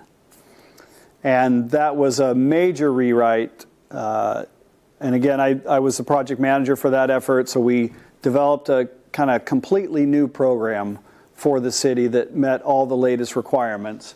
And then the Shoreline Master Program that the city adopted in 2017 and then updated in 2023 is the program that governs development of the shorelines. And so where are the shoreline areas? It's really a very narrow strip of shoreline area within the city. So it's along the Columbia River and the Snake River, and it's just that 200-foot band. If you can see that band there in yellow, that represents 200 feet basically from where the vegetation starts on the shoreline, 200 feet out or 200 feet upland, and that's where the program regulates and applies. Okay? You can see in the bottom there's a green polygon that represents a wetland, and that it's bisecting that 200 feet. That is an associated wetland. In the case of a wetland like that where it's bifurcated, shoreline jurisdiction bumps out. In the city, on the west corner of the Columbia River as it starts to head north, there's a U.S. Army Corps of Engineers property just past Chiawana Park. And in that area, there's a very extensive wetland. And so in that area, shoreline jurisdiction bumps out quite a ways and follows the edge of that wetland, and then it bumps back in once the slope gets a little steeper and heads up from there. There aren't any lakes in the city of Pasco that are in shoreline jurisdiction, so we're just looking at the Snake and the Columbia River. Floodways are also included, and then we talked about associated wetlands. So one of the things that is unique about the Shoreline Master Program is that in one set of regulations, you have to balance environmental protection, public access, and water-oriented uses. You think about like city zoning. City zoning is focused on development, right? How does development happen? Then they have a critical areas code that is how you protect the wetlands and steep slopes and fish and wildlife habitat. And Aaron and the other planning members, planning department staff, have to then take those regulations and kind of put them together so that it works, so that you comply with the zoning and you protect wetlands and other resources through the critical areas code. In the Shoreline Master Program, it's all blended together as one program. And so it can be a little challenging to try and meet all the different requirements and achieve that balance. We've tried to develop a balanced program. Hopefully it's working fairly well for the city. So what is included in a shoreline master program? There's a goals and policies section. So what are we trying to accomplish with the program in a lot of different areas? So think about, the environmental protection, public access, and allowing for uses. There are goals related to each of those and policies as well. And then there's regulations. Regulations for specific areas. What we did is we took the whole shoreline for the city and we divided it up into reaches and then placed environment designations on those reaches. Some are industrial, some are residential, some are natural or open space conservation areas. And so we've applied those. And then there are specific regulations. There are general regulations. Critical areas also, our regulations are also incorporated in the Shoreline Master Program, the wetlands, the steep slopes. The SMP also has, like enforcement provisions and ways that you can appeal or get conditional uses allowed, that type of thing. So there's like administrative provisions as well as Shoreline Master Program. So one of the things that we're doing so that it's, so you don't have to look through 170 pages of regulation and goals and policies information is developing this user guide. So this is what it looks like. You can go to the website. It's a nice web version. It's only about 40 pages or so, and there's lots of pictures and then narrative that goes along with it. I'm just showing you a few highlights out of the document. Please go to the website and see the details, and hopefully it answers many of your questions. All of the environment designations are an appendix in the back of this user guide. So you can see where you live or where your shoreline area is or the shoreline that you care about in the city and what the environment designation is. And then there's a use table also that shows you like what's allowed in those areas, what's not allowed, what might be allowed under a conditional use. All of that information is summarized in a couple appendices to this document. So if you have an existing property and that property was maybe built, early 80s or whatever, and you're closer to the shoreline area, the edge of the water, than maybe you would be able to be today. This shows you how you can still make modifications to your property. One thing that's important to understand, a term that is important to understand for the Shoreline Master Program is no net loss of ecological function. So when we have a development on the shoreline, the development has to comply with no net loss of ecological function. So if you take out, if you want to add to your property, like on the vegetation enhancement on the right side, you can see there that, the house, which is representing the yellow, is closer than the shoreline buffer would normally allow. And they wanted to add on. Well, you can't go forward closer to the river, but you can go backwards. But you have to enhance vegetation to offset the loss of that buffer, right? That buffer is there for a function, to provide certain functions. Provides habitat, water quality benefits, etc. And so the enhancement would have to occur to be able to, so in other words, you have to mitigate for the impacts. And that achieves no net loss of ecological function. And so kind of any development in the shorelines, if there's going to be an impact to habitat or other functions, then there's going to be an offsetting mitigation. And you try to do it on your own property if you can. If you can't, then you try to work with the city. Maybe there's an offsite opportunity area as well. So anyway, that's kind of how existing uses and expansions of those existing uses work in just one example. There are buffers. So here are the different environment designations. So we have aquatic, which is from the vegetation waterward, right? So in the water. We have natural, which is just a few areas, including that Corps of Engineers. Urban conservancy. Public flood protection, which is like the rip-wrapped areas. Recreation, Chiawana, and the other parks, Sacagawea, et cetera, there is a high-intensity mixed use, and that may have some opportunity for commercial development in that area. And then high-intensity industrial, that's Big Pasco that we talked about, and then shoreline residential, the rest of the residential areas. So each of these, when there's a development proposal in that environment designation, has buffers anywhere from 5 to 75 feet. The 5 feet is because it's in an area that's already rip-wrapped and there's really no function, right? So it's really just kind of outside of that flood area, then, or that flood protection facility, then you could have commercial development or other types of development. And then you can see it goes up to 50, 75 feet. There's also, you know, if there's wetlands or other things, then there are more protections that get added on to that. And then there's an 8-foot minimum setback from the buffer for structures. So if you're in a shoreline residential and you're 50 feet away and you want to do something at 55 feet, you have to be 58 feet away to have a structure. And you have to build that structure in a way that doesn't impact the buffer. There are also vegetation standards. They don't necessarily apply retroactively to existing uses and developments, but you manage, again, to achieve no net loss of ecological functions.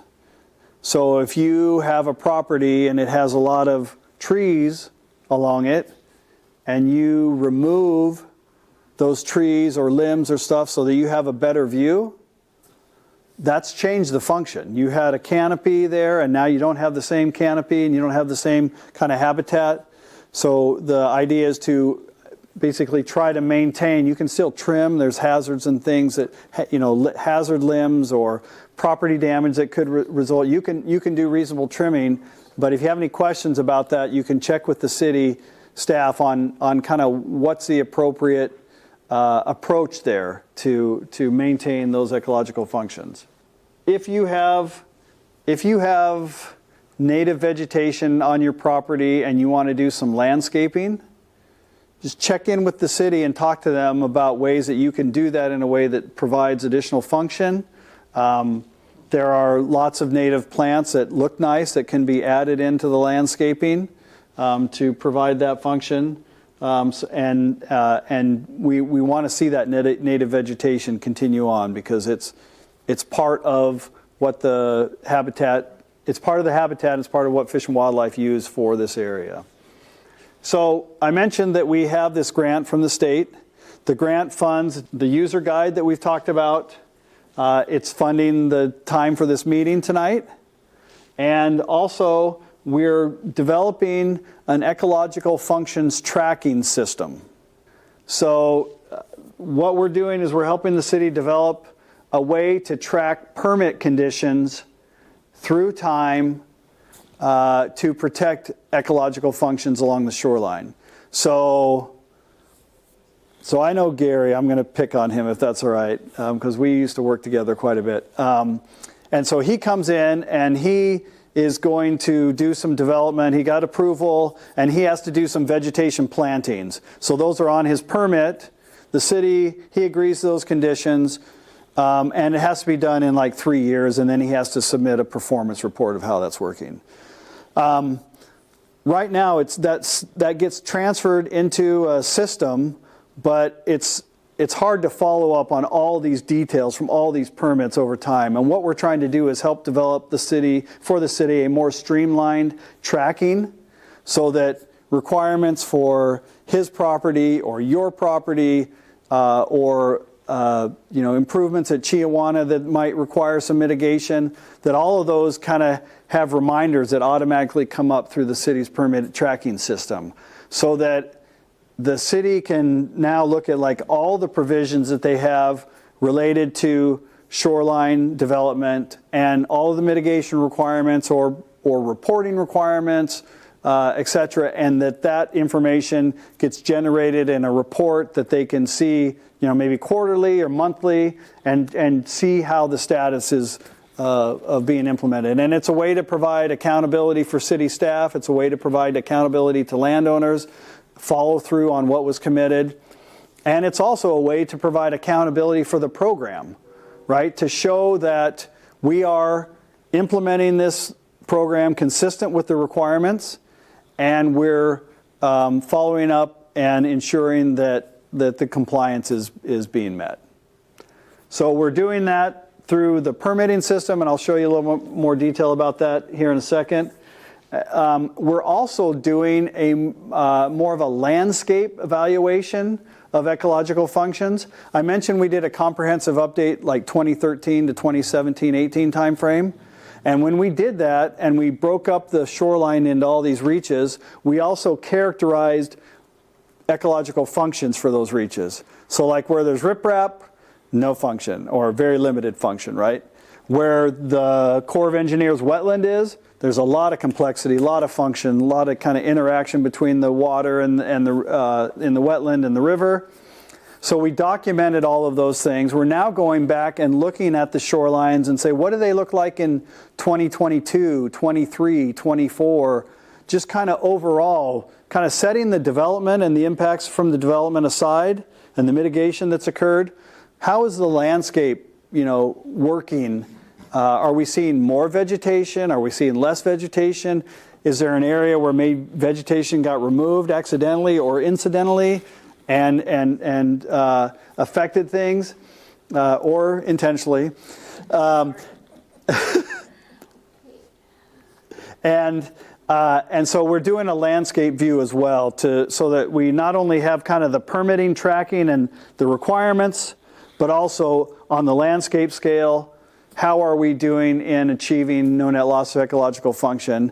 And I think what we'll see is that it's varied. Like in some reaches, things have gotten more complex, better habitat, and in other areas, maybe there's opportunity for improvement. So that information is more of like a pilot program. So there's not a specific tracking mechanism that we're going to recommend.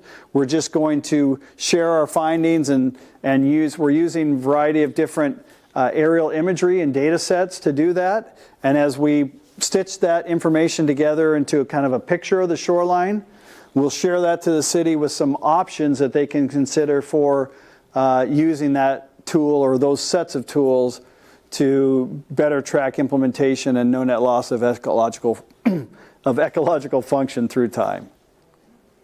So here's what the tracking tool looks like, just so you know a little bit more about it. So again, more complete record keeping with regard to compliance and the mitigation compliance. So the city uses this eTrackIt IT3 permit management software. They're just adopting this now. Like I mentioned earlier, the provisions are going to get incorporated into this system, and there's going to be some auto reports generated so that the city can receive the information regularly and see what they're doing, what they're required to follow up on. And so reminders for upcoming mitigation reports, outputs, the ecological function tool, which I'll tell you about here in a sec, and then better support for reporting on cumulative effects, kind of over time, through time, how's the shoreline performing. So here's what it might look like. So you would have a shoreline permit, you would have like what's being impacted, and so like this is like maybe trying to improve hydrologic functions, establish some coyote willows. So in year one, you're gonna just report on that and make sure those are established. So it just shows you like different removing invasive vegetation and then removing water debris. So if those were the requirements and you had to do some reporting and monitoring, all this gets captured in that system and then flagged to Aaron and other planning staff so that they can follow up on. Ecological function, this is really one slide. So considering, again, all the different reaches, and this is the Corps of Engineers property. If you see that green swath out there, that's where shoreline jurisdiction gets wider. And so we're looking at water flow, sediment transport, water quality, and habitat functions. And again, looking at the landscape scale, how that works. And then do we also see that when we get on the ground and do some visual verification? Maybe the last thing I'll say on the ecological kind of landscape tracking is that we're going to go back to those subreaches and how we characterize them, and then update and kind of compare that description to see, again, better, worse, same. We're not going to do it for the entire shoreline of the city. We're going to pick a few areas to just kind of test the method and see how it works, and then share those results with the city. And our report will be made available to the public. Everything that we prepare for this project will ultimately be posted on the city's website for people to look at. The plan is to complete everything by the end of June. So we're well underway on a lot of the technical work on the permit tracking system and the ecological functions look. But yeah, all of this work wraps up by the end of June. The reports will probably be available like sometime in July on the city's website. And then we can go from there.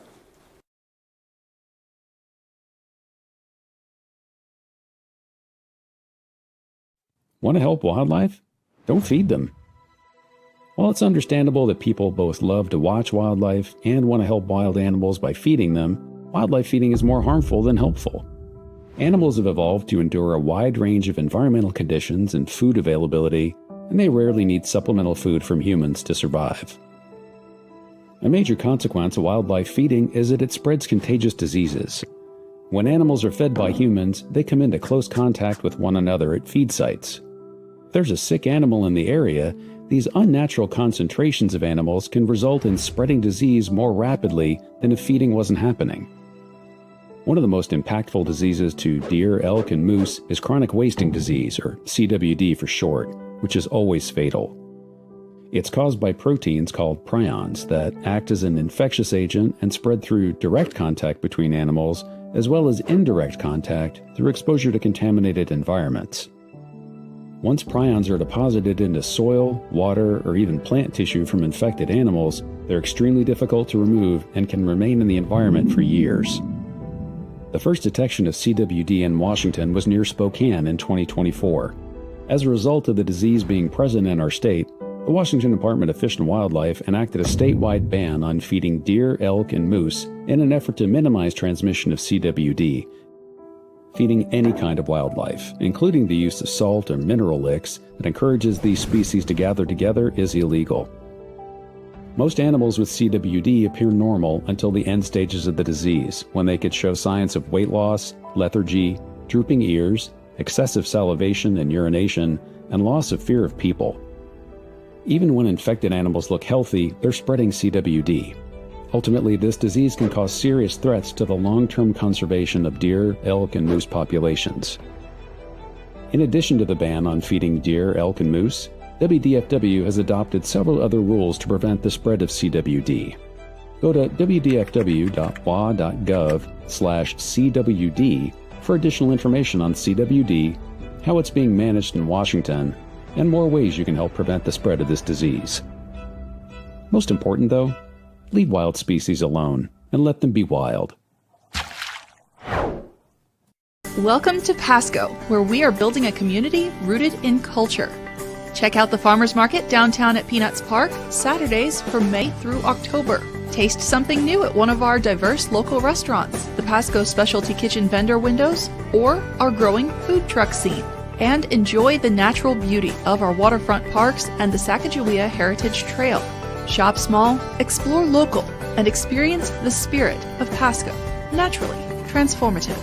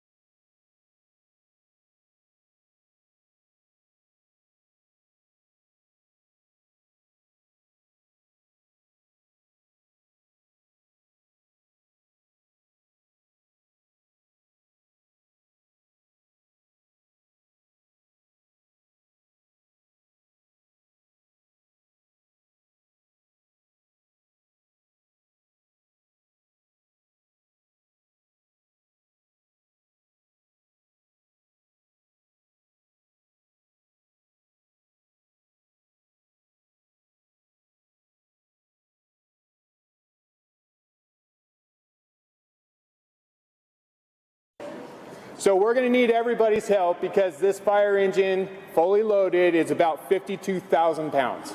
So a big effort, a big push will be greatly appreciated. So in the early 19th century, when we had horse-drawn wagons that would respond to fires, when they came back, they would unhitch the horses from the wagons and they would manually push the wagon back into the firehouse. And so it became a push-in effort to get that in. Now, as the fire apparatus became motorized, that tradition continued in order to honor those who came before us and continue the traditions that we respect within the service itself. The ceremony isn't just about a fire truck, it's about all of us, firefighters and the community, coming together to strengthen our bond and ensure our recognition of public safety.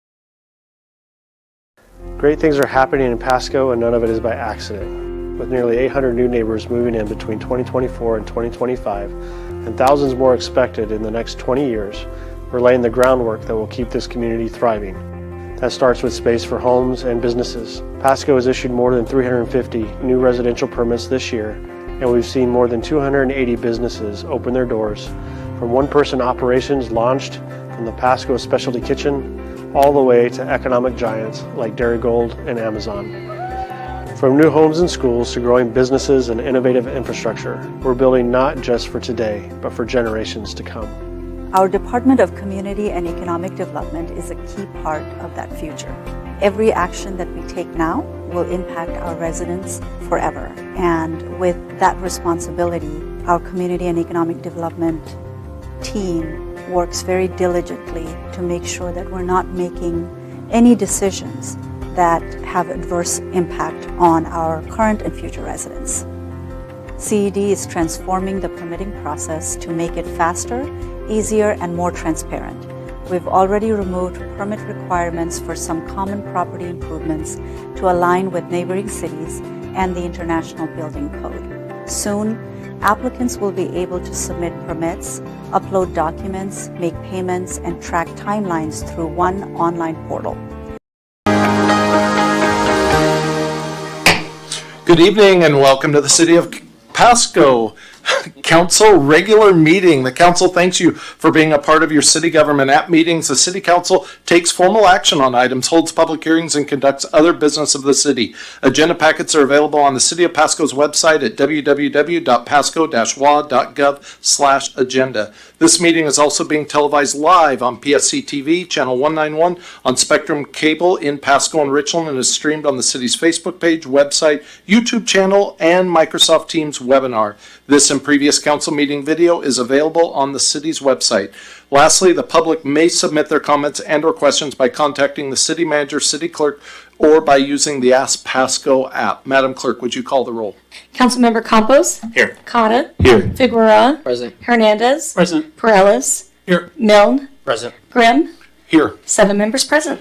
Thank you. And as we do the pledge, I'd love all of these young people to come up. I'm going to come down there and join me to lead the Pledge of Allegiance, if everyone would rise.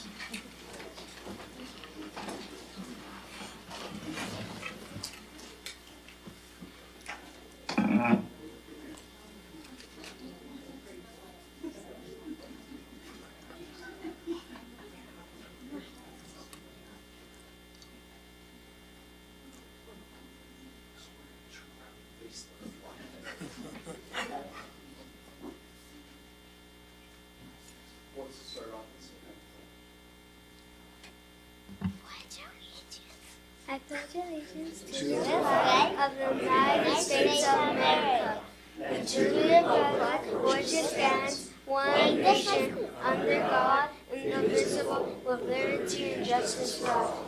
Good job. Thank you.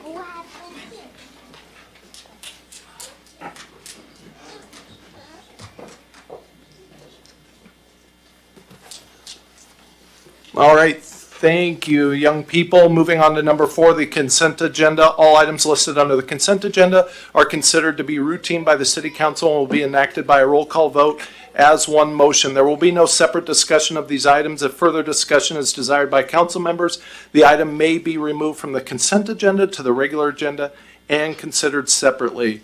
Letter A, approval of meeting minutes for April 6. B, bills and communications approving claims in the total amount of $7,775,038.99 and write-off totaling, I need help there. Maybe I'm going to dig, $2,350,723.66. Letter C, resolution number 4728, professional services agreement, amendment number 1 with RH2 Engineering Incorporated for design services for the Foster Wells Lift Station Improvement Project. Would any members of council like to remove any of these from the consent agenda? Not seeing any. Mr. Mayor Pro Tem. Thank you, Mayor. I move to approve the consent agenda as read. Second. Motion on the floor by the Mayor Pro Tem to approve the consent agenda as read, seconded by Councilmember Perales. Madam Clerk, if you'd take a roll call vote, please. Campos. Yes. Cotta, Yes. Figueroa, Yes. Hernandez, Yes. Perales, Yes. Milne, Yes. Grimm. Yes. It's unanimous. Thank you. Moving on quickly to number 6, the public may address council on any items unless it relates to a scheduled public hearing. This item is provided to allow the opportunity to bring items to the attention of the city council or to express an opinion on an issue. Its purpose is not to provide a venue for debate or for the posing of questions with the expectation of immediate response. Some questions require consideration by council over time and after a deliberative process with input from a number of different sources. Some questions are best directed to staff members who have access to specific information. Citizen comments will be normally limited to 3 minutes each. Those with lengthy messages are invited to summarize their comments and or submit written information for consideration by the council outside of formal meetings. Lastly, when called upon, please state your name and city or county of residency into the microphone before providing your comments. We'll now open up public comments. And again, thank you everybody in the chamber for your grace in our 30 minutes tardiness starting this meeting. If anybody would like to address the council, please step forward to the microphone.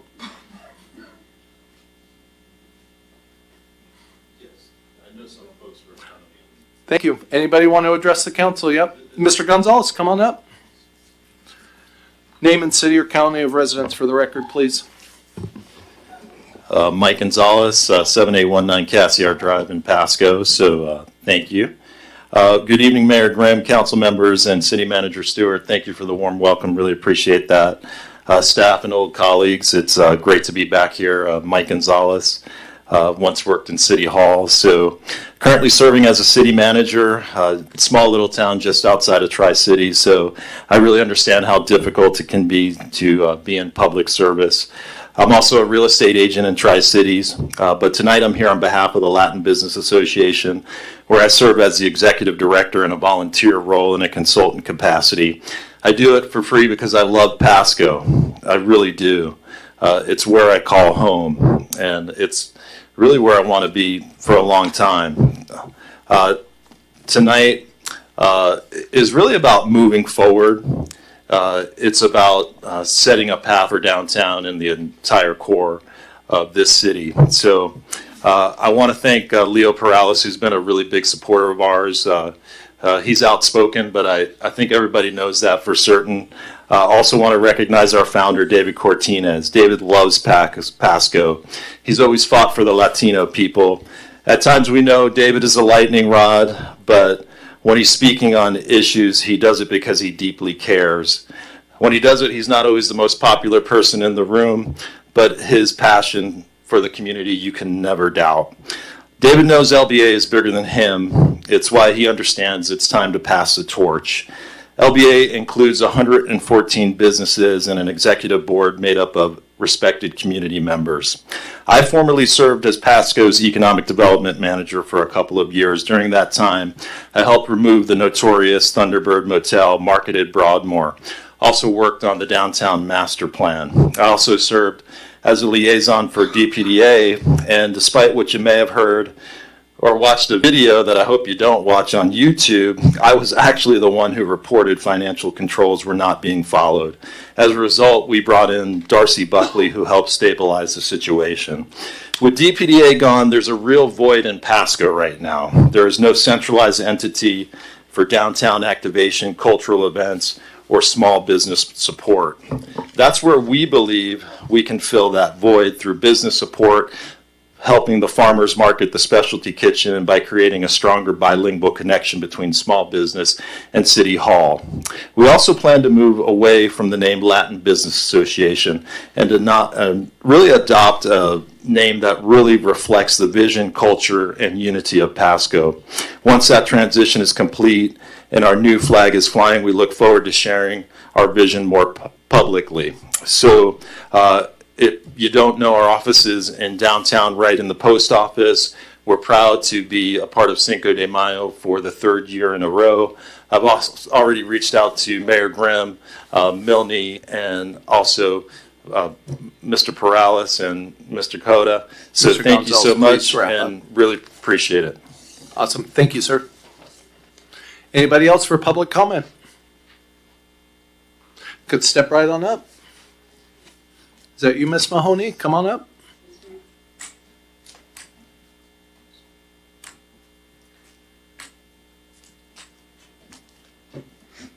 Mary Mahoney, Pasco resident, to Pasco regarding the Pasco Aquatic Center or Pasco officials' retirement plan.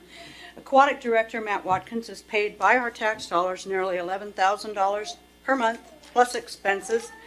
Provide his passport and costs for his new house and an audit for Watkins Endeavor LLC. Provide the total tax dollars paid to Mr. Watkins' partners, Pasco City Attorney Lee Kerr and proxies. Phase 1 of the Aquatic Center exceeds $40 million. Provide a total cost for all future aquatic phases to be paid by our tax dollars. Compare Yakima Aquatic Center's total cost at $11 million. Regarding animal control, provide the repayment of the $545,000 donated by our local veteran, Mr. Ashby, in his will to be used for homeless dogs and cats. Instead, Animal Control Julie Chambers ciphered off $300,000 of that donation and bought a house. Provide a total repayment of that donation. Provide a total repayment of the rainy day fund paid by our tax dollars, stolen or missing, with Animal Control rehire Angela Zeiler. Animal Control TCAS has no spay-neuter clinic. It would decrease the number of dogs and cats trafficked to WSU. See files. Provide the total tax dollars paid to Animal Control from WSU for our dogs and cats to be used for research at WSU, then they're killed. Provide the total tax dollars made by Animal Control TCAS with the usage pay system or pet owner fines. Provide results for the 48 counts of animal cruelty at Animal Control, and provide truthful, not false euthanasia training certificates at Animal Control. See the Washington State Attorney General file. Provide Pasco City Attorney Lee Kerr's notice to or from the Washington State Bar regarding Mr. Kerr's authorization of no due process at Animal Control. Next, provide a floodplain permit number 404 with Flood and Clean Water Act reports and fines paid by Pasco and spot zoning developers Hayden Homes for killing our 8 floodplain American bald eagles and eaglets and our floodplain migratory Canadian geese. Provide ULID LID designs for my property with start dates, cost, notice, harassment, and retaliation against me and my property. See Ike Meyer Roundy for Pasco's Playbook on YouTube 5/23/22 regarding indentured servitude plans for homeowners. Provide all investigations and audits for the above. All requests are for the record via RCW 42.56 with notice to Pasco. Thank you, Ms. Mahoney. Anybody else in the chamber want to address council? Step right on up. Thank you. Name and city or county residence for the record, please. Name is Bob Mangione, Franklin County. Good evening, Mayor and Council. As stated, I'm Bob Mangione. I'm joined by my wife, Marisol, our son, Matthew, and our friends and neighbors. As several on the council know, I was diagnosed with stage 4 cancer back in 2023. Through the prayers of hundreds and our own deep faith, we're declaring healing. However, a spinal tumor compromised my ability to work in our contracting business established in 2009 as I once did. We hope the city will soon approve short-term rentals so we can generate a semi-passive income. We hope. At the height of our cancer battle, many beautiful people donated $60,000 to keep us from losing our home. To remain self-sufficient, a short-term rental is now critical for our family's future. Through our extensive research, our amenities and price point will likely attract discerning guests respecting our home and neighborhood. Our 4-bedroom home features 2 Master King suites and a flex room offering a total of 3 king beds, very rare in the Columbia Basin, and highly attractive for multi-generational families. We have a beautiful gourmet kitchen with natural gas, a gas fireplace, massage chair, professional cinema suite, and a Queen Anne formal dining for 12. The home includes HVAC air purification and a water softener. We intend to add an RO system, a large hot tub, extra large gazebo, outdoor lighting, and speakers. We'll maintain the home impeccably with our commercial grade vapor steam cleaner. With a 60-foot monitored driveway near the boat launch and 100% neighbor support, we're positioned for success. We intend to live in our shop at the back of our property. 21 contractors donated $31,000 to renovate this space for free community automotive care. With their blessing, we will complete the build-out to live on-site, providing hands-on oversight and maintain excellence for our guests. With 16 years' experience in hospitality and public relations, including organizing large, historic, and newsworthy events in Spokane, LeGrand, and here in the Tri-Cities, I'd be honored to volunteer as a liaison for Pasco. I'm ready to help implement an STR program, potentially as a pilot, as other cities have done successfully. Our goal is to elevate our STR standards to the point of pursuing regional and even national recognition. In closing, if nothing else lingers tonight, it's this. Despite the medical, emotional, and economic burden cancer has placed on our family, we're going to do this right. With true integrity, what it looks like for others, and especially for our son, and give God glory. Thank you. Thank you, Mr. Mangione. And yeah, as you referenced, this is coming up in our upcoming meetings. So yeah, it is a topic we're going to tackle. So thank you. Thank you, Mayor. Appreciate it. Anybody else like to address council on this or any other issue? Good evening, Ms. Wade.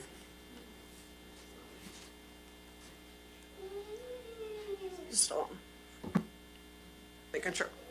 Okay, good evening. My name is Amber Wade, who moved here to Pasco in 2021.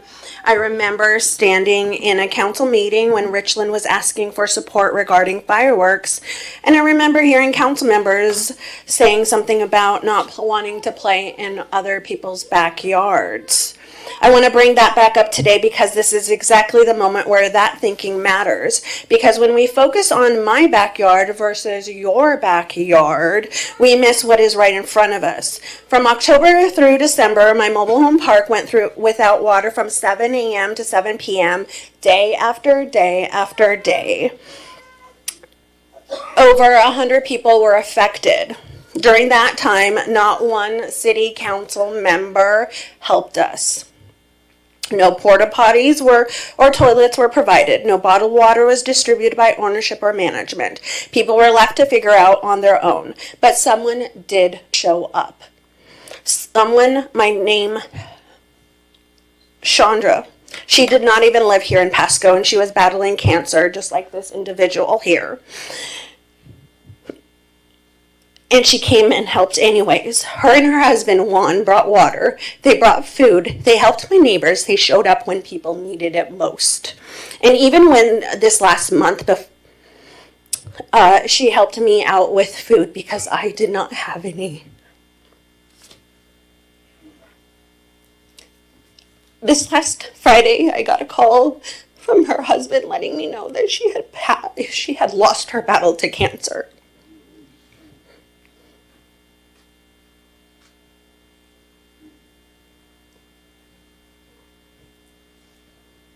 Excuse me.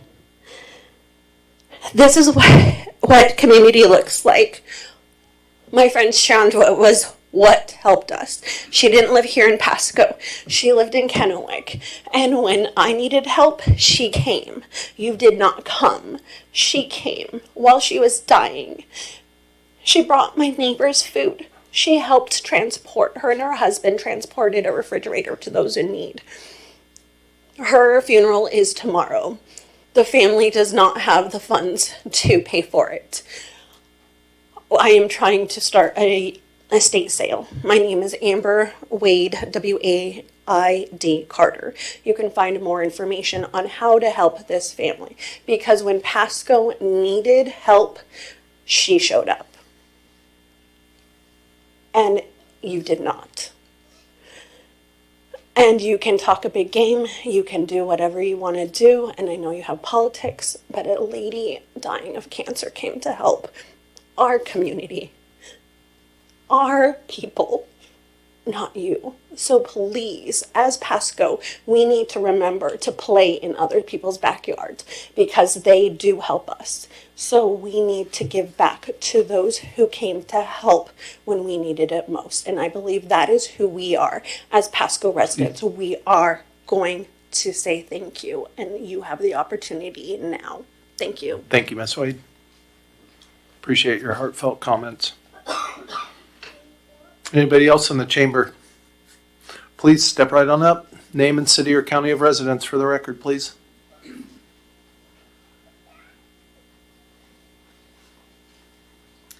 My name is Camara Brooks, and I live in Walla Walla County.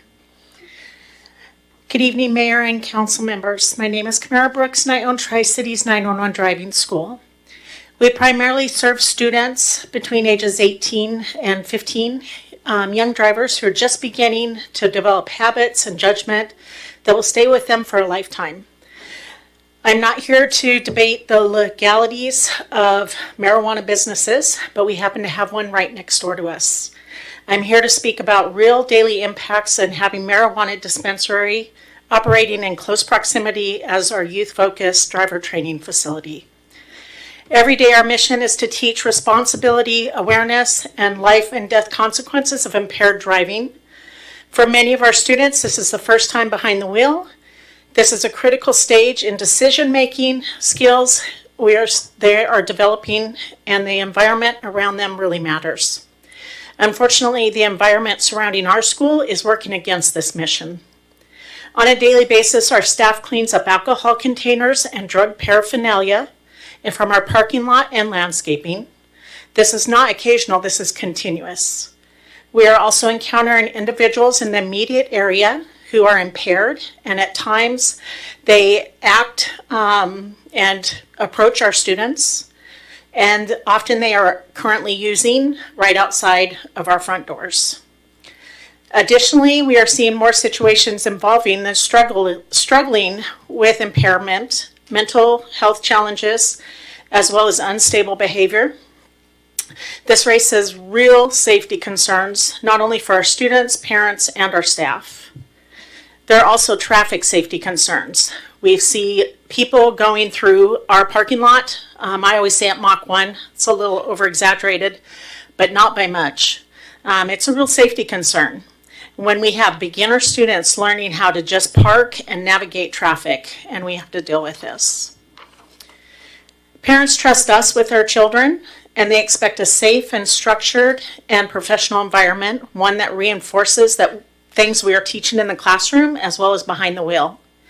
Right now, trust is being put at risk by the factors completely outside of our control. This is not just opposing a business. It is about recognizing that certain businesses are not compatible to be placed side by side, especially when one serves minors and is structured to teaching environment, and then we have something like a dispensary right next door. I am asking council to take a serious look at the situation and consider what is appropriate when considering zoning, placement, and protecting youth center services. Because this just isn't about this one location, it's about our standards and life and death responsibilities. Thank you for your time. Thank you for your important perspective. Anybody else in council in the council chamber want to address the council tonight? Step right on up, ma'am. Come on up. We have a public hearing tonight on a transportation benefit district, and so we'll take comments on that at the time. That's the purpose of a public hearing. Anything else, though, this is the appropriate time to address council, and the only time. Thank you. Name and city of residence, please. Janine Hummer. I just recently, about 3.5 weeks ago, moved back to Pasco from Richland. I'm here as a character reference, I guess, for Bob Mangione and Marisol. And dogs are the best judge of character sometimes. And I'm bringing this up because after my husband, Billy Tuttle, had died, he and Marisol and their crew came over and washed my windows at my house, and later did some maintenance around the house and yard. And the neighbor dog, Rocky, was a yellow or some kind of retriever who had been abused, and he barked and barked, and he was vicious, acting to everyone. But Bob was able to talk to him quietly, and he let him pet him. So I'm saying that he's the only person I ever saw this dog not get mean at. So Bob and Marisol have recruited me for many things to help them out, like to make lumpia for fundraisers, and for working at the Christian concerts at the Toyota Center, like in the merchandise center, selling for the singers. And he has gone through this really tough time physically with cancer. But he has never lost his faith in God. And we are seeing kind of a miracle that he's, conquering cancer. But I know it's brought financial concerns for the family. And so I have run my own midterm rental in Richland. And I know that this would be a big help to their family to be able to use their home as a short-term rental. I know that he's very good at recruiting, and I know he'd be very, very good at screening people, because he would want people in his home that would be safe around his young son Matthew and his wife Marisol.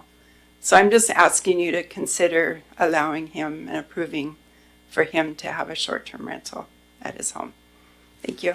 Thank you for your heartfelt comments. Appreciate that. Yes, sir. Step right on up. Thank you. Ms. Martinez, Benton County. On behalf of Maggione and his wife Marisol as well, and his little son Matthew. Same thing, just want to speak on his character. I met Bob through a Facebook tag, and that was the perfect opportunity to let you guys understand that a stranger can become a neighbor. And right now, today, you guys have the privilege of knowing Bob now. He's no longer a stranger. He's a neighbor. He's part of the community. And the community is unity. And we need to stick together and embrace one another. And this thing can help his family, and he can continue to have an honor and integrity to provide for his wife and his son, to continue to do the things that most of us can do effortlessly. So I'm just here to let you guys know and say it'd be just a privilege to approve this, and just even give it a consideration that this man is a very organized person. He's helped me. I'm a business owner as well, and he's helped me structure my business in a better way to better myself and better my business. So if anybody is deserving, it is Bob Maggione and his family. So I just want to thank you guys for your time and take the consideration. Thank you. God bless you. Thank you so much. Yes, it's always good to personalize these things, but when we make this decision, it's going to be for all of Pasco to be able to, yes, have this passive opportunity for income. Anybody else in the chamber? Step right on up, please.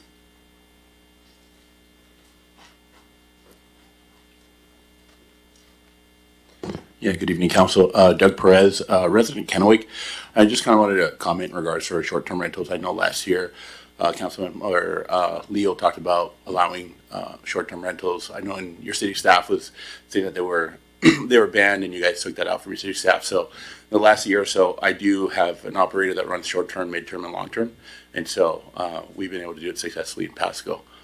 And so I know putting in short-term rentals, regulating them is going to be a burden on the city, because you're going to have city staff, and so something to think about. For that, but I think it would be a great opportunity for Bob, and I hope I can chat with him later and help him out on that. So just want to put that on comment. So Doug Perez, thank you. Perfect. Thank you, Mr. Perez. Appreciate it. Anybody else in the chamber like to address council? This is the time. Director Sarah, good evening. Good evening. We do have some people online and in the audience that are here for the last item in the agenda related to PWRF annual review. And I wanted to confirm whether this would be the time for them to all speak, including the people online, or if comments would be allowed during that item. Thank you. Let me just look ahead. Thank you. So you're saying to the last, they're in 11 in new business? Yes. Is this people you are calling on for like their expert opinion, or is this citizens, or? These are customer of the utility. Oh, I see. Oh, customers of the utility. I would think, let's keep those comments, I guess, until then. I think would be fine. I appreciate that. We'll probably still limit those to the 3 minutes, but that way we just have the continuity of the same discussion or whatever. Plus, I'm sure they might like to respond to the staff presentation too. So thank you so much for that point of clarification. Anybody else in council want to speak on any issue to us? Going once, going twice. We will close public comment. Now moving to council. Number 7, reports from committees and or officers. What have you guys been up to? Councilmember Hernandez, start us off. I attended my first Citizen Police Academy. Is that it? Police Academy, the movies. It was actually very interesting. You should have all signed up. We had learned about traffic stops and how 911 works in our area. And we had a practice with officers outside.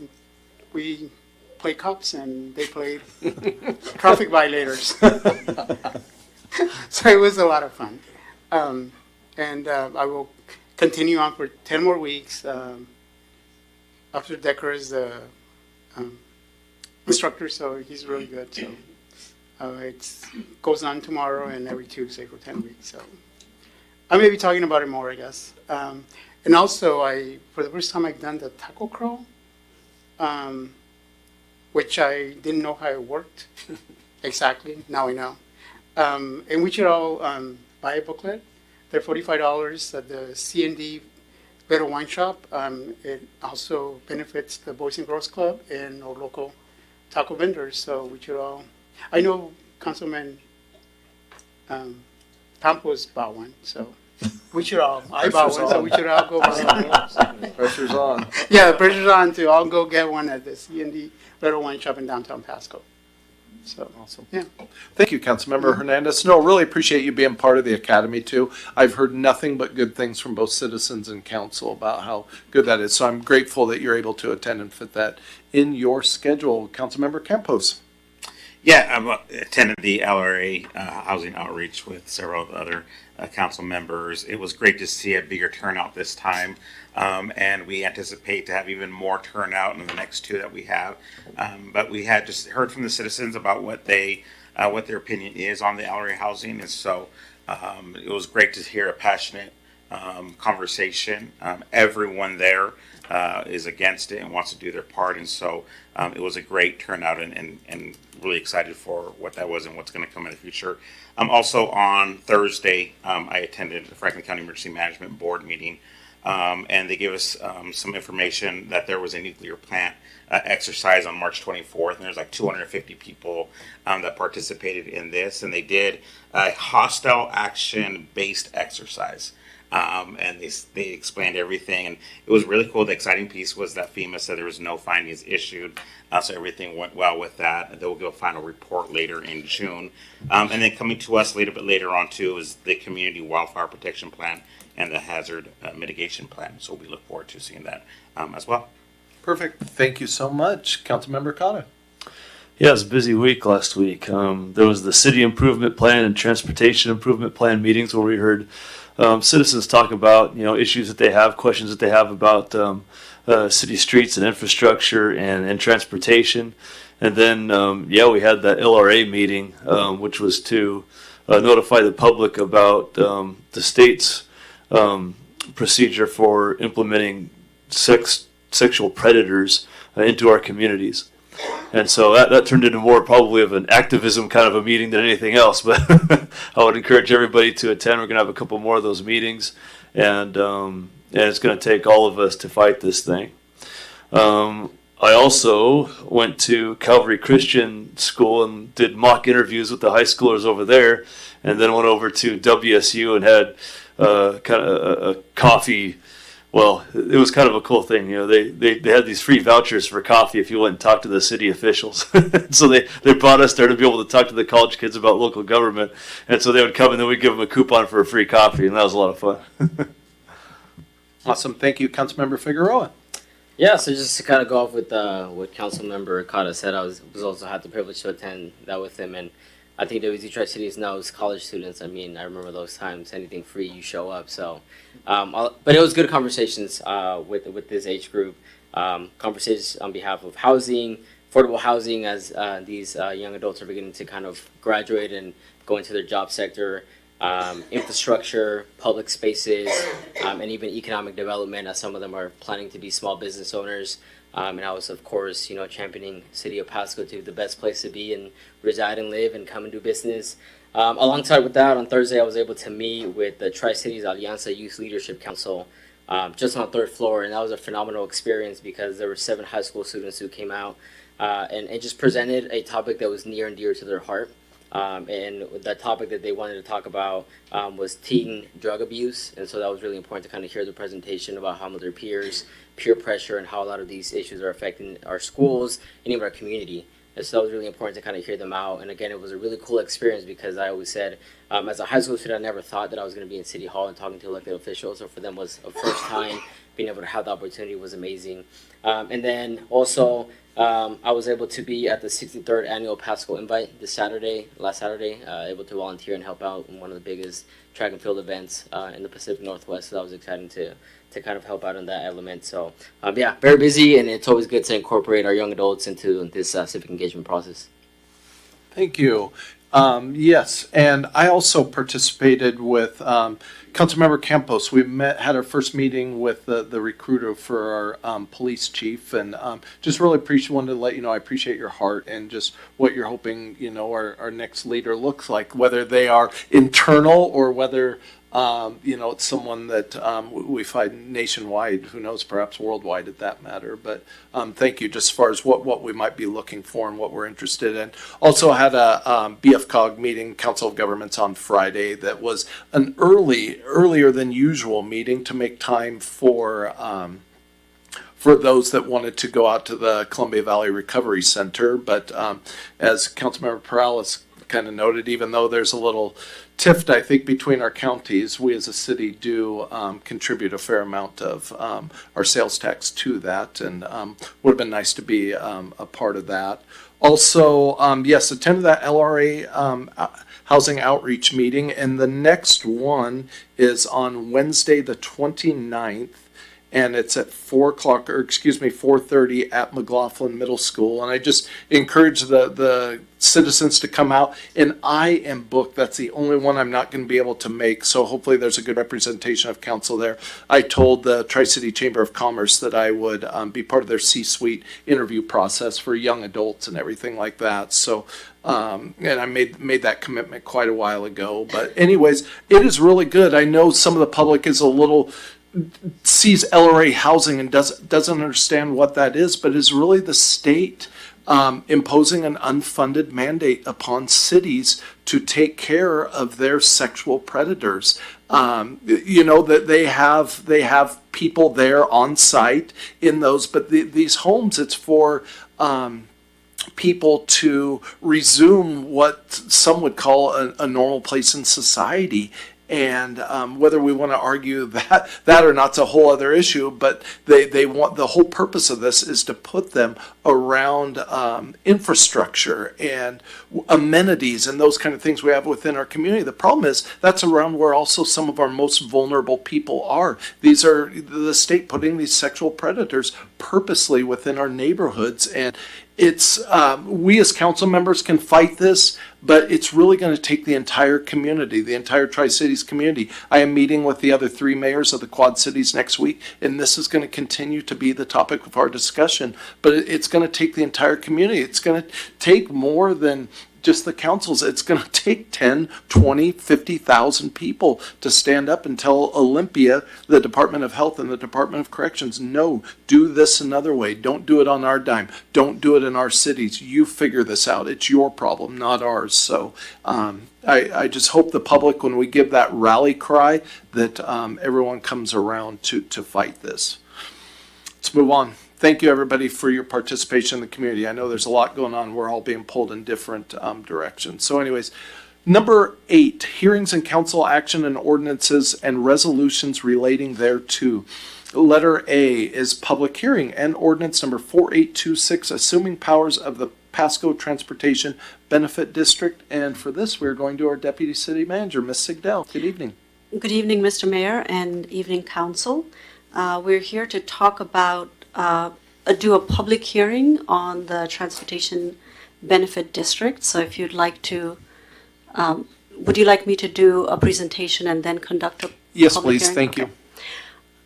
I will move through this pretty quickly since we've discussed this quite a bit. Transportation Benefit District is a special purpose district that funds transportation improvement projects in a specific area. So council could pick a specific area within the city, or the whole city could be the Transportation Benefit District. The city council is the governing board of the district, and it can hold separate meetings as the district, but it can also decide to assume the powers of the Transportation Benefit District, which is the topic at play today. As we've discussed before, Transportation Benefit District, you can do vehicle license fees, also called car tab fees, or sales tax. And these are some benchmarks with our neighboring cities. And you'll see 0.2% in Walla Walla compared to 0.1% in Kennewick and Richland. That additional 0.1% would have to be voted in by the people for additional transportation projects. 1/10, council can apply just a councilmanic vote. The fund needed are mostly for transportation projects. So street fund, we had a robust discussion last week about need to do traffic calming, where that funding comes from. We have had motor vehicle fuel taxes, which thanks to efficient fuel efficient vehicles and also electric vehicles, that revenue is declining. Similarly, the street fund has received utility taxes, which includes cable and telephone taxes. Cell phones do not get taxed as a telephone, so as you can imagine, both of those revenues have been declining over the years as more people do not get cable or do not have a landline. So we need to find more revenue to preserve our streets and do other transportation projects, which has been a challenge. And the street fund is scheduled to be in the negative by the end of this biennium. So you'll see some of the numbers there. Also at the same time, making management of streets and street fund more difficult. Our road miles have grown quite significantly, and our crew size has essentially stayed the same because of that funding constraint. So today, what we are asking council, you have created the district, you have identified the whole city as the geographic boundary of that district. You set resolution for public hearing for the city's intention to assume powers of the Transportation Benefit District. You'll conduct a public hearing today, and then the item in front of you is assuming the powers of the Transportation Benefit District. And the reason that staff is recommending that you assume the powers is because it is the most administratively efficient way to go. You can make decisions like you are right now as a part of the city's business. If you chose not to do it, then you'd have to meet as a district, administratively more difficult. Our finance department has to create financial reports. Very likely the reports need to get audited, additional cost. So most of the cities, the 124 cities that have adopted or created Transportation Benefit District have assumed the powers for those reasons. It's just financially and time-wise more effective and efficient. So that is what we have for you to consider today. And with that, I'm open to any questions you might have. Anybody have any questions on council? Thank you. Deputy City Manager Richa for the presentation. Anybody have any questions?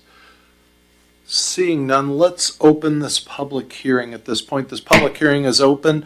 We will take public comment on the City Council assuming powers of a Pasco Transportation Benefit District that in a month or two ago we actually voted to form. So the floor is open. If anybody in the council chambers would like to speak in this public hearing on the City Council assuming powers of the Pasco Transportation Benefit District, now is the time. Going once, going twice, 3 times, not seeing anybody coming forward. Closing the public hearing. Any further comments from council? If you would, I'd like to ask one follow-up question. Maybe this is better for our Public Works Director, Director Sarah. If we can go back a couple slides, I really think it's important for the public to see just the growth, just the next one forward, if you'd be so kind, please, about the growth.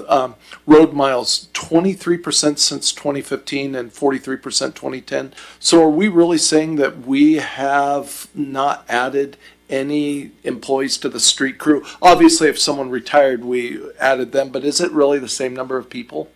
Yes, that is correct. Same number of dedicated employees, and it's truly a funding constraint. We can't afford with this fund without subsidy from another fund to absorb any new employee. Okay, thank you. And I appreciate that clarification because I think it's important for the public to hear, because the public rightfully demands we are efficient with taxpayer dollars. I want that for my taxpayer dollars. And to see that our street crew size has remained unchanged since 2010, 16 years. And in that time, the mileage of roads has grown by 43%. Is truly a testament to yours and your predecessors, just making it all work. So thank you, Director Sarah. I appreciate that. Anybody have any further questions or comments for staff? Hearing none. Mr. Mayor Pro Tem. Thank you, Mayor. I move to adopt ordinance number 4826, assuming the rights, powers, functions, immunities, and obligations of the Pasco Transportation Benefit District, providing for servability and establishing an effective date, authorizing publication by summary only. Second. Motion on the floor by the Mayor Pro Tem to adopt ordinance number 4826, seconded by Councilmember Perales. All in favor say aye. Aye. Those opposed, nay. Motion carries. Thank you, everyone. Moving on, letter B. This is also a public hearing. I said there was only one earlier. We do have a second one.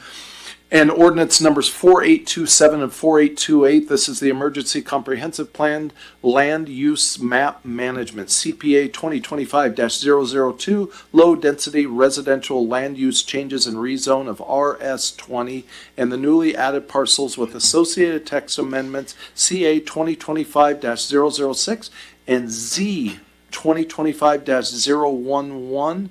And for this, we are going to Ms. Mattson. Good evening. Thank you, Mayor and Council, and thank you for bearing with the long title there. We did workshop this item back in February with the City Council. This is an emergency comprehensive plan amendment to rectify an inconsistency in code between the comprehensive plan and the RS20 zone. And there's some history shown on the screen that I've gone through. This has gone through a pretty extensive public process. The last time staff brought this forward to council for a decision on March 2nd.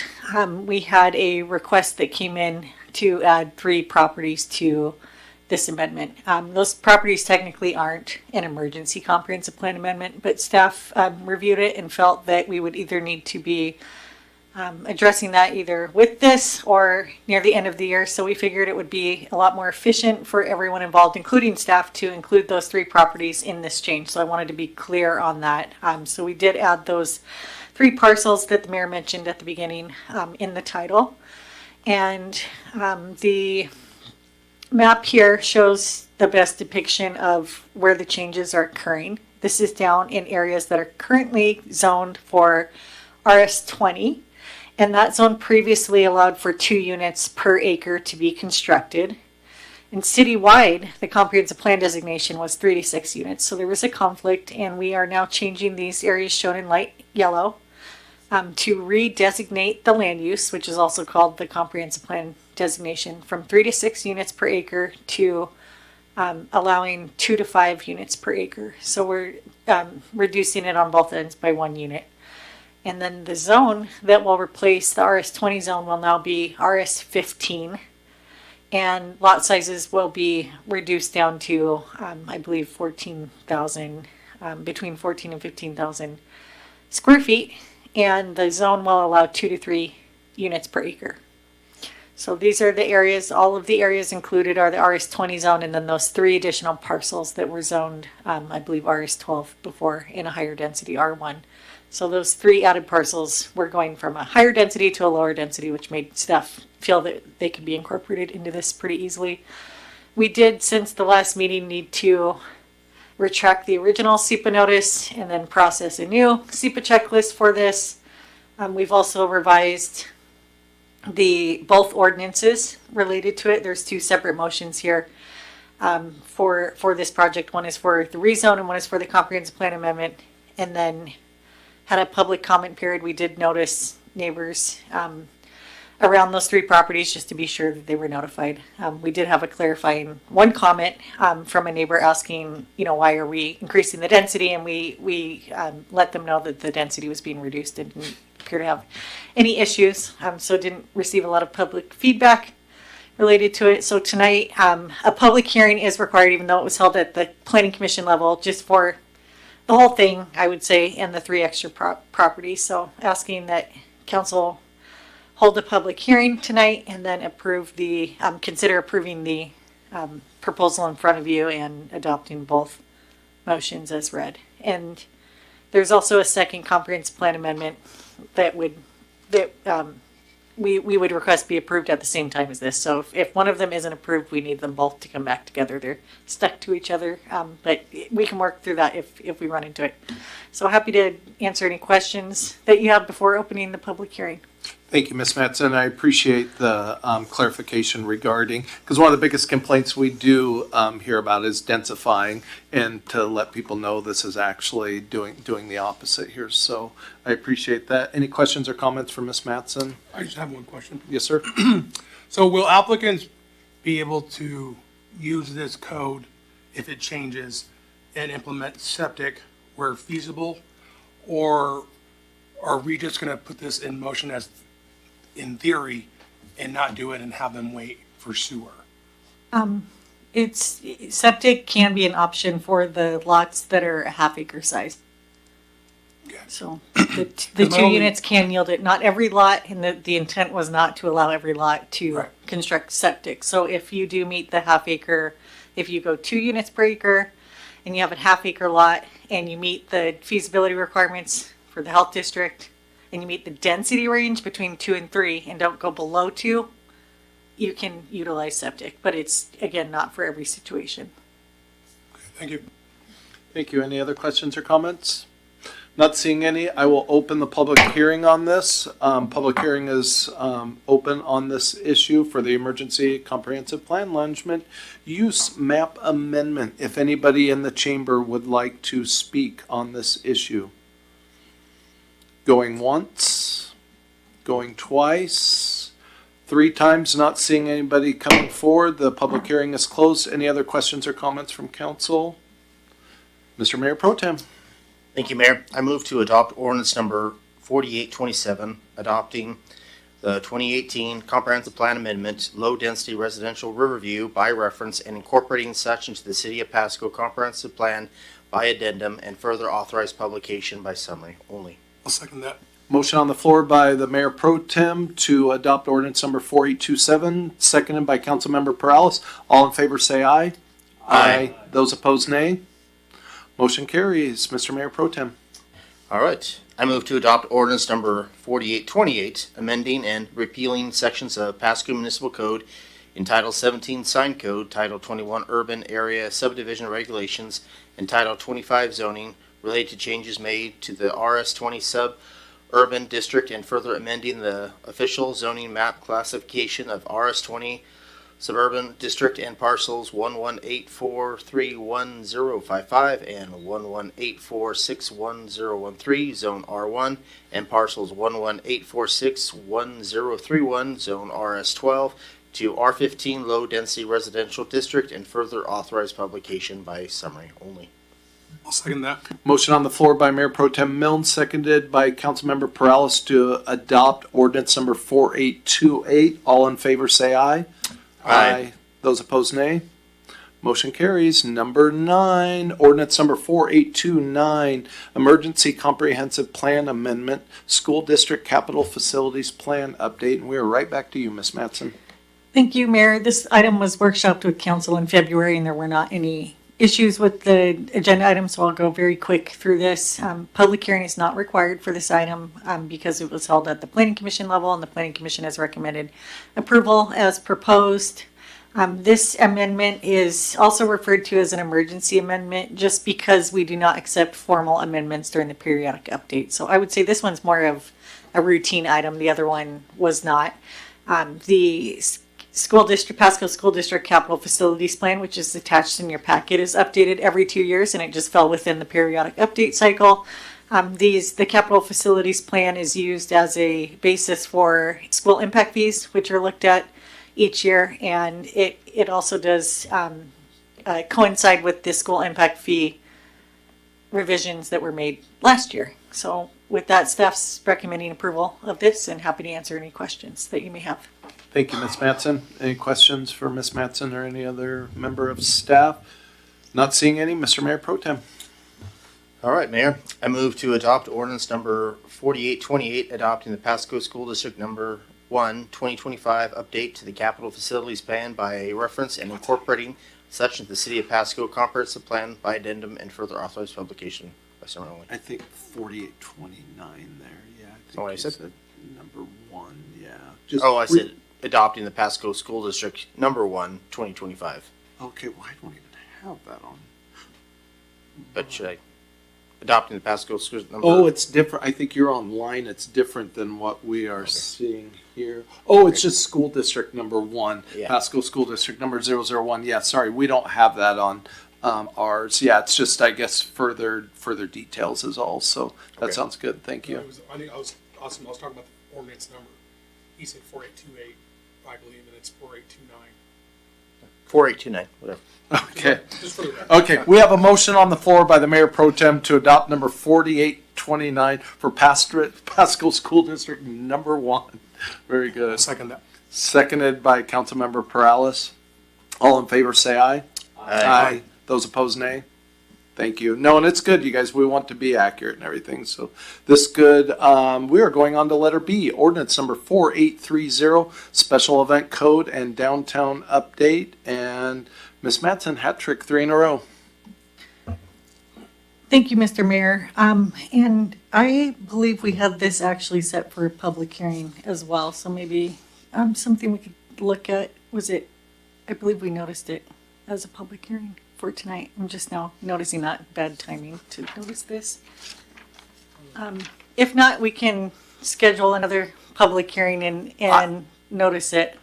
I mean, I think it's a decision we need to make as a council, but that would be my preference. Whatever we can do to, the public, it's their city, not ours. So Yeah. that would be mine, but. Okay, I guess what I was bringing it up because there was a public notice, so whether or not it made it to the agenda appropriately or whatnot. If there was anybody in the audience that came here to speak on it, I'm not sure if We we would could want to allow that. allow that. That would be Okay, perfectly yep. appropriate. And then but- we can talk with legal and see if we need to renotice it. The reason we need a public hearing for this is because it's a code amendment and it did bypass the planning commission process that was requested from council last year. So we usually don't hold these at Okay. the public hearing. So, I apologize for the oversight there, but just on the outside chance anybody saw the public hearing notice and wanted to comment, we may want to open it up to them and then we can just hold another public hearing as well and cite it properly. In the Sorry, agenda. Ms. Mattson, point of clarification. So did we post it as a public hearing, but just didn't make it on the agenda or?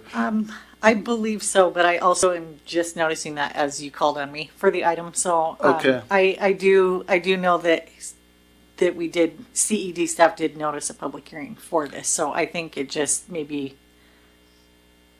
But if maybe I somebody didn't notice looked in it. the I agenda, didn't- maybe they yeah, didn't label have it the correctly on the opportunity. agenda. Does anybody in the chamber want to speak on this issue? So should we just, and maybe this is a question for Mr. Kenny, should we just table this whole thing then and come back to it in 2 weeks? Or Mr. Stewart, what would be the most appropriate path I would forward? recommend this be tabled so staff can make sure, if there's a public hearing, to make sure we have that clean and clear, and then we will bring it back as appropriate. It'd be I better would- to have more public input than not enough. I concur. I would appreciate a motion. I'll make a motion. No, go ahead. No, go ahead. Yeah, I make a motion to table this to a later date that city staff can clarify. I'll second that. We have a motion on the floor to table letter B, ordinance number 4830, so it can be properly noticed for a public hearing to the public. Any discussion on that? Okay, all in favor say aye. Aye. Those opposed nay. Motion carries. Letter C, ordinance number 4831, approving NFC Northwest LLC franchise agreement. This is Director Sarah. Good evening again. Good evening, Mayor and council members. I'm going to skip this slide so we get to our item. All right. So you've seen this item a couple of times now, and we had a public hearing on it. This is to allow a fiber optic internet provider to use our right-of-ways to provide service to our community. We have reviewed the application. It was complete. There was a public hearing with with not a lot of input from the public, actually no comments during the public hearing. And at this time, we're bringing this forward for your approval. And the regulation or the application and the proposal is consistent with our municipal code and the requirements of both state and federal requirements. So we do not see any reason to not to move forward with it. And that is our recommendation, to approve the franchise as proposed. Thank you. Thank you, Director Sarah. Yeah, it's hard for me not to giggle a little bit because I know there's some excitement to my right, and maybe Mr. Perales too, hearing NFC so close to West there. Yeah, outside of football season. So back to being serious again. Does anybody have any questions or comments regarding this for Director Sarah? Not seeing any. Mr. Mayor Pro Tem. Thank you, Mayor. I move to adopt ordinance number 4831, approving the non-exclusive franchise to construct, install, operate, maintain, repair, or remove fiber optic cables within the public ways of the city of Pasco, and further authorized publication by summary only. Second. Motion on the floor by Mayor Pro Tem Milne, seconded by Councilmember Perales to adopt ordinance number 4831. All in favor say aye. Aye. Motion. Sorry, those opposed nay. Motion carries. Somebody's getting a little tired over here. Letter D, resolution number 4729, acceptance of work for the Memorial Pool Bubble Cover New Construction Project. Director Sarah. Good evening again, Mayor and council members. We are presenting to you the completion of work from our contractor, which is ESF Solutions LLC of Walla Walla, who provided for improvements at the Memorial Pool to build a foundation for later the installation of the dome or bubble. And you've seen that functioning, but the work that this consultant did was instrumental in being able to secure that bubble around the pool. You're seeing some pictures of the before and then some pictures of the construction. And as you can see, it required the removal of the existing deck. And we did find some things under that deck that we didn't know existed, like some live sewer manhole that had been buried, and also another deck that existed there. And then you're seeing the final pictures, and of course you saw it firsthand when you were there for the ribbon cutting. So the bid was advertised, and our lowest responsive bidder was ESF, and their bid was just under $758,000, and then there were change orders, as I mentioned, based on some change conditions and some additional requirements for safety reasons, kind of tied to unknown requirements of the pool bubble, the dome that had been ordered. So those change orders were just over $106,000, and then the final construction, which is what we paid this contractor specifically. And I cannot read the screen from here, but let me just read it to you. It is $864,230 with 40 cents, and that is the total amount of work this contractor did. This is separate from other improvements that occur at that location, and it does not include the dome itself. The contractor has met all contractual obligations, and we had been able to close this project, at least if you were to accept the project tonight, we would be able to release retainage and allow the contractor to just close the project on their end, and the same would be true for us. So I'm showing you some other pictures here, and with that, this is the presentation. Happy to answer any questions you may have. Thank you, Director Sarah. Questions or comments for Director Sarah from council? I just want to say again, appreciate it and love the year-round ability to swim we're going to have between that and the new aquatic center. I mean, we are, going to be on the map of the Tri-Cities for swimming. So thank you. Mr. Mayor Pro Tem. Thank you, Mayor. I move to approve resolution number 4729, accepting work performed by ESF Solutions LLC of Walla Walla, Washington, under contract for the Memorial Pool Bubble Cover new construction project. Second. Motion on the floor by the Mayor Pro Tem to approve resolution number 4729, seconded by Councilmember Perales. All in favor say aye. Aye. Those opposed, nay. Motion carries. Letter E, resolution number 4730, participation in the National 6 Remnant Defendants Opioid Settlement. And this is back to Deputy City Manager, Ms. Sigdell.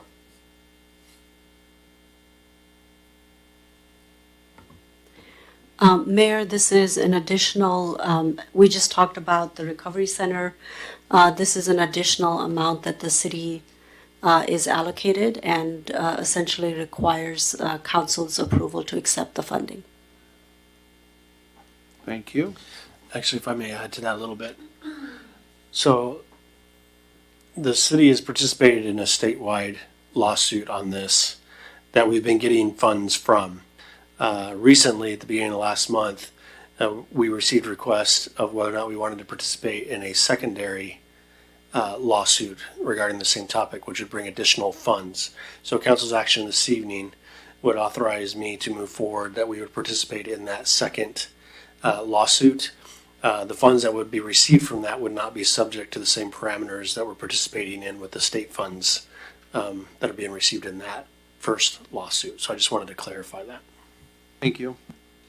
Any comments or questions from council?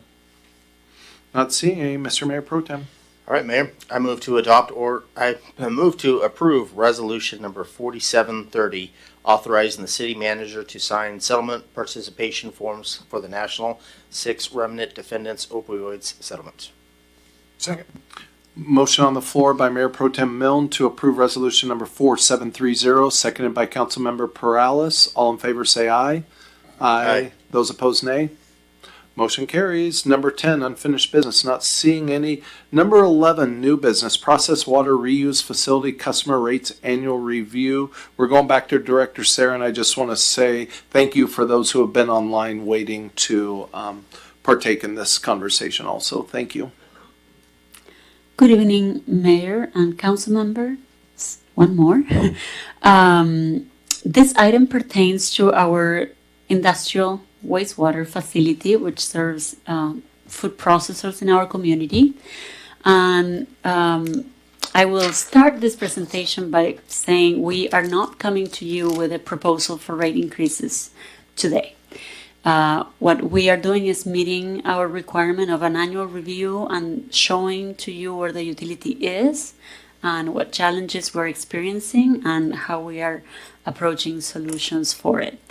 We intend to come forward in the coming weeks, maybe months, with alternatives for solutions.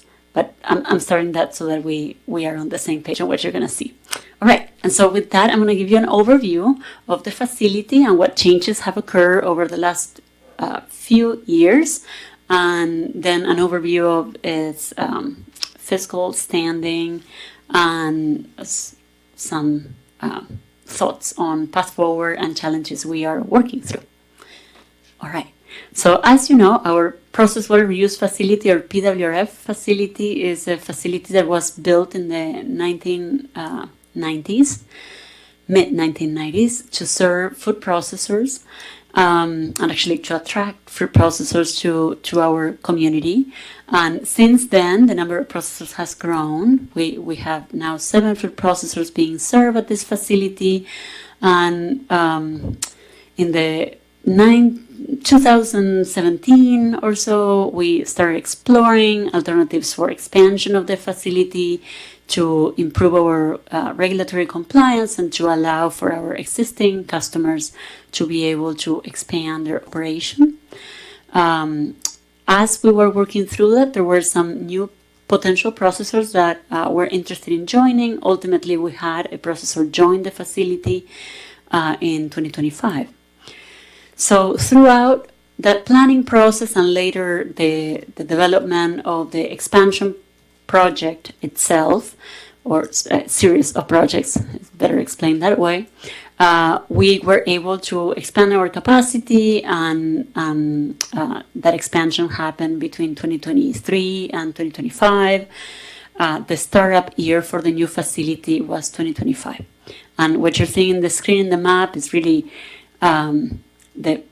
the area where the pretreatment process and the biological process is happening today, and then the area that is where the water is, that pre-treated wastewater is land apply, which is in circles that are owned by the city and leased out to farmers who use a specific crop rotation in order to uptake the remainder of those constituents. And this is an ecology permitted facility, which means that there is a whole framework of regulation surrounding it. All right, so this is a very complex graphic, but all in all, what we're trying to show is there are lift stations where that wastewater is being sent to by each processor. Some of those are private, others are public, and the city operates them, and then that wastewater reaches the facility. And right now, with the expansion and improvement of treatment that has occurred, there's a whole biological process. Out of that biological process, there is RNG equipment that is able to refine that renewable natural gas. And then from there, the rest of the biological treatment occurs. During the winter, we store that water in ponds. During the spring, summer, and fall, we're able to send that pre-treated wastewater, also the one that we store during the winter and the one that is being generated during those months, out to the farm fields where it's finally treated and disposed. All right, and so as we talked, you're seeing at the bottom of the screen what the facility looked like in 2018, and at the top left of your screen, you're seeing the expanded facility with all the added biological treatment, additional storage ponds. And so it was quite an undertaking. In order to achieve that expansion, the city pursued a private party. So there was a competitive process in which a private partner was chosen to become the builder and later operator of the facility, providing that biological treatment. So the system is truly a private-public partnership where the city owns and operates portions of the facility and is ultimately responsible for compliance, but a private party runs the biological treatment and RNG generation components of it. All right. In order to be able to assess rates for that new expanded facility, a new rate model and a new framework for that rate model was created, and that structure was approved by the council and became effective in January of 2025. So today that facility is operating with those rates. Those rates are specific to a variety of components, flow, and also, for example, BOD and TSS and volume of storage and so on. So depending on what cost drivers for that treatment are, is how rates are assessed. All right. So that relationship with our third-party partner in the biological treatment of the facility is regulated under a wastewater treatment agreement, a WTA. That third party, Burnham, is required to treat the water to a certain standard. They have built a facility, and debt service for that construction is being paid through a cost that they send the bill to the city. This is a 30-year commitment with the private partner, and we'll go into the details of what that looks like. It has several, that billing for that service, which is a 30-year commitment, is amortized in that period of time and includes not just the capital, but also the cost of operating the facility. So I have a couple of tables with a lot of numbers, but in general, our relationship with that third party is governed under that WTA. Now, because this facility was innovative and supported industrial symbiosis, and it actually has some green components to it, it made the facility able to receive a tax credit, it's a federal tax credit for carbon reduction. And the city was entitled to 90% of that tax credit, which is currently sitting in a restricted fund as a risk pool for that utility. Okay, very small font in this one. Sorry about that. So, as adopted by the City Council, the ordinance that structures the rates for this utility requires an annual review of rates to ensure that the utility is self-sustaining, but also that we can calibrate if maybe the rates were too high or too low. So we have performed an annual review, and we'll show the results of that analysis in the coming slides. And so this is part of that process. As all utilities, we aim at having our utilities be self-sustaining, meaning that they do not need subsidy from another fund or another utility or the general fund. And it's a full cost recovery. That means that we have our water, sewer, irrigation, all of them. They all cover, ratepayers cover the cost of the capital construction, which typically is through debt. And then, of course, the cost of operation and maintenance. All right. And as I mentioned, our contract with Burnham, who is the third party managing the biological treatment, there is a cost in their invoices to us. There is a cost for that repayment of the capital investment, and then there are costs for the O&M, and there are some pass-through costs for supplies and utilities and other things. So that is, again, a full recovery. All right. Okay, so we're going to do a deep dive on where the utility sits today. So as of the end of 2025, the utility was at a deficit of $800,000. And so we know that the rates as they stand today are insufficient to meet the level of expenditure of the utility. Some of the key drivers of that overrun have to do with the cost of operating the new treatment facility, and also the underperforming RNG production. At least compared to, when I say underperforming, it's compared to the model or the projection we had before. Okay, and so this is a lot of numbers, but I'm showing the city, as I mentioned, the facility, as I mentioned, is run by a combination of city activities and then our private partner activities. And those are color coded. I use blue for the city and then orange for the partner. And so you can see where some of the projected costs were exceeded throughout the 2025 year. This is a special year because it's a startup year, so sometimes it's not a good indicator of the trajectory forward, but this is the only information we have at this point for the utility. And if I show you where the revenues are, which is the one line above the orange line, maybe I can show it here, right here. So here, the revenues for sales of RNG underperform, as I was explaining. And there's a series of reasons why that happened. Our effluent didn't quite meet the projections, and then I believe maybe the projections were optimistic. So when we get to the bottom of this table, what we're seeing is that in 2025 in the model, we would have been ideally in a break-even situation. After rates were adopted, there were some changes to the permits, which is how the rates are established. They're based on permitted amounts of flow and then the volume or quantity of constituents that are being treated.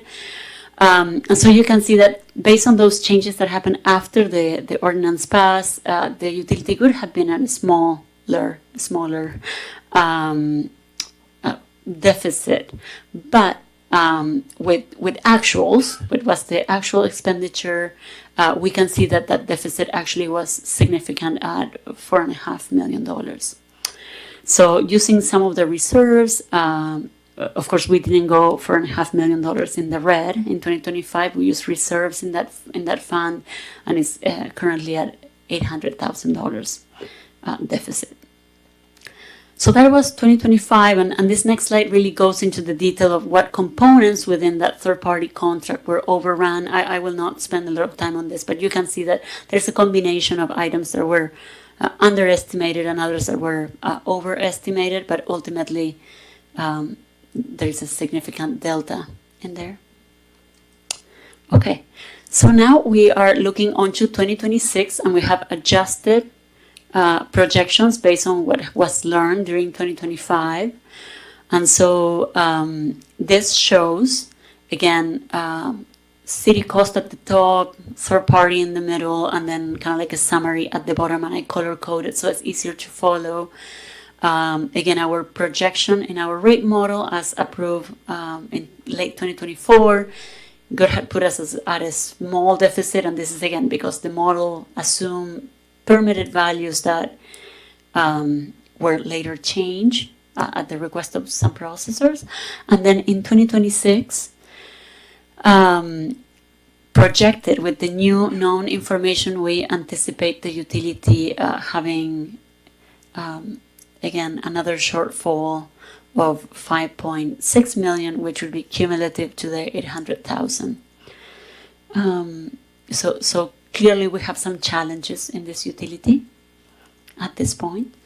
And so in order to work through the review of rates, which again is required annually for this utility specifically at Council's request, we began the analysis, but we also call our customers, because it's a very small group of customers, to join us in a work group so we could review what the results of this analysis were and to work through potential alternatives for either rate adjustments or other solutions for the utility. So you are seeing the list of our customers in the screen, and these are entities that process agricultural produce and they produce food. Those stakeholder groups or work group for PWRF, which began in January of this year, also included public works staff, city manager's office representation, and most recently we also invited our mayor to join at the request of our customers. We discussed a series of items in those meetings and mostly focused on the financial status and ways to offset that increased cost, ways to manage the overruns and the real impacts that any rate adjustment would have in our customers. We do understand that the utility is part of an enterprise fund, so it's intended to be self-sustaining, but at the same time, there are real concerns with customer affordability and viability of those businesses to continue providing, continue operating here, utilizing this utility, and also being source of employment for our city. Okay. So during our recent meetings, we've heard loud and clear that any rate increase will be really impactful. And there's an expectation that rates not be increased, and actually some processors have expressed the desire that rates be decreased to honor the understanding that there would be some revenue to offset cost, and that has not materialized at this point. That is the RNG revenue. We've also heard from processors the need for the city to consider utilizing either proceeds from the federal tax credit that was received, which was, again, access to the city had access to it because of the construction of this facility, and at minimum, what we've heard is that the city should consider utilizing maybe the interest that federal tax credit has the potential to produce. So ongoing activities that we are having at this point is continue working with the work group to arrive to alternatives that are adequate and acceptable to bring forward to the council for action. We have worked on some scenarios, but those all involve rate increases that were not acceptable to our work group, so we are not bringing those forward at this point. To pursue additional efficiencies and cap of the cost of our third-party operator, which would require some negotiations or renegotiations of an existing contract. And again, evaluate what is the path forward long term, since continuous rate increases really are challenging for our small group of customers, right? This is a utility that has just a few customers. So any rate increase is quite impactful. And so our next action truly is to come back to the council with alternatives that had been seen and somewhat vetted by this work group, and that share likely the support of the group, or at least alternatives that have support, maybe others that don't, but just bring you a series of alternatives you can evaluate and decide on. All right, and with that, I've covered this somewhat quickly, hopefully quickly enough. I know it's been a long night. I'm happy to answer any questions, and then, of course, as I mentioned earlier, I know we have people online and in the audience here in person that would like to speak to this, and they're our rate. Thank you. Yes, before we go to, I'm sure, the processor comments online and in the chambers, would anybody like to ask any follow-up questions for Director Sarah, staff, Councilmember Perales? Thank you, Mayor. After the presentation, I'm just really leaning into the information. Have the processor's discharge increased, which would warrant, I guess, rate increases? I mean, like tenfold, I guess, you know? No, there's not been tenfold increases, but there has been, generally speaking, increases in discharge between the era, prior to 2025 to the 2025. Also, there's been some relaxation of, at least for one processor, relaxation on their constituents in their effluent. Certainly, it's not it was not tenfold, like you're saying. Sorry, just with that there. I'm trying to marry up, like, why. I mean, it's on the table of increasing rates. It would only make sense if they're using more capacity, but like if it's kind of the same, I guess I wouldn't be okay with that, because the way I look at it is like, since the enterprise didn't really live up to the model versus the actuals, that we're looking for the processors to perhaps foot the bill. That could be an alternative. To me, that would be kind of a no-go. I mean, it seems like, you kind of hit the nail on the head with talking to Burnham, controlling costs, figuring about ways to increase RNG and selling it. I mean, that's kind of the point. So I guess I'm curious to hear what the processors have to say and what options you're going to bring to the table. But yeah, it is concerning, because it looks like 2026, I guess we don't have any reserves, so someone's on the hook for $5.6 million. So yeah, I'm just kind of curious about going forward, especially this next year, how things are going to get situated. And also, I think if we're in the red, even $1 million plus, I think the council should know about this rather than like in April. I don't know when the numbers came out, but I mean, if we knew about this in December, January, I think it's incumbent to be transparent with the public that, I guess, if the money has to come from us, the city, in some way, shape, or form, I think we should know about it. And I'll leave my comments there. Okay, thank you. Any other preliminary comments or questions from council before we hear from the processor community? No, let's start. I know, again, like Director Sarah said, we've got a work group that they invited me for the most recent meeting for feedback or whatever. But just for those that are here and online, I mean, this is kind of just part of the beginning of this discussion. So I don't think this is meant to be drawn out and solve all this issues tonight. But I think it is important that going along with our public comment time in the beginning that, we allow them to all speak for 3 minutes. Of course, they could follow up with emails or, even one-on-ones or whatever they want with us. So if there are any processors or representatives of processors in the chamber that would like to speak on this issue, love to have any. This is the appropriate time to come forward. Yeah, I apologize. I don't quite have a full purview. There you are of the chamber there. Thank you.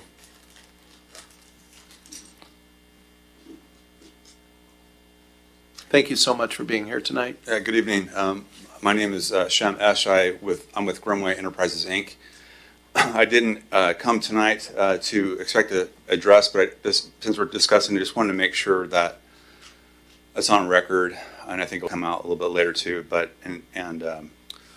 Public Works Director Sarah also mentioned it, that although we do have a working group, and we've enjoyed working with the staff on addressing the issues, the processors had to swallow a very large pill, going from 2024 rates to 2025 rates. In the case of Brimway, it's a 7-fold increase of our rates. What the city has basically committed the processors to is a very expensive system that's right now still uncertain whether or not it's going to pan out from the standpoint of the RNG, which was talked about earlier. There's also a potential issue with their nitrogen treatment system. So we're here to say that we can't afford to pay more than what we've been paying for 25. So 25 was a big step up. We're paying the ordinance rates. We can't afford to pay more. And I just want to make sure that that's clear to the council tonight as you guys consider and discuss the different options out there. So that's it. Thank you. Okay, thank you. No, and that was one of the things that did come up in some of our discussions was there was a recent rate increase for last year that they were able to swallow, for lack of a better term perhaps, but the upcoming rate is exponentially larger that the increase would be, and so that's where some of the concern is, even to the viability, I think, issue. Anybody else in the chamber like to speak on this issue?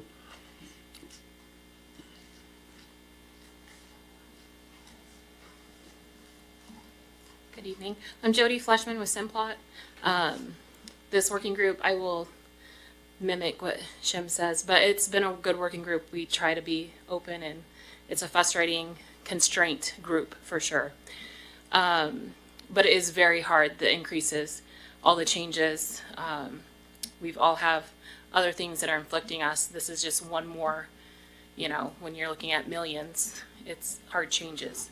So we need to continue working on that, and there is some, just visibility things that frustrate us with Burnham and being asked to kind of fix problems that are outside of our realm, our viewing ability and control. So just continue focus on that, because the price is something that's going to be an issue if it just continues to just rise. So we need that to be working and having a fix on the other side. So just hoping that we get there. This is a working group, and it'll continue working, and hopefully it comes out to something better than just increasing costs and pushing it all on the processor's shoulders, because eventually it won't last. So thank you. Thank you. And Director Sarah, if you could, if there was a chance, you may not be able to do it now or have it ready, but just a graph or something that shows the increase from this last year and the next one, just so the full council has an understanding of the rates that the processors have been paying, and then what it went up last year and what the potential would be, I think would be super helpful. Anybody else in the chamber that is a processor or representative, please, by all means. Hello, I'm Elizabeth Ober, and I work for the Oregon Potato Company. Thank you for taking our comments, Mayor, and just want to acknowledge the work of your staff. They've been very helpful, and it's a difficult situation that we all have found ourselves in and probably inherited from other people's choices. So we appreciate all that they're doing. But I just want to reiterate what has been said earlier. Yes, we're not talking like moving up $500. We're moving up millions and millions and millions of dollars in our pay rates, and we can't sustain that as a business. Like, you couldn't sustain it as a city, we can't sustain it as a business. So we're grateful for the opportunity to review some options, to come to solutions, to help you find solutions. I just wanted to bring up a couple points. This is, as Director Sarah said, supposed to be a self-sustaining endeavor. However, it's also supposed to be a cost for service model. And what the service we're paying for is water treatment. We're not paying for the creation of renewable energy. That's not a service we're looking for.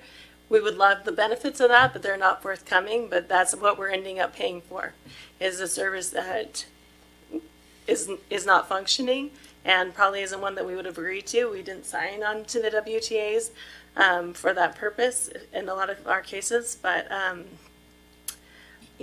we want to pay for our wastewater treatment. We're not trying to get out of that, but we don't want to have to be on the hook for every single issue that Burnham has.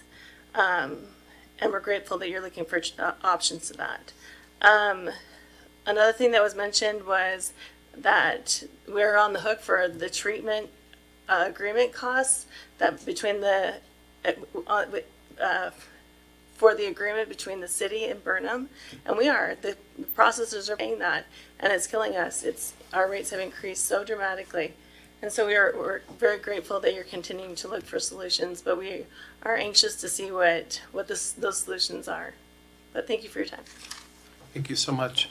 Anybody else in the chamber, processor or representative of processor, want to speak on this issue? Not seeing any. Director Sarah, you said some were online.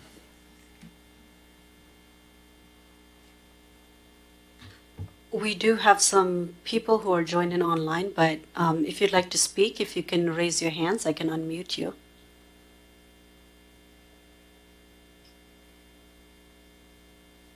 Okay. Dale, go ahead. Yeah, thank you. And I'll mimic what we've heard from the team. So first off, my name is Dale Goyer. I'm the president at Twin City Foods. And joining tonight. And what I want to first start with is just the appreciation to the city, the staff, Mayor Grimm, for being available, accessible, and hearing our concerns as well, and working proactively towards a constructive path forward. To not be too repetitive here, but the increases are untenable.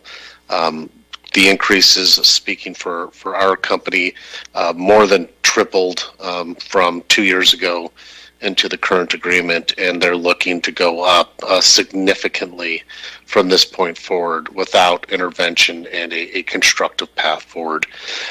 One of the things that stood out to me in the presentation today, we're just simply looking at the facts, right? If we take emotion out of this, one thing that I would say is a very bright spot is the city was about $3 million under budget in their 25 actuals. Meanwhile, Burnham was operating over $3.5 million over budget on O&M and delivered $5 million less in RNG credits. So if you think about that, Burnham missed by over $8.5 million, while the city, contributed about $3 million favorable to that. And I think that is something that we need to take a step back and really investigate, because that is what we're talking about, is how are we as customers, large employers in the region, expected to compensate what I would consider to be gross negligence on behalf of a contractor partner, and them being able to pass on that type of performance and it just flowing through. There's many other concerns that we've talked about as a group. I'm not going to hash that out here. I have limited time. But I also want to make a really important distinction. Most processors are not a part of the WTA purpose. So a comment was made that we swallowed a hard pill to get into the current rate structure. We didn't swallow, we were forced, right? We had no other alternative. It's that or nothing, right? And or at least at the time we didn't. And I just, this is something that I want to make very, very clear. This cannot be accepted, and we cannot afford to take on this expense. So I look forward to the council as well as the continued work group's progress in this area, but it is urgent, it is incredibly important, and there are thousands of jobs impacted by the decisions that we make as a whole. So with that, I'll stand down. Thank you. Thank you, Mr. Goyer. Appreciate your comments and hearing from you again. I'm going to turn it back over to our Deputy City Manager. We do have Molly Dimmick and Junior Ruiz. If you'd like to speak, please raise your hand and I will unmute you.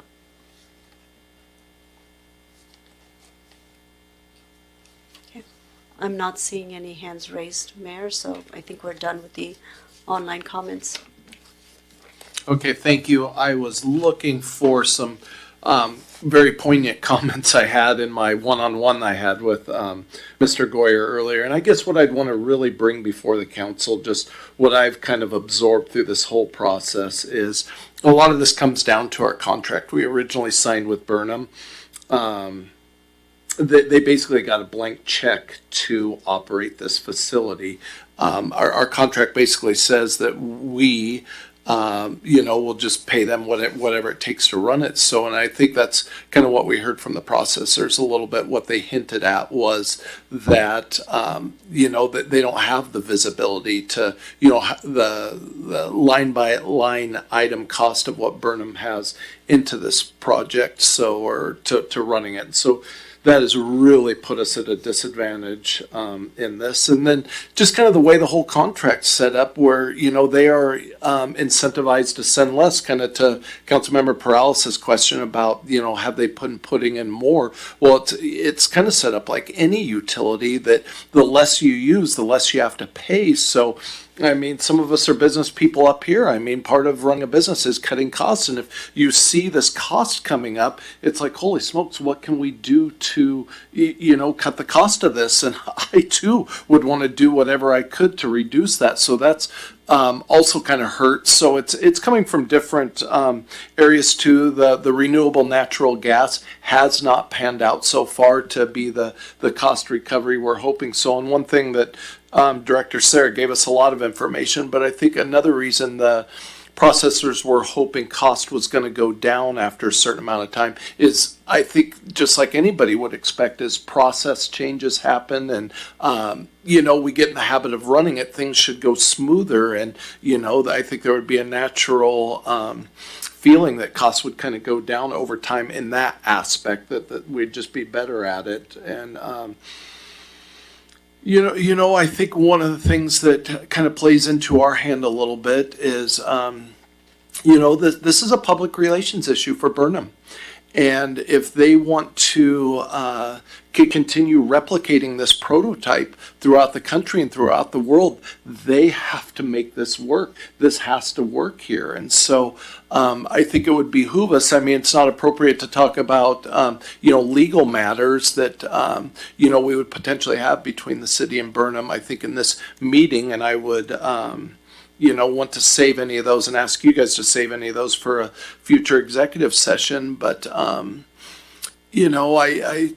kind of my mind keeps coming back to my conversation I had with Mr. Goyer that kind of was expressed tonight, that this can't work, that this is unacceptable, that the rates they are being asked to take on really comes down to the viability of their companies and their ability to stay in Pasco. And I think that would probably be a fair way of summarizing their comments. So that's kind of what I've heard, what I've absorbed, and the conversations I've been. So open to any other questions or comments. It's obviously a difficult issue. Director Sarah, did you have anything to follow up on? Nothing else. Thank you. Okay, Mr. Stewart. Yeah, I want to just make a few comments here. One, I appreciate the processors being good community partners and continuing to come and communicate with staff. They've been very open and honest with staff, which is what we're looking for, and that's appreciated. You know, we're looking at, you know, Washington is one of the strongest agricultural sections within the United States, and we're at the center here, and the processors are helping that happen. We want them to continue to be within our community, and we want to continue to partner with them. Obviously, as the numbers were shown by Ms. Sarah this evening, we have a financial issue that we've got to figure out and stabilize. And staff is working through options and alternatives for that, not just to fix the immediate problem, but how do we make it sustainable if we can for the future? In other words, is this fixable or not? We've had some comments on other conversations previously that Pasco needs to be the leader and try new things. Well, we're trying something new here and we're learning as we go here, and this isn't going completely as planned. So we need to talk through this. I think it will continue to be needed to have conversations between staff and the processors to make sure this works. I would agree publicly that the rate impacts that this is resulting in is not sustainable for businesses to continue to operate. None of us would be able to see these types of increases either in our personal finances in our home or in our places of business and work. So we've got to figure out different solutions, and staff is working towards that as best we can. We look forward to those conversations in the future with both the processors and the council publicly. But we have some challenges here to try and figure out. I would also add too that Burnham needs to be in that conversation, just as the mayor stated previously. That's a big component here, and we're doing that. But we're also discussing with attorneys the best legal mechanisms to do that, based off of contracts and agreements that have already been entered into and what alternatives we have in those situations. So, but again, this is a priority. We're committing to this, but we're also identifying, as Councilmember Perales said, that this is an ongoing issue and problem that continues to get deeper, and we can't continue to ignore this conversation. Thank you. So just if someone from staff could just maybe just, I guess, our path forward for the council. I mean, we're continuing, because do we meet again this Monday, or what's our next couple steps? And I think the processors would love to hear some of that too. Yes, we have a work group meeting scheduled for next Monday, and we hope to work through some additional alternatives. And depending on whether we arrive to alternatives that are ready to be presented to you all as a body to consider, we would schedule our next public meeting here at the council where those alternatives can be presented to you. I fear to commit to a date, provided that this is a group that we're being respectful of not bringing forward something that the work group feels is not ready to do so. But certainly we are trying to move this conversation forward so that you have, at the soonest date, alternatives to look into and maybe provide further guidance on whether those alternatives are sufficient or you want different variations of the alternatives presented. So we continue working on that. Thank you, Director Sarah. And before we go to Mr. Perales, just one thing, just as far as timeline, was it June 1st? Would you correct me or clarify? Was it June 1st the rates go up? Because I think it's important to know that there is kind of a clicking talk. Yes, a ticking clock is what I meant to say. There is no established rate today for rate increases, so the rates are set in the ordinance, so they're part of our municipal code, and they are set until they are reviewed and revised and approved by council to be changed. The scenarios we had worked through included, which we've not brought forward, included a potential rate increase at the middle of this year, so it would be going into effect in July 1st, but those proposals were, again, not deemed adequate to be brought forward. So at this point, we could bring forward something with a proposed rate increase in July if the group agrees to do so. Maybe they are delayed. Maybe there are no rate increases proposed if we find a way to offset those costs. So we don't have a formal date for increase. Yes, the proposals that you probably heard about in our work group meeting included alternatives with increases in July. Thank you. And I know, listening to some of the processors too, I think some of that was predicated upon their, financials and when they have to, plan for their years and that kind of stuff. Councilmember Perales. Thank you, Mayor. I don't know if it's appropriate, but I'm going to go ahead and just say, I think no matter what rate is provided in front of me, I won't be supporting it. I think I've heard everything I needed to know. I was really just curious to see what the processors were going to say. I think we need to use that $6 million to fund that deficit going forward in conjunction with working with Burnham and the contract and increasing RNG. I can't in good conscience even increase the rates on these processors when, like Elizabeth said, they want a service for wastewater cleaning, not RNG. And so that's just I just want to get that on the record now. And so I'm planting the flag. I won't be supporting any rate increase. I think we need to look to use that $6 million tax credit. Thank you. Thank you. Questions, comments? Anybody, anything else? Along the lines, I guess, just because I've been deeply involved in this, I think that's one of the options that's potentially being considered. Not burning through that whole amount. Because I think there's, a possibility. I mean, maybe we come back and buy Burnham out and run the thing ourselves. I mean, I really appreciated Mr. Goyer's comment that, the city, we ran our budget less and put money back on the table when Burnham added to it. And I think that speaks to you, Miss Sarah, of the incredible job your department continues to do and everything like that. But perhaps, maybe there's an opportunity looking for that middle ground, as I always am, of, perhaps using some of the money for a couple of years to buy some time to figure this out, to help our processors for a couple of years until, maybe we can lean on Burnham. Maybe we can get this tax credit thing going and that kind of stuff to at least, buy ourselves some time. But this is obviously the way the red ink is going on this is something that's not going to stabilize it, but it's really only going to buy us some time. And so I think that is a good decision that we have to consider and work through and everything like that. Anybody have anything else on this topic before we go forward? Okay, thank you. That's really good. Good discussion to have in front of the public too, because again, it's not our city, it's all of our city. Number 12, miscellaneous discussion. City Manager Stewart. You guys already spoke about the future public meetings coming, so I have nothing further to add this evening. Okay. Thank you. Anybody have anything else they want to discuss?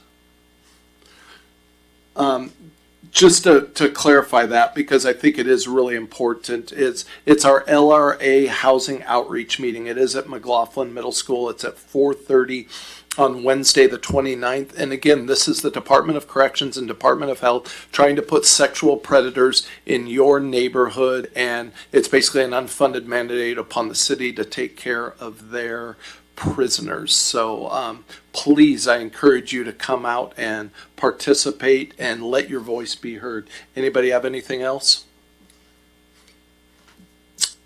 Okay, not seeing any. Number 13 is executive session. Mr. Stewart? None needed tonight. Okay, well, number 14, it's about time. 9:22, this meeting is adjourned. Thank you.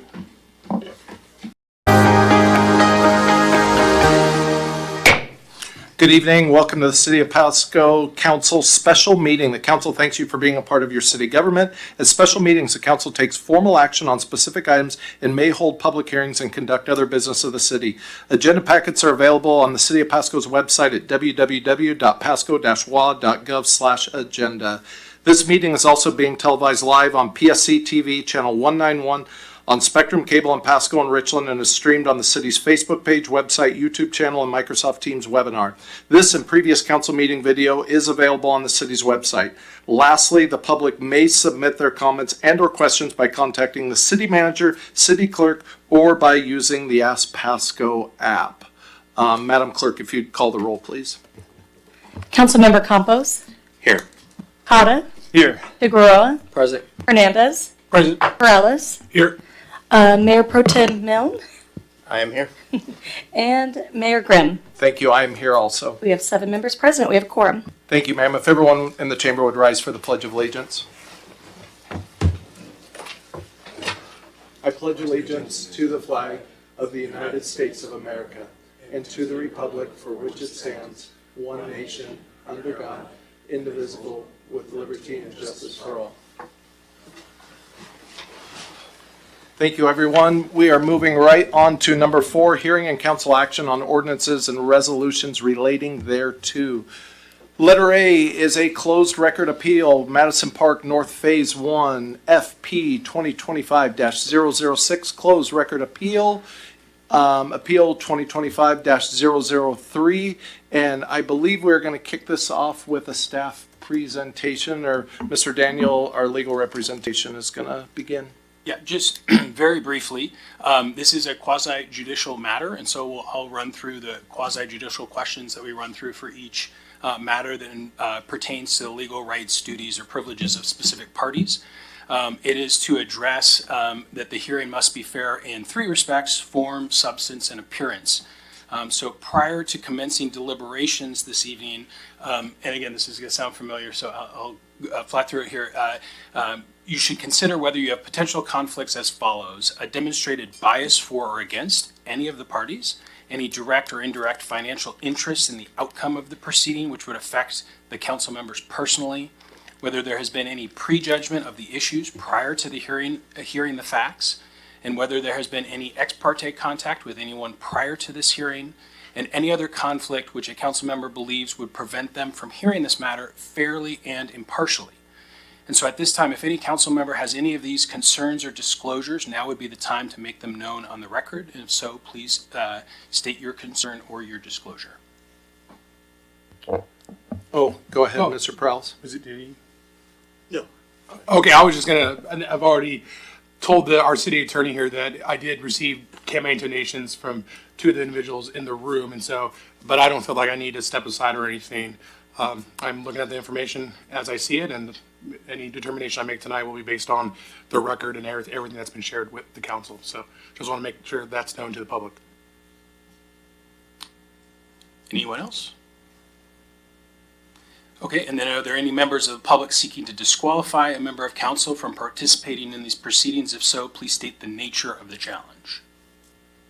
Mr. Kennedy, if I may just at the inquiry, press the button. Thank you, and good evening, Mayor, members of the council. May we inquire as to the 2 individuals who provided the donations? Yeah, Dave Swisher and John Padvor.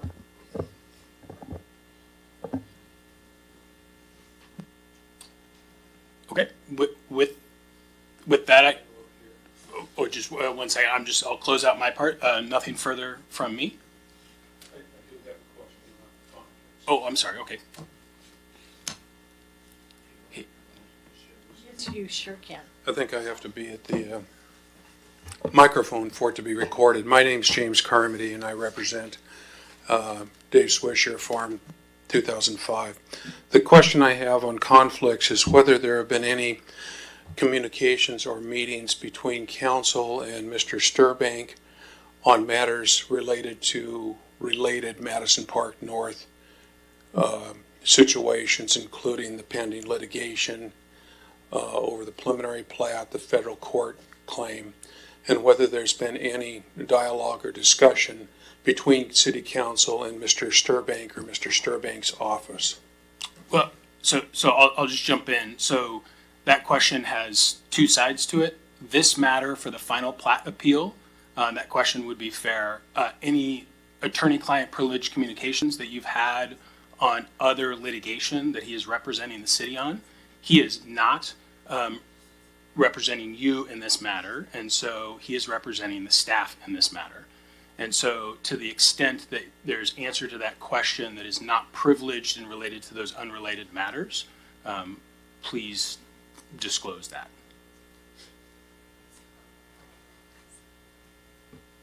Okay. May I make one response to Mr. Kenny's? I'm not interested, and I don't think you're required to disclose any attorney-client privileges, but I think if meetings occurred and you're asserting a privilege, that you at least should have that disclosed, and then it's subject to whatever attorney-client relationship exists with respect to that. And the reason for the question is that the matters that are involved in this and the issues involved in this directly tie with those other matters, and that's why it's of significance to us. Well, I mean, maybe we can talk at a break, but I don't think you're entitled to know when counsel talks to their legal representatives nor the content of those conversations. And so we can talk at a break and we can discuss that. Make sure you go to the microphone, please. I think it's perfectly appropriate to assert an attorney-client privilege, but I think in terms of privileges, typically what is done is you identify the date or the time of the communication, and then you assert a privilege on it, and you do it through a privilege log or something comparable, and that's all I'm interested in. If you've had a conversation, that's all I need to know. I'll go ahead and start it. I'll break the ice. Outside of having an attorney-client privilege conversation, this is the first time I've seen Mr. Sturmink in person, from what I know. So no, or had any conversations outside of that. So. Anybody else? Okay. And Ms. Mattson, I believe you're just gonna talk about basically why we're here and what's led up to this, correct? Yes, I am. Thank you, Mayor. Grab the notes here.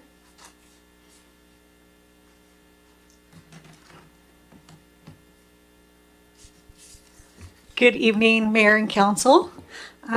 Thank you for being here tonight. We have a closed record public meeting on, thank you. Let's see here. Wait for this to get going.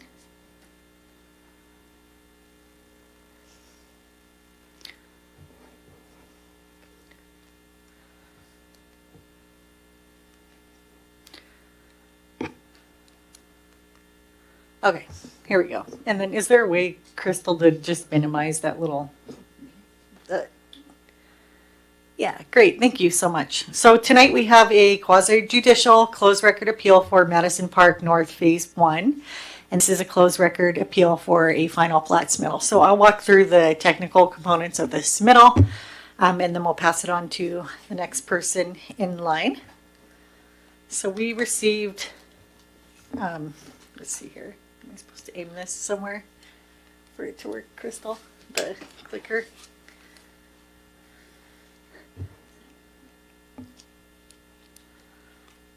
Trying to see. Okay. It looks like the keyboard's working now, so we're good. So we, I'll go through these different elements of the closed record appeal, and slide 3 here are the code requirements for the final plat application, and under the code, the final plat approval requires that all infrastructure is either completed or accepted or secured with a bond at 125% of the remaining cost. The final plat approval is an administrative decision and does not require city council action. So that just means when it's submitted to staff, we process it and can approve it administratively, and the directors and different people sign the plat when it's done being recorded, and then the lots are created and there's a final plat subdivision, and then the approval is only granted if the final plat is consistent with the preliminary plat and meets all of the applicable state and local requirements. So here, just some background on the preliminary plat, and that is the application that staff receives prior to finalizing it. The applicant comes forward with a layout, and they usually show the whole layout. I have a few photos to show the group of the entire preliminary plat for Madison Park. And it goes through the different reviews and approvals, and then the layout is approved, and then there's construction permits issued where they would go and build the plat. So the preliminary plat approval, which is required to go to the hearing examiner, was approved on March 24th, 2025. And then the applicants had stated that they would construct the plat in 13 phases. Sometimes that changes a little bit throughout the project, but that was the initial proposal. And here is a plat map, and a little hard to see, but that little top right-hand corner shows the vicinity map of this area. It's quite a large property, and it's on the edge of the city limits in the north end of town. It's north of Burns Road and east of, I believe, Road 82, if I'm not mistaken. 52, thank you. 52 and south of Roberta. So that's the photo of the plat, and then here's a picture showing the different lot configurations shown within the plat. And some facts about the engineering plan. In March 2025, the applicant submitted civil engineering plans and a right-of-way permit for the Phase 1 infrastructure. So that's just one piece of this, one phase that was submitted. And the city approved those plans on May 30th, 2025, authorizing construction of the required improvements, and the approval of that phase was not appealed. Then construction of Phase 1 infrastructure occurred between June and November 2025. Here is a photo of Phase 1, so not the entire development, just a sliver of it. We've got some lots there shown on the screen.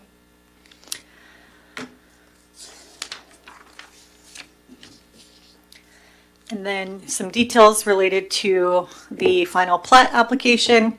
The Phase 1 final plat application was submitted on October 14th, 2025. Staff reviewed the submittal, requested corrections, and the applicant provided those corrections along with a bond estimate for the remaining improvements. Staff verified the improvements to be bonded and confirmed the 125% bond amount. The final plat was approved administratively on December 18th, 2025, and recorded on the following day. And here is a photo of the, it says unofficial, but this is the plat that was recorded the following day. Here's copies of it with the signatures on there. So lots of text here. I'll walk you through what it says. Under code, a final plat decision may be appealed to City Council through a closed record appeal. The closed record appeal means council's review is limited to the existing record with no new evidence allowed, only argument. The applicant filed an appeal on December 29, 2025, and acknowledges that the required improvements were constructed or properly bonded.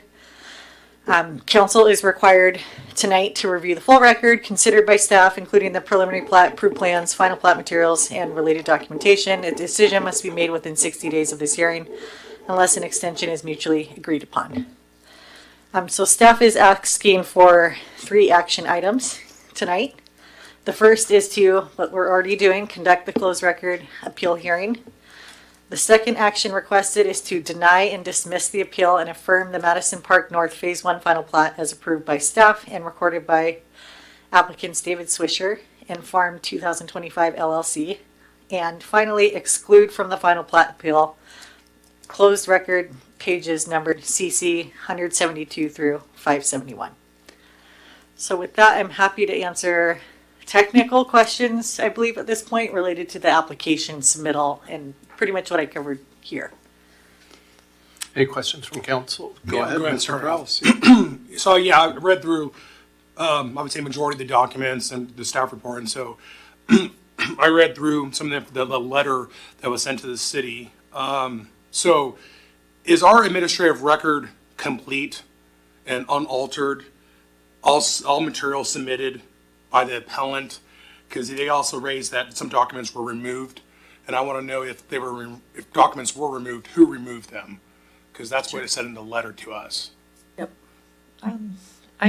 As far as I'm aware, the final plat application is complete. The submittals that came after, I'm going to defer to Mr. Sturbank on that question. First, or should I? Or Mr. Kennedy. I'll just quickly chime in on that. So both parties requested to have documents included into the record Council made a decision on that at the last time this came up on the record and asked for it all to be included. And so everything requested by both sides should be in there, with the exclusion of a request for privileged communication to be unredacted. That remained redacted, again, per council directive. So everything should be in the record at this time. So we went above and beyond the 5 pages that we talked about like a couple meetings ago. We had talked about limiting the amount. No, oh, sorry, that was just for the argument. That was just to tell us why you want more in the record, because we didn't want to get 25 pages of legal argument on this, that, and the other thing. We wanted to know, what do you want into the record and why? And I believe both parties complied with that and submitted that information. And then council made the decision to allow the requested documents from both sides. So no staff members removed any documents from this final plat application? Everything that was given to us? Sorry. Go ahead, go ahead. I apologize. Everything that's before you that was the final record on appeal is everything that was requested. So everything should be in there. Okay. Let me know if this is appropriate. So I don't know. I've read the presentation in the staff report we got a couple times. I don't remember any other staff report looking like that. It almost read like a legal brief. So who wrote the staff report? Was staff, or was that one of the attorneys here? So my recommendation would be to let both sides speak to their materials, and then if you've got questions on the materials when they come up, because at this point, what I don't want to do is jump the appellant's opportunity to go first, but you can save your questions for then. Appreciate it. Thank you. Can I ask a question on the status of?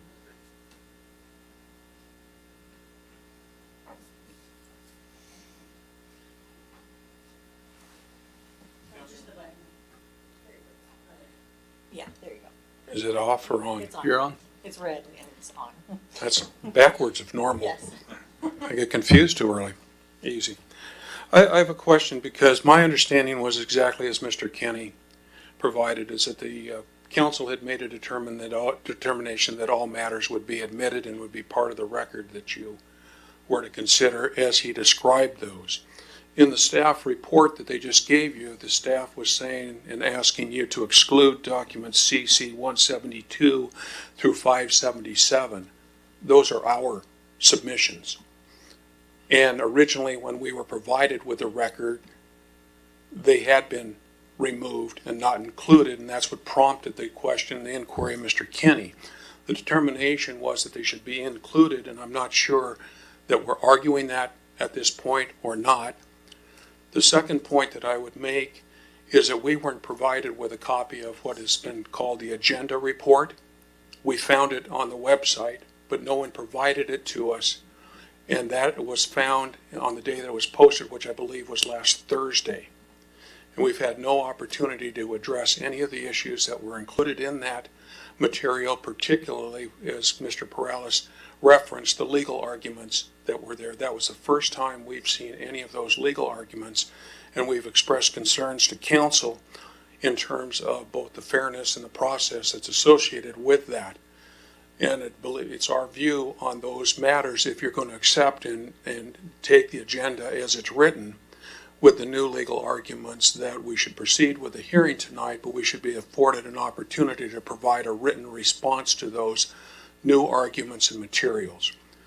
The third point that I would make is that the bulk of that report that was filed on Thursday included significant documents that occurred and events that occurred after the final plat approval in December. Those would be appropriately excluded from consideration because they weren't part of the record that was considered in making the decision. And there's been no authorization to add those sets of arguments.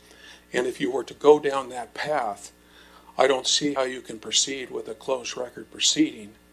And I have new evidence come in, new argument come in that wasn't part of the final plat decision. And so we had registered an objection on that. So I wanted to at least get those issues out before you, so we know that we're moving forward with the appropriate record and the appropriate issues. Thank you. So your point is that just because this got published on Thursday, then that some of this goes beyond the closed record that's already been established at this point, and that you haven't had a chance to review it? That's right. And what I don't know is I don't know if it's been provided to you yet. That is, if you've been provided a copy of the agenda report, then the bell is rung. If it hasn't been provided to you, it shouldn't be provided to you because it was legal briefing.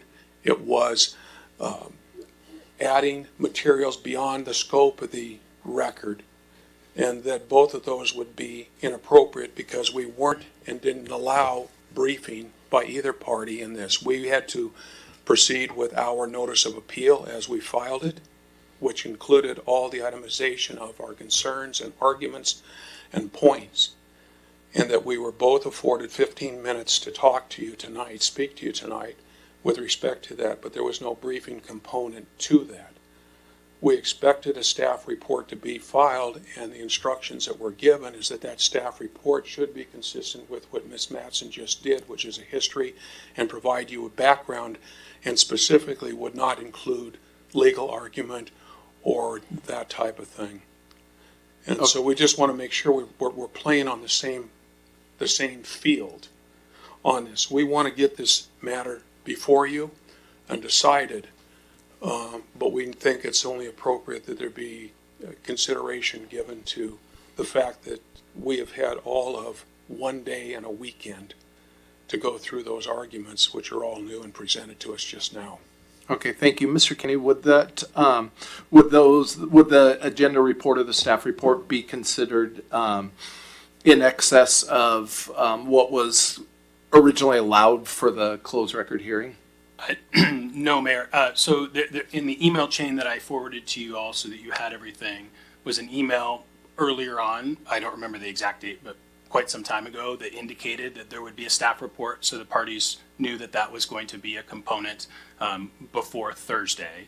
And the description of the brief summary and then the two 15-minute arguments was separate and distinct from that. Those were not the same thing in those communications. I don't have them open in front of me, so I don't know how that could have been conflated if it was, but those were described as two separate things and made known.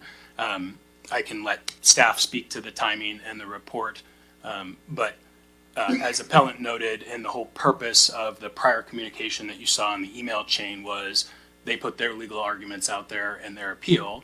This was this city's opportunity to have their documentation on that, and then we were going to come here and present that to you so that you could consider it. So that's what they did. Okay. Council, these aren't decisions I make by myself. Do you guys, how would you like to rule on this? Mr. Figueroa. My question to whoever party is it a requirement to serve the staff report to the appellants?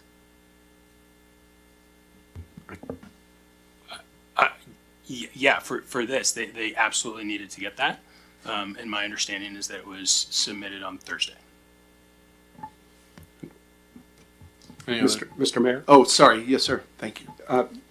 My assumption was that counsel was addressing this as part of his legal argument, his 15 minutes.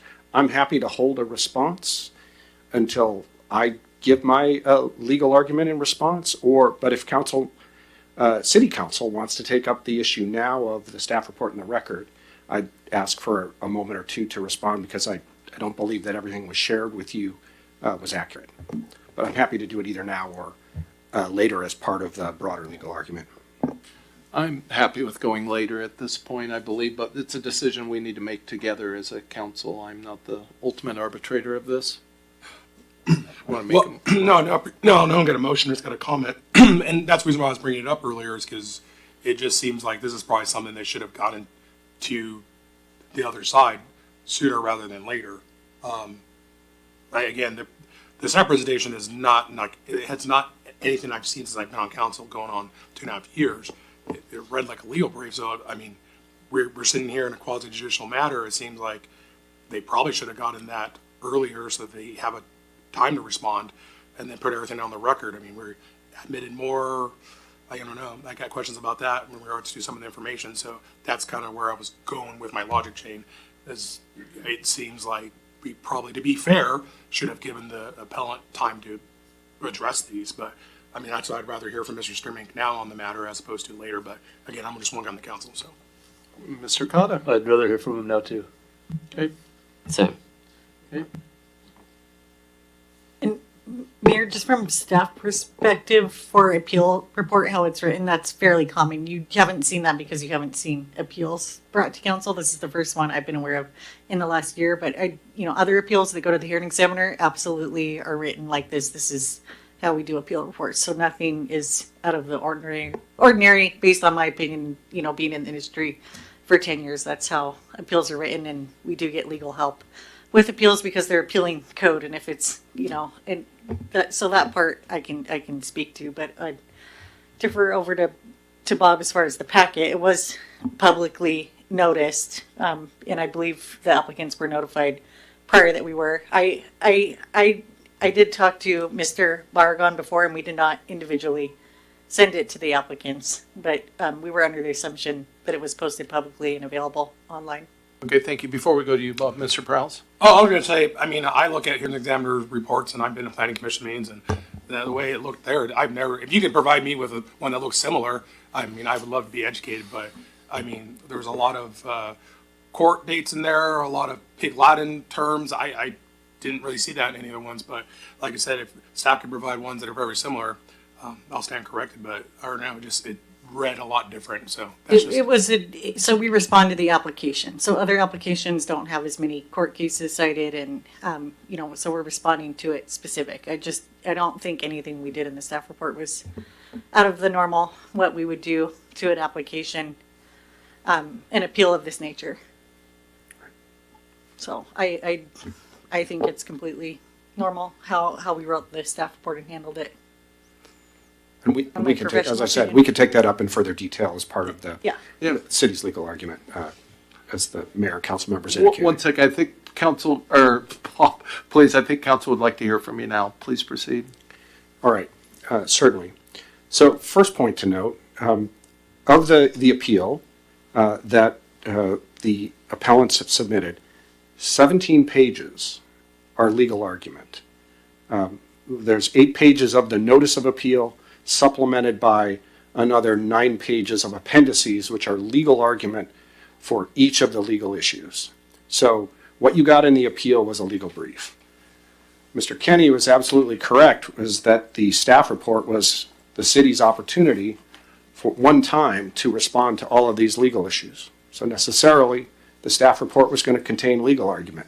It's the only way to address the issues that are in front of you. Who wrote it, though? Excuse me, if I might. No, but who wrote it? I've already asked that question already. We're Staff gonna or get you? to that later. Let him please proceed.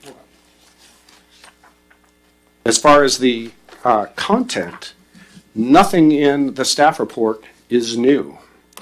It addresses the legal requirements, some of which Ms. Mattson touched on, which are the substance of the city code and the state statutory requirements for final plat approval. It also talks about a case involving the preliminary plat, which is a judicial decision which governs the outcome of this proceeding. How do we know that? Not just my argument. The appeal itself states that each of the legal issues in this case, in the final plat, are subject, and this is a quote, are subject to pending determinations by the Franklin County Superior Court in Swisher and Farm 2005 versus the City of Pasco. The staff report, in that decision, after they filed their appeal, was issued by Judge Diana Ruff in the Franklin County Superior Court, adverse to each of the appellant's claims. Obviously, when they submitted their appeal, they thought they were going to win, and they said, this is subject to the court's determination. Now that they lost, they don't want you to hear about it. But the staff report talks about Judge Ruff's decision and attaches a copy. It's a judicial decision that governs here. It's a final decision, just like any other decision from another court in the state of Washington.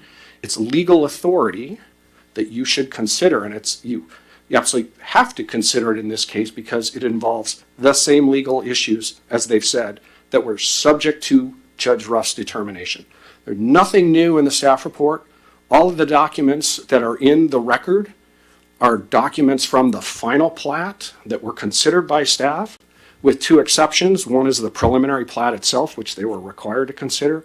The other are the civil engineering plans, which the appellants said, hey, these are not in the record. We need engineering plans in the record. So we added them to the record. They asked for their entire notice of appeal to be included in the record, 571 pages. No, I'm sorry, it's 406. That was additive. That submittal added hundreds of pages that were never considered by staff as part of the final plat. Staff asked that you not consider those. My understanding is you previously determined that they should be added, so they are included.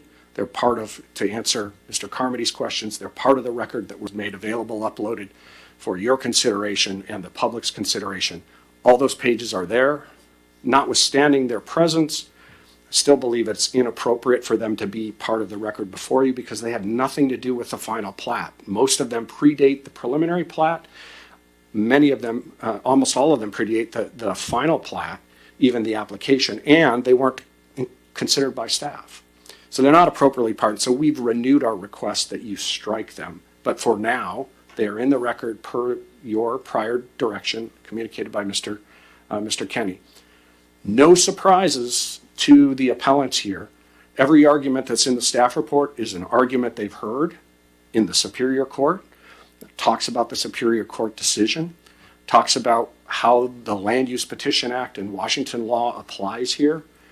Nothing new, no surprises, no need for additional time, certainly no need for additional legal briefing. Mr. Kennedy made very clear they had their 17 pages, the city gets a response, we come here, we talk to you, we answer questions, and then you get to decide that there's not a lot of back and forth.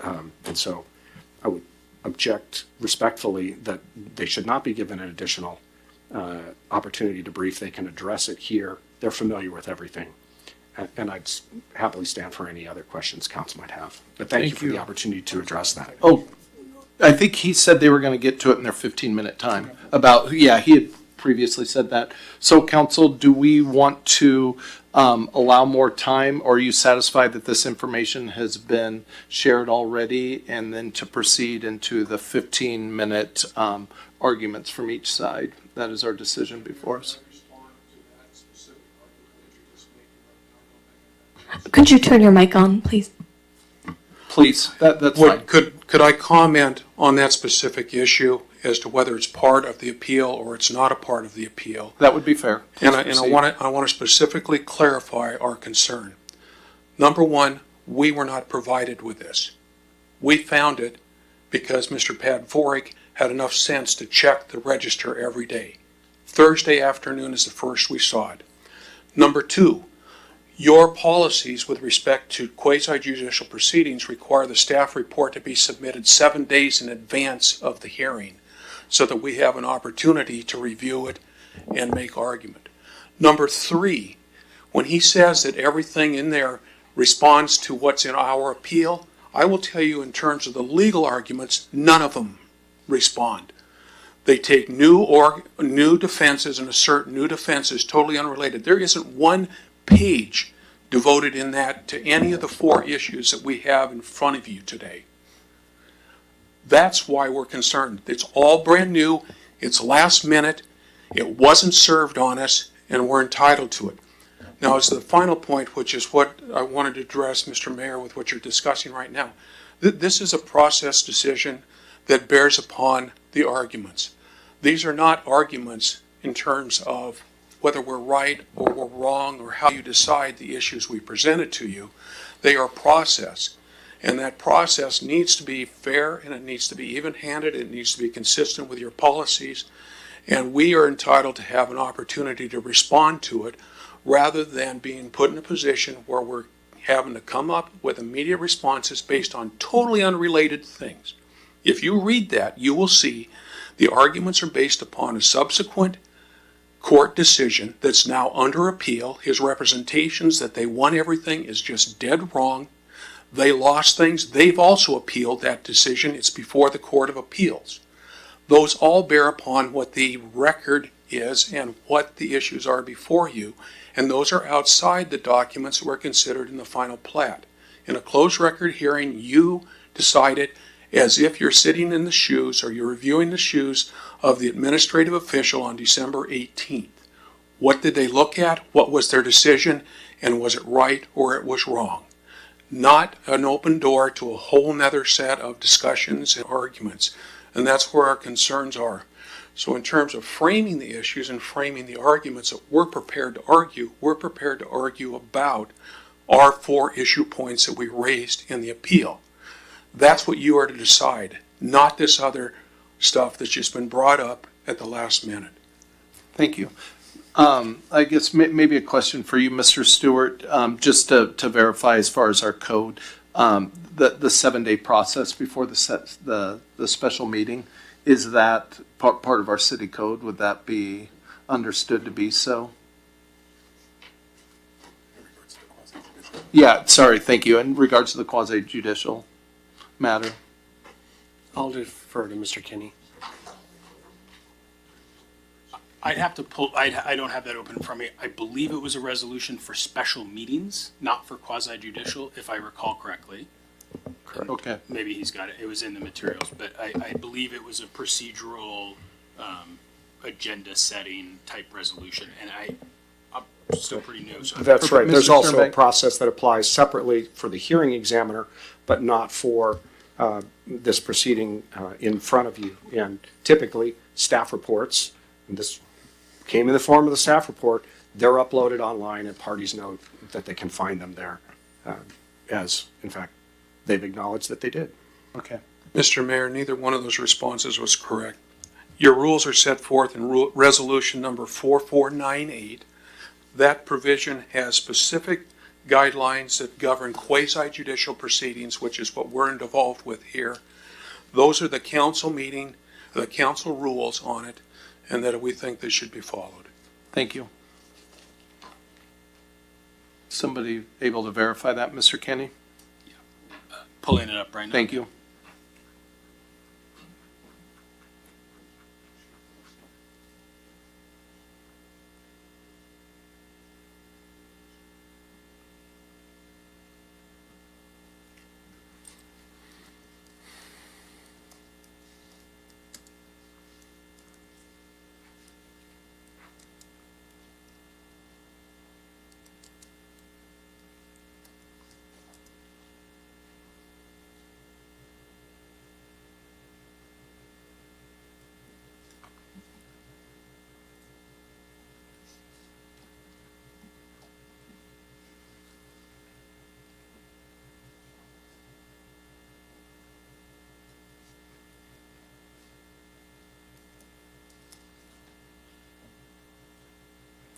Slowly loading, I'm sorry.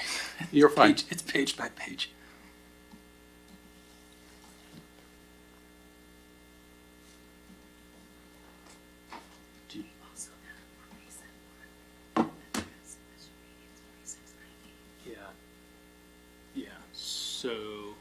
Yeah, I think special meetings is what was referenced in the material or in the communication, and that's 4690, which is more recent.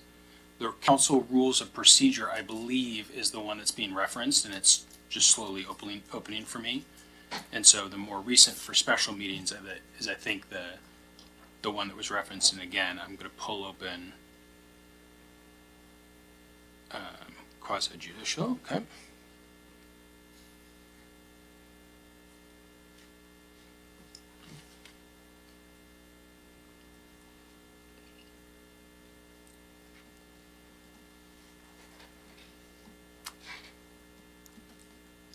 I mean, I'm looking at quasi-judicial hearings, and it doesn't speak to that. Mr. Carmody, if you want to point me to it, I'm looking at section E1, quasi-judicial hearings. And the council, this speaks to time allotments, which council has already made a motion on. And I'm looking at the actual meeting here from, looks like the date of the meeting was September 16th of 2024, October. And yes, I see Mayor Pro Tem Milne moves, seconded by Councilmember Blaisdell, to approve resolution 4498, adopting the rules of procedure, but I am not seeing where that specifically talks about this. I'm not saying it's not there by any means, but this was the resolution being referenced, adopting city council rules of conduct. So I'd be curious within that resolution if this is, this point is made. I think, Your Honor, that the reference to special meetings is incorrect. Special meetings are where you have to do something specifically on an emergency basis, and it builds into it a timeline or a shorter timeline that allows you to do that. It allows you to do it on specific shortened notice in order to deal with emergencies, and I'm sure you deal with that on a fairly not frequent, but I'm sure you've dealt with it in those bases. I'll just quickly chime in, just to make sure we get that right. Any meeting that is not your regular meeting that starts in 49 minutes is a special meeting by law. And so no matter if it's your work session or a meeting at 5:30, under the law, it is considered a special meeting, would have to comply with those rules and regulations. That certainly can be one of the reasons why you would use a special meeting, is to deal with something on an emergency basis. Or it could be a meeting like this that was planned well in advance, that is for a special purpose, that is not during your regular meeting. So just to clarify that. Okay, you guys, we need to make a decision here and move on. Do you guys feel comfortable accepting and moving on into the 15-minute arguments, or do you want to dive into this further? There's a decision we have to make together. Councilman Cotta. I'm ready to move on into the 15-minute arguments. Is that going to be part of excluding the pages 172 to 571, or are we still deciding if we're going to allow that?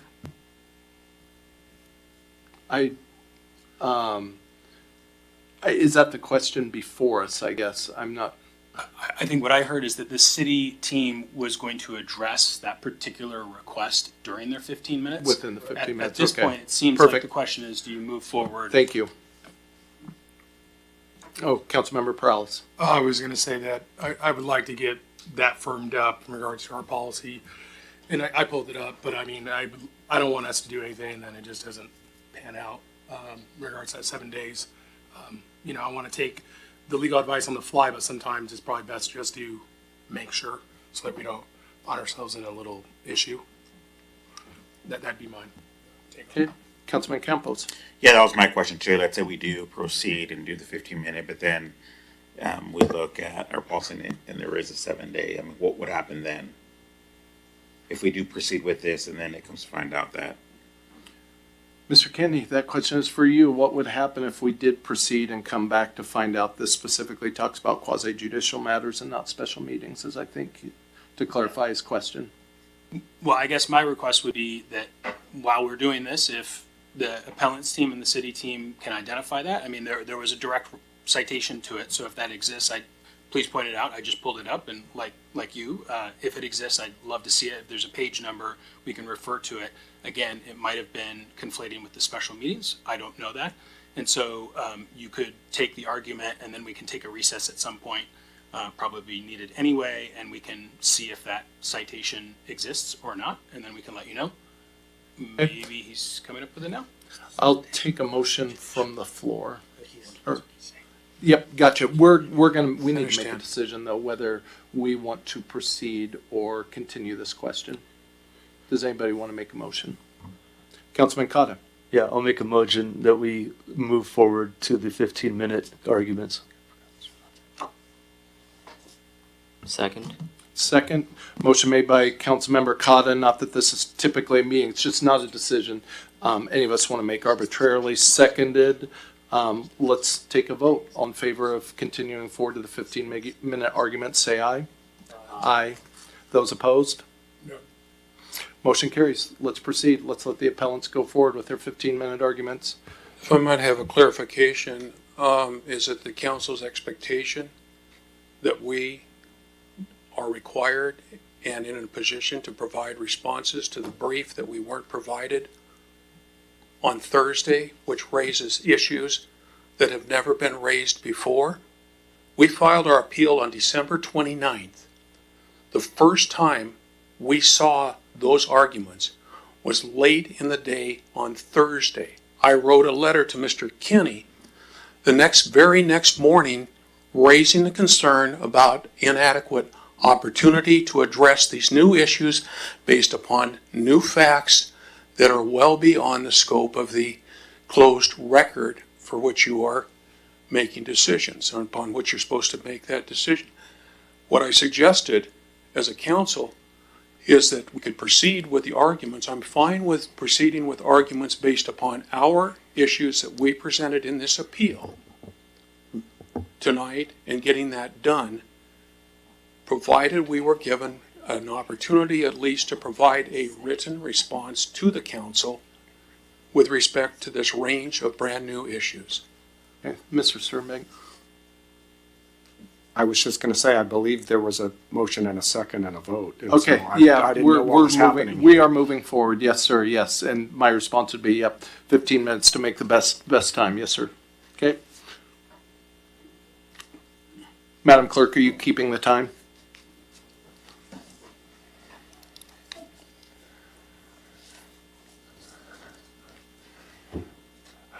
Hello, Mayor Grimm and council members and city staff.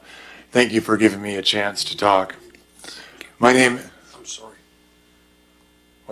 What? Mr.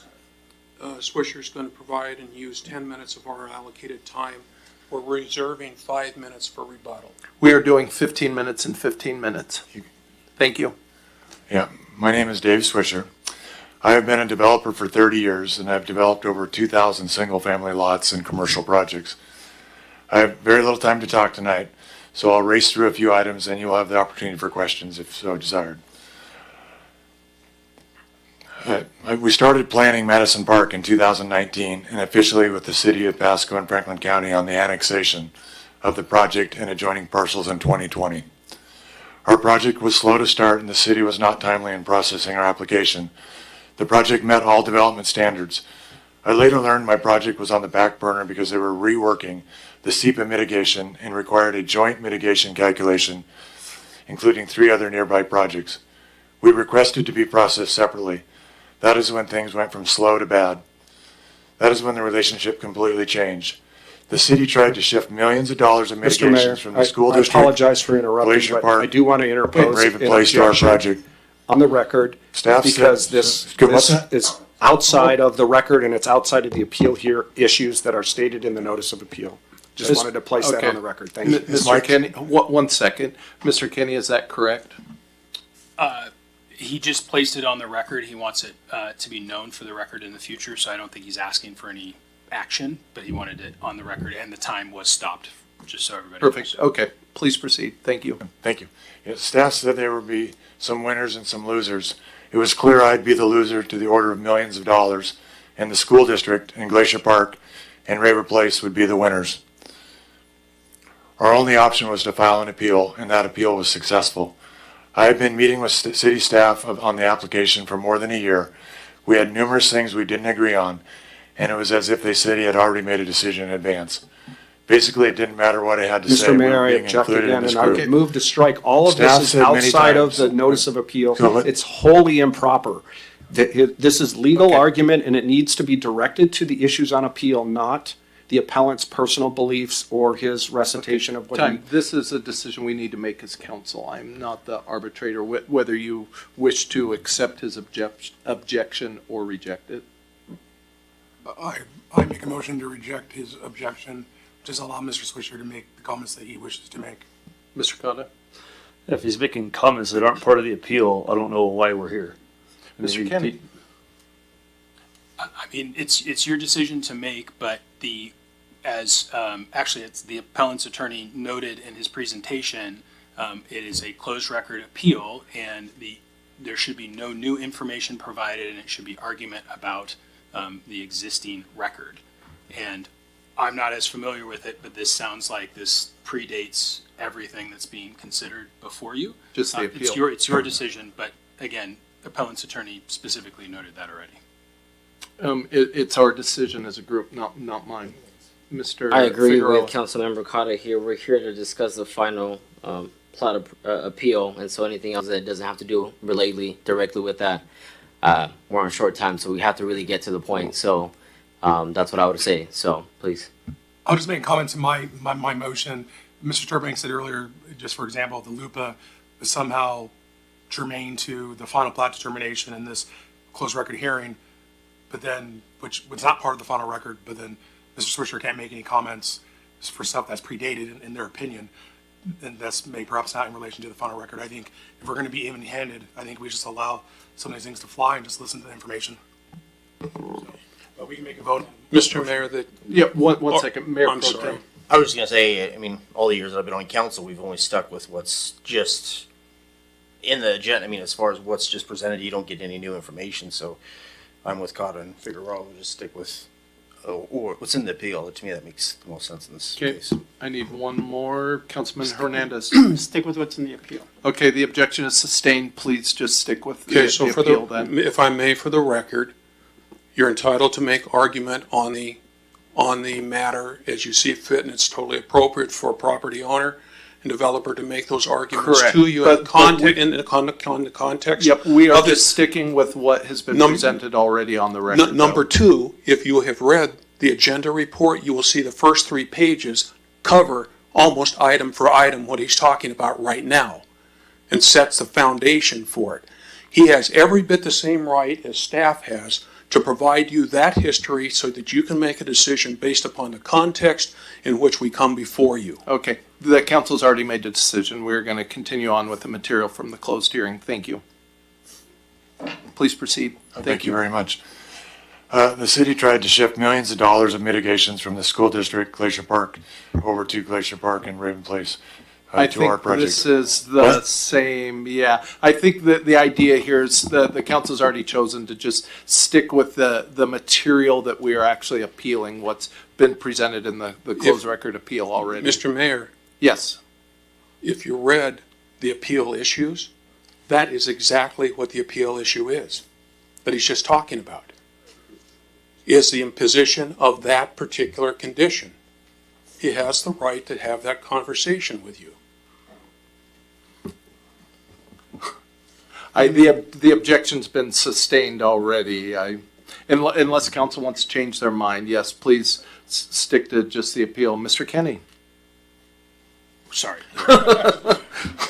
Thank you. So, can I continue? Just in what would be considered part of the closed record? I think all of this is in the record. I think I'm just having the first time to be able to talk to the city council. And I would have to, because other than just Google searching, I don't have a complete understanding of the exhaustive of the hundreds of pages of this. And I would have to appeal to Mr. Kenny or someone else to determine what's exactly in the record or not. Okay. Since we provided a bait stamp by the page record, and their appeal issues are numbered. So if the appellant wishes to stick to an issue, they could identify a particular issue that they're going to talk to, and if they're going to cite something from the record, they could cite the council to the page number. That would be a start. I can cite it to all of them. I can cite everything to. Okay. I have emails and evidence on every single thing I'm talking about. That would be helpful. Okay. So can I If keep it going? relates to the appeal, please proceed. I think everything's related to the appeal. I think it's all in the record as well. I understand the sentiment. I had been meeting with city staff on this application for more than a year. We had numerous things we didn't agree on, and it was as the city had already made up that decision. Basically, it didn't matter what I had to say. We were being included in this group. Objection. Staff said many times that if I didn't like it, I could always appeal it. Of course, that is what happened, and the world went from bad to horribly bad. Intimidation and retaliation started immediately. Objection and move All to you need strike. to do is review the record. This is not in the We have record. prevailed on numerous issues. We have prevailed in our SEPA MDNS Mr. appeal. Swisher, pardon me just one That second. was- Council, what? pardon me, sir, just for a second, Oh, please, no I beg your problem. pardon. Council, we are going to have to decide whether we just want to let him proceed, kind of like Mr. Perales has said, or if we want to stick to what we can positively nail down to the closed record or not. Mr. Figueroa. Well, I think Mr. Councilman Perales was first. Well, when you say record, is that everything that was been presented to us, or is it just the final plat determination application? I guess. Mr. Kenny. The record is the complete set of documents that was submitted to you. And in my opinion, the NOA, he's just speaking to the NOA. So he's just adding more to it. He's probably giving some background. That's the way I'm understanding it. And because if that's wrong, but I mean, that's my understanding. He's talking about the 4 points that are attached in that notice of appeal, but that's just me. I think the way to think about it. Hold on 1 second. Would you guys like to just let them proceed or be the arbitrator of what's all in this appeal or not? Mr. Figueroa. To me, if we're here for a quasi-judicial matter, we have to stick to the facts. I don't need emotion or sentiments or person or anything like that. We got to stick to the facts of what we have in front of us, the documents. If you can refer to page numbers, please, that would make our job a lot much more easier, and then we can go from there. Because it is important, the time is of the essence here. We want to make sure we make a really good decision, but please give us reference numbers for that and leave the emotions and opinions and biases out of the way, please. Councilmember Cotta. Agreed with Councilman Figueroa. Okay. Okay, the objection is sustained. Please reference everything back to the record. Okay, that'll make it really easy here. I'll just skip forward here, and the city has required that I dedicate 100 feet of right-of-way for Burns Road and build a full 3-lane principal arterial segment adjacent to my property. The scope of dedication and construction condition has never been required of a similar development. The city told the Pasco hearings examiner and the Franklin County Superior Court judge that I proposed the 100 feet on Burns. The city records prove nothing could be further from the truth. A4 and A5. My original proposal did not include Burns past Ramus. It simply did not. And with only a local access road dedication of 30 feet. The city required the 100 feet of dedication and Burns extending, and that's A6. I did not propose it, and I have argued it from day one. Even my plat plans clearly note partial road sections would be provided. In fact, when the city assembled the preliminary plat administrative record, they conveniently did not include the one that would show their main argument was not true. A4. I developed the project to the south, which is Madison Park, under a different ownership. Back then, the city decided to not extend Burns Road past Ramus. That's A3. But 10 years later, changed their mind. And as a consequence of the city changing their mind, I'm being required to dedicate 100 feet of right-of-way and build the entire road.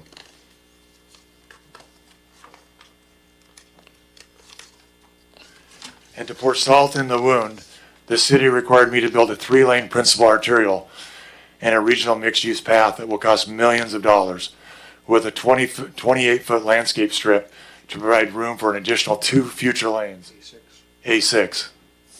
My project is expected to produce around, get this, 1 car every 1.5 minutes along this corridor, which is 40 cars during the PM peak hours, according to my TIA. This road design that is being required on me is designed to handle 30,000 cars a day. This is not only not proportional, it's ludicrous. It is uncontested fact that the city has never required any developer in its history to do what they're requiring of me. Never have they required 100% objection, build-up. and all that's outside the record. That's personal opinion. Principal. I think he's just referring to the part where the city has never required that of other builders not being part of the. We have said that before, and it was not contested. I think that's what I said. It was raised in our plat hearing. Yeah, it was raised, and I just said it's uncontested fact that the city has never required any developer in the history to do what they are requiring of me. Never have they required 100% build out of a principal arterial. My development could exist with just a local access road. When I had a conversation with staff about getting reimbursed, they said there was no money to fund the purchase, and that if I wanted to move forward with my project, I would need to concede immediately or be left behind. And that's on A13. At the same time, they were communicating with a past council member on Convention Road, and they agreed to fund his half of the road that was nearly identical to my situation. That's on A10. Hope you can hear that one. So the city followed the rules for the council member, but not for me. Staff held my civil plans hostage for months, saying I had to sign a document admitting that it proposed Objection, the again, 100% dedication argumentative, personal and opinion, 3 lanes. outside the record. And it's in the record. It's not, it's Do I not get to in do the this when he's record. talking? What, This is like third hold on. grade. The phraseology of being not my held time. hostage, or? Correct. Yep, okay. Wholly inappropriate, not anywhere in the record. Okay. This is a quasi judicial appeal. It's Exhibit supposed to be A9. based on a legal. Exhibit issue. A9. Okay, and I think, yeah, some of it's just related to the verbiage of being held hostage. He's which- given the evidence, he's given the citations, he's entitled to make his pitch to you and make his argument to you. The whole point of this is to disrupt just normal testimony. Your responsibility is to accept the testimony, listen to it, weigh it for its credibility, and bring that into your decision-making process. And this is proper what he's doing. And the point is not to object. You can weigh anything you want that I'm saying. I have evidence for everything. Mr. Mayor. And he's just, is he going to talk over me every time? The point of the objections is that, as council knows, this proceeding is on a closed record. It's in the record. But it's in the Well, record. And if there, hold on, if order, there's you an guys. appeal of the city council's decision, that appeal will be based on the record that's being made here. So if an inappropriate, infected record is created here, that gets transmitted to the Superior Court and then to the Court of Appeals. And that's what we're trying to address with objections. They're completely appropriate. This is a very limited type of proceeding. This is not public I comment. understand. This All right, is. thank you, Mayor. And I'm done. there's some subjective language being used. Mr. Perales. All I'm gonna ask is, because Mr. Sturbeck doesn't represent us, he represents the staff. If he wants to just say objection and no more comment, that'd be great, so that we can get through this, because we only have 20 more minutes. Yep. And if you want to backfill an email or something, feel free to, but just let him get through this without your additional comments. Thank you. Staff held my civil plans, saying I had to sign a document admitting that I proposed a 100-foot dedication and 3 lanes on Burns, and they wanted me to waive all my damage claims or face further delay. That's A9. As a final point, so there's no question, I protested all these matters the whole way through the final plat. If this were not true, the city would not have tried to make me concede those to that position. The next subject is the issue 3, LID waiver of right to protest. The city is requiring me to sign away unconditionally the right of the future 461 homeowners without a clearly defined project or any link to any adverse impact on our project. This is something I just can't do in good conscience. More importantly, the waiver is only legal if it's voluntary. I do not voluntarily agree to waive these rights. Issue 5, disparate treatment and retaliation. The city weaponized Pasco's lack of process to invent countless ways to slow me down, impose extra mitigations, and cause me financial harm. Based on coordination with a council member, a past council member, city staff withheld issuance of my revised SEPA MDNS. You know that? Objection. A11. At the direction of the same council member, city staff did not enforce around $10 million of SEPA mitigations, Objection. while other projects were still being the charged those fees. I was told I could voluntarily do what they wanted, or I didn't get my approval. Get that? The city has taken, issue 6, character attacks. The city has taken to loophole tactics, diversion, character attacks, and mistruths rather than argue the merits. For example, the city incorrectly told the hearing examiner and a Franklin County judge that I wrote 2 non-sufficient fund checks, and they only did that to harm my reputation. I didn't write a non-sufficient funds check, and it was extremely offensive. And in my entire career, I've written thousands of checks, and not a single one was written with non-sufficient funds. The city knows the checks were not returned due to non-sufficient funds, but it included several exhibits to the judge relating to this. Including the records tonight. There's several exhibits in there tonight. They insulted me, painted me as ruthless and heartless profiteer, as a liar and incompetent. In conclusion, the city shouldn't feel immune to consequences. They are punishing me, pushing me around, putting obstacles at every step of the way, harming me financially, attacking the reputation of me and my team members, all because I prevailed in a legal appeal at the city, and the city is retaliating. All of these things raise the cost of housing in Pasco. In times of challenges to deliver affordable housing, the shifting cost creates a bad situation for future homeowners. The message from city and their attorney is clear. If you cross them, they will destroy your project and inflict as much harm as possible. Objection. These things will come to an Sustained, end. yeah, please- And I'm please asking change council to your put a stop to that now before line harm of is done. reasoning. And what's that? Please change your line. You're subjectively painting staff in a way of, yes. Pause the time. Thank you. Of you're adding conjecture to their motives that are really unknown. I don't think that I'm doing anything different than what Bob Sturbank was saying when he said that I was bombastic and that I didn't know how to develop and that I didn't, that it takes money to develop. Yep, you will, yeah. have That's in the to record? challenge that, yep. Okay. I've taken it on the head face over and over and over, all of those attempts. We've been so nice, but I'm almost done. All I want is for the retaliation to end because I want it to stop. All I want it to do is be allowed to conduct my business, building neighborhoods, to be able to do what we do best.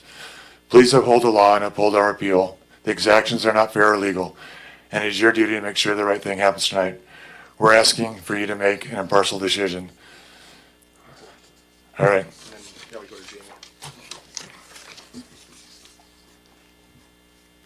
Thank you. Thank you. Mr. Mayor, members of the council, I'll try to finish it up. Thank and you. go specifically to a few of the issues that were raised in the late submission. Number one, they tell you that the scope of your review is simply to determine if this application for a final plat meets the conditions of the preliminary plat approval.